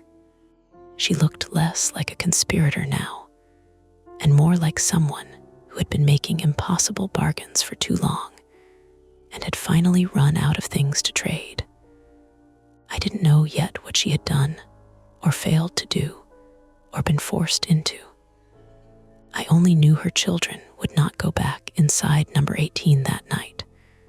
I sat on the back deck steps while a paramedic checked my throat and knee. Every swallow hurt. My jaw had already started swelling. Blood from my knuckle had dried brown around the towel. Mom sat beside me despite everyone telling her not to, a foil blanket around her shoulders, eyes fixed on the ruined porch. Lena came out with soot on her cheek, and Evie's small hand still locked in hers. "You look awful," she said. "So do you." "Good." We watched Derek being put into the back of a patrol car. His face turned once toward our house, not at me, at the windows, at the light spilling out. For a second, I understood something I wished I didn't. He had counted on darkness, on polite people not wanting to pry, on neighbors explaining things away because explanation feels safer than action. He had almost been right. The patrol car door slammed. The smoke alarm inside our house finally stopped. In the quiet after it, the rain sounded gentle again, which felt like an insult. By 2 a.m, our front porch looked like a place where a small, very angry storm had tried to get in and failed. The mat was gone, scraped into wet black chunks that clung to the porch boards. The storm door hung crooked, one pane cracked into a spider web that caught the flash of police lights whenever another cruiser rolled past. The brick beside the door had a dark splash mark where the bottle hit, even after the firefighters soaked everything and checked the wall with a thermal camera. The house held on to the smell: burned plastic, wet wood, extinguisher powder, and that sharp chemical bite from whatever Derek had poured into the bottle. Inside, our living room had become a waiting room, not a hospital waiting room. Worse, somehow. A familiar room pretending it hadn't just been invaded. There were gray footprints across Mom's rug. A paramedic's glove lay under the coffee table. Someone had knocked over the basket of pill bottles, and Lena had lined them back up by reflex, labels facing out, because that was how she handled fear when there was nothing left to grade, clean, or organize. I sat in the armchair with an ice pack pressed to my jaw and a blanket over my shoulders. My left knee had a brace on it, the cheap adjustable kind the paramedic pulled from a kit and fitted while telling me, in the calm voice people use when they're trying not to say, "This is going to hurt," that I probably needed imaging. My throat had red finger-shaped marks that would darken by morning. My knuckles were bandaged. Breathing too deeply made my ribs complain. Mom sat on the couch with her walker beside her, both hands wrapped around a mug of tea she hadn't touched. Carol Mercer, 64, female, looked smaller once the adrenaline drained out of her, but not weaker. There was a difference. Her face had gone slack with exhaustion, and her hip was bad enough that she had stopped pretending it wasn't. But her eyes stayed fixed on the front window, like she was still taking vitals on the whole street. Lena Mercer, 29, female, was in the kitchen doorway, talking quietly with a detective. Her hair had come loose from its clip. There was soot on her cheek she had missed twice when I pointed to it. And Evie's purple pajama sleeve was still caught on the cuff of Lena's sweatshirt somehow. One damp thread hooked there, like the child had left a piece of herself behind. Detective Anne Rowley, 46, female, introduced herself a little after midnight.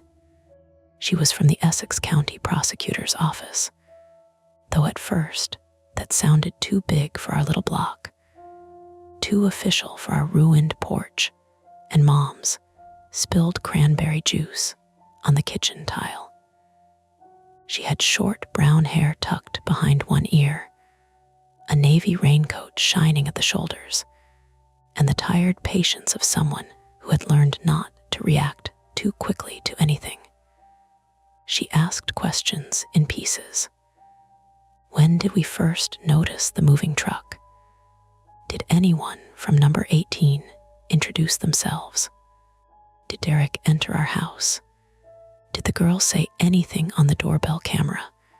Who handled the phone? Where was the hard drive found? Every answer made the room feel less like our home and more like a diagram. Did you open the device? Detective Rowley asked me, meaning the hard drive. No. Did you connect it to anything? No.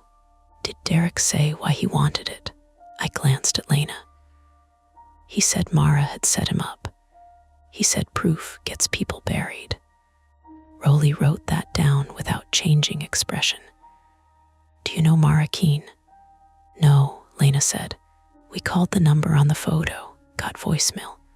Was the call from your phone? Yes. We'll need screenshots of that call log and the failed text. Lena nodded, then looked at me because her hands had started shaking. Not big, dramatic shaking, just enough that the detective noticed and softened her voice. We can get it later, Rowley said. That was the first kind thing any official said that night, and it almost broke Lena in half. The children were taken to St. Barnabas for evaluation. Not alone. That mattered. Tessa refused to leave unless Nolan and Evie went in the same ambulance, and Nolan refused to release the backpack even after the hard drive was removed. So a paramedic let him carry the empty bag against his chest under the blanket. Tessa, 14 female, sat upright on the stretcher with a split lip and a bruise beginning under one eye, answering questions in single words. Nolan, 10 male, kept looking at every adult man who walked near them. Evie, 7 female, fell asleep with her cheek against Lena's sleeve while still standing in our kitchen, then woke screaming when the paramedic lifted her. Their mother, Rebecca Hale, 38 female, went in a separate police car. Not handcuffed. Not free, either. I watched through the broken storm door while an officer guided her into the back seat. She had the beige coat pulled tight around her, hair plastered to her face, and she kept turning toward the ambulance as if she could hold it there with her eyes. Tessa did not look back at her. Nolan did once, then looked away so quickly it seemed to hurt him. Derek Hale, 39 male, was already gone by then. The patrol car carrying him left first, tires hissing over the wet road. He had a bandage around his wrist, blood at his hairline, and the blank, offended stare of a man who believed being stopped was the real crime committed against him. As they pushed his head down to get him into the back seat, he looked once toward number 18. Not toward us, toward the house. That bothered me more later than it did in the moment. At the hospital, they cleaned my hand, x-rayed my knee, checked my throat, and told me nothing was broken in the way people say good news when your body still feels like a collection of bad ideas. Sprained knee, deep bruising along my ribs, soft tissue swelling in my jaw, bruises on my neck that made the nurse pause before asking if I felt safe at home. Mom heard that from behind the curtain and said, "He lives with his mother. He is oppressed, not unsafe." The nurse laughed because she didn't know what else to do.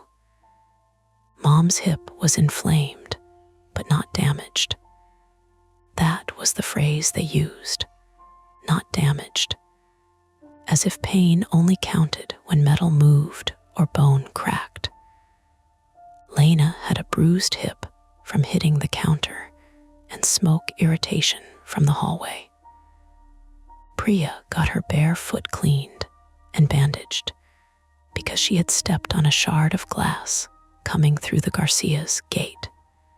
Milo was fine, though Priya told us he spent the rest of the night vomiting mulch and refusing to leave her lap, which was difficult because he weighed 80 pounds and believed chairs were a shared resource.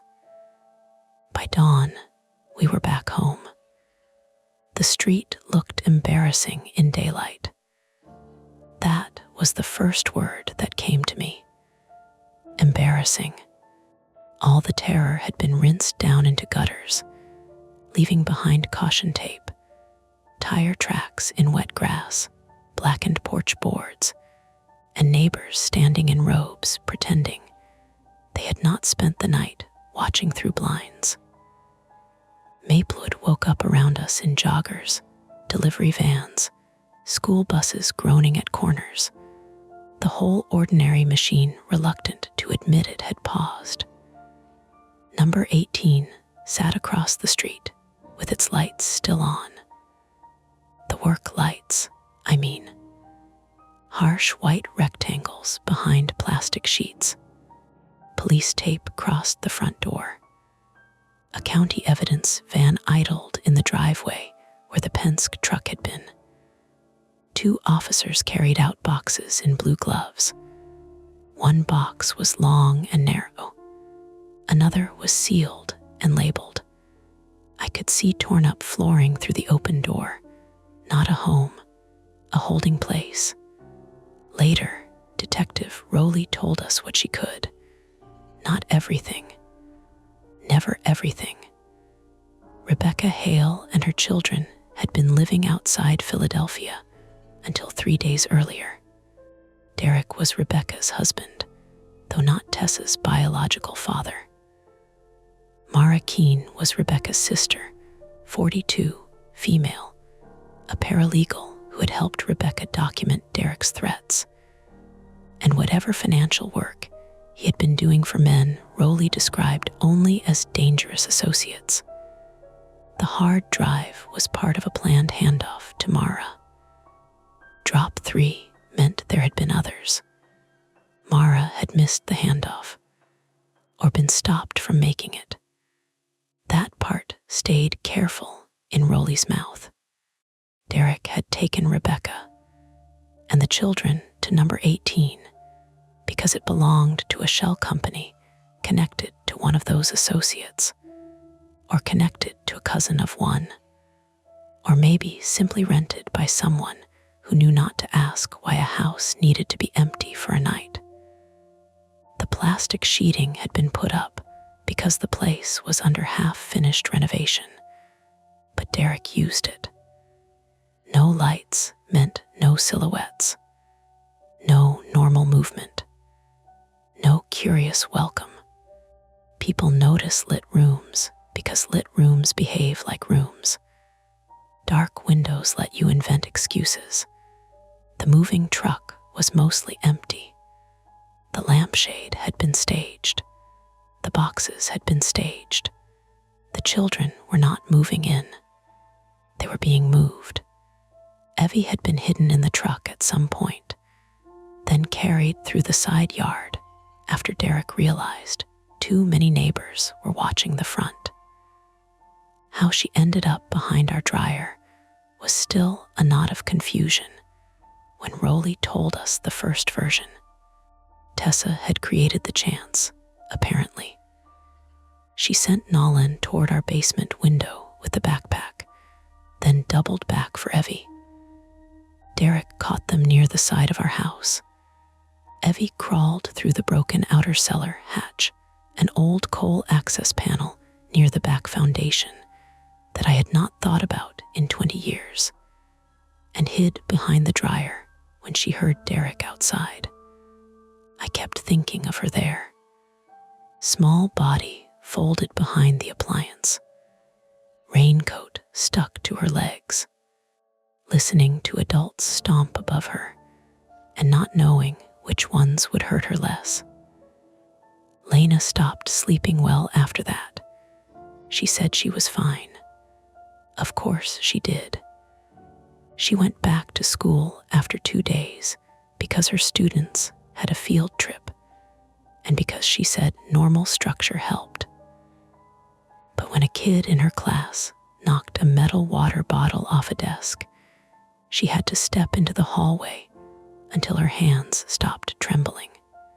She told me that like it was funny, then cried while rinsing coffee mugs at our sink. Mom became unbearable about home repairs, which was her way of admitting fear without letting it sit on her lap. The window latch was replaced that morning, then all the other latches, then the basement window, then the cellar hatch, which I had to crawl behind the old shelves to inspect while Mom stood over me with a flashlight and instructions. Use the longer screws. I know. You bought the wrong anchors. I bought 3 kinds because you didn't know which ones were right, because I value options, because you're your father's son. That one made us both go quiet. Dad's name, or even the shape of him, had been in the house all night without anyone saying it. The dropped mug, the towel in my hand, my old failure hiding under every new decision. Mom lowered the flashlight. You did not freeze this time, she said. I sat back on my heels in the basement dust, my knee brace creaking. I did plenty of stupid things. Yes, thanks. You also moved. I looked at the patched concrete around the cellar hatch. Is that enough? No, she said, but it's something. That was the closest we got to tenderness for a while. Priya came over the next afternoon with Milo on a short leash and a casserole nobody had the appetite for. Priya Desai, 41 female, had a bandage on her foot and the embarrassed glow of someone being praised for bravery when she knew she had acted on pure alarm. She stood in our living room, staring at the burn mark by the door. I keep thinking I should have called sooner, she said. Lena snorted. Join the club. We all saw something. We all explained it away, I said. Priya nodded. Because that's what safe streets teach you to do. No one answered that. Safe streets. Good schools. Tree canopy. Neighborhood group chats full of missing cats and contractor recommendations. We had built a whole language around not alarming each other. Suspicious became odd. Threatening became off. A child waiting in the rain became, maybe they're tired from moving. The next week, Tessa called Lena from a number detective Rowley gave her permission to use. Not a long call. Lena stepped out onto the porch to take it, even though the new boards were still raw and unpainted where the fire damage had been cut away. When she came back in, her face was careful. She wanted to know if Evie's blanket was here. Is it? No, they found it in the ambulance. Oh, Lena stood there with her phone in both hands. She said thank you. I nodded. She said it like she was reporting weather. She's 14. She sounded 40. We did not hear from Nolan directly. Detective Rowley said he was with his sisters. She said Child Protective Services had placed them temporarily with a maternal cousin in Pennsylvania, while Rebecca's situation was sorted out. Rebecca was cooperating. That was the phrase, cooperating. It meant she was both victim and witness, and maybe something more complicated, because adults often are. It meant her children would have to learn which version of their mother they could trust. Mara Keene turned up alive 3 days later in a motel outside Allentown under a different name, bruised and dehydrated, but alive. Rowley did not give details. We found out more from the news than from police. Racketeering investigation, digital files, several arrests across 2 states. No direct mention of our names because minors were involved. Number 18 was described as a temporary staging property. Sycamore Lane became a residential street in Essex County. That was strange too, to have the worst night of your life reduced to a location type. The local Facebook group did what local Facebook groups do. Half the posts praised first responders. Some praised Priya's dog. One person complained that police lights had kept their toddler awake. Someone asked if this would affect property values. Lena had to delete the app for a while because she said if she read one more sentence beginning with "not to be insensitive," but she would become a legal problem. The repairs took 2 weeks. Front door replaced. Storm door replaced. Porch boards patched. Basement window secured with glass block. New cameras installed, better ones this time, though I hated how quickly I became fluent in fields of view and motion zones. I told myself I was making the house safer. Lena told me I was feeding the part of myself that wanted to watch everything forever. Both were true. Mom moved back upstairs before her doctor technically cleared her for regular stair use.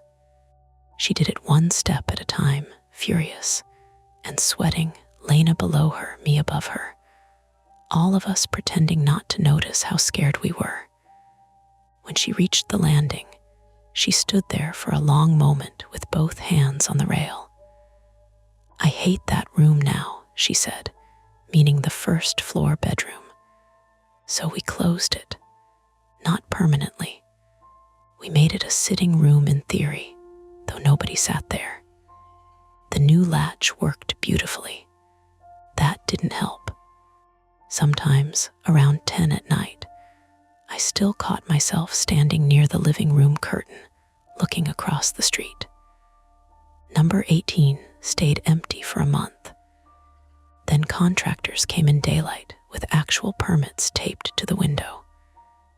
They tore down the plastic sheeting, replaced the damaged flooring, painted the front door dark green.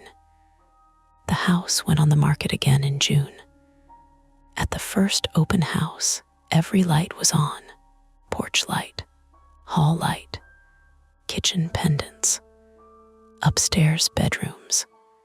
Even the basement windows glowed.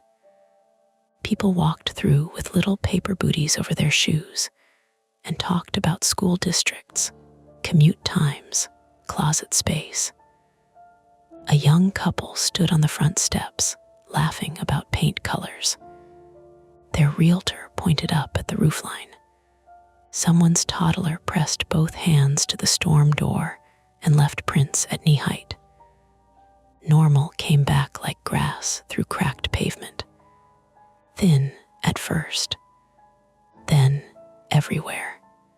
One evening in July, Lena and I sat on our repaired porch while Mom watched TV inside at a volume she denied was loud. Cicadas buzzed in the maple trees. Someone down the block grilled meat with too much lighter fluid. The air smelled like cut grass and hot pavement cooling. Across the street, the new owners of number 18 had moved in that morning. A real move this time. U-Haul in daylight. Friends carrying boxes. A woman in denim, shorts laughing while trying to fit a sofa through the door. Lights on in every room by dusk. Lena handed me a glass of seltzer. "You okay?" "No," she nodded. "Good answer. I keep thinking I should feel better with the lights on. Do you?" I watched the front windows of number 18 glow warm and ordinary. "No." Lena leaned back in her chair. "Me neither." For a while, we listened to the neighborhood. A dog barking 2 streets over. A car door shutting. Mom's television laughter track leaking through the screen door. The small click of the new porch camera switching to night mode above us. Then my phone buzzed. Unknown number. I stared at it long enough that Lena noticed. "Who is it?" "No idea." Answer. I almost didn't, then I did. "Hello." At first, nothing, just a little static. Road noise, maybe. Wind across a microphone. Then a woman's voice said, "Is this Eli Mercer?" "Yes." "My name is Mara Keene." I sat up. Lena looked at me.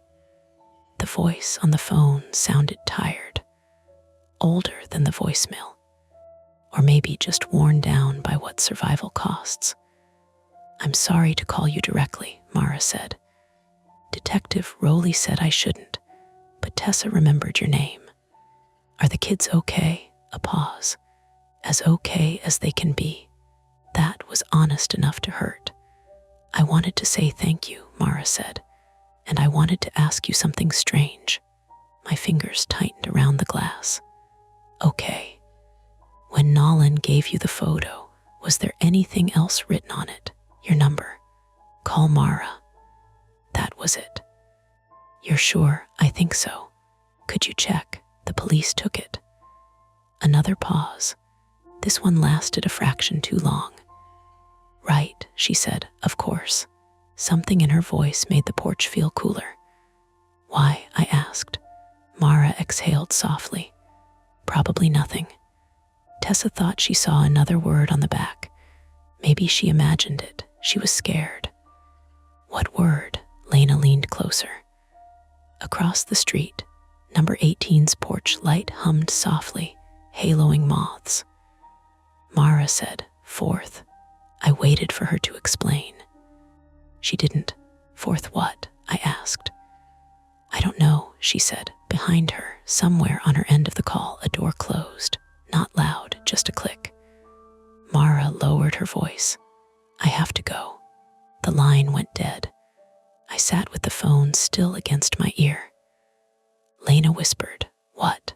I looked across at number 18. Every window was lit. Every curtain open. The new family inside moved normally from room to room, carrying dishes, folding packing paper, turning a house into a house. Still, in the upstairs left window, just for a second, one of the lights flickered. Once, twice, then steadied. Probably old wiring, probably nothing. That was the worst part, after everything. How much of life still depended on deciding what probably was worth.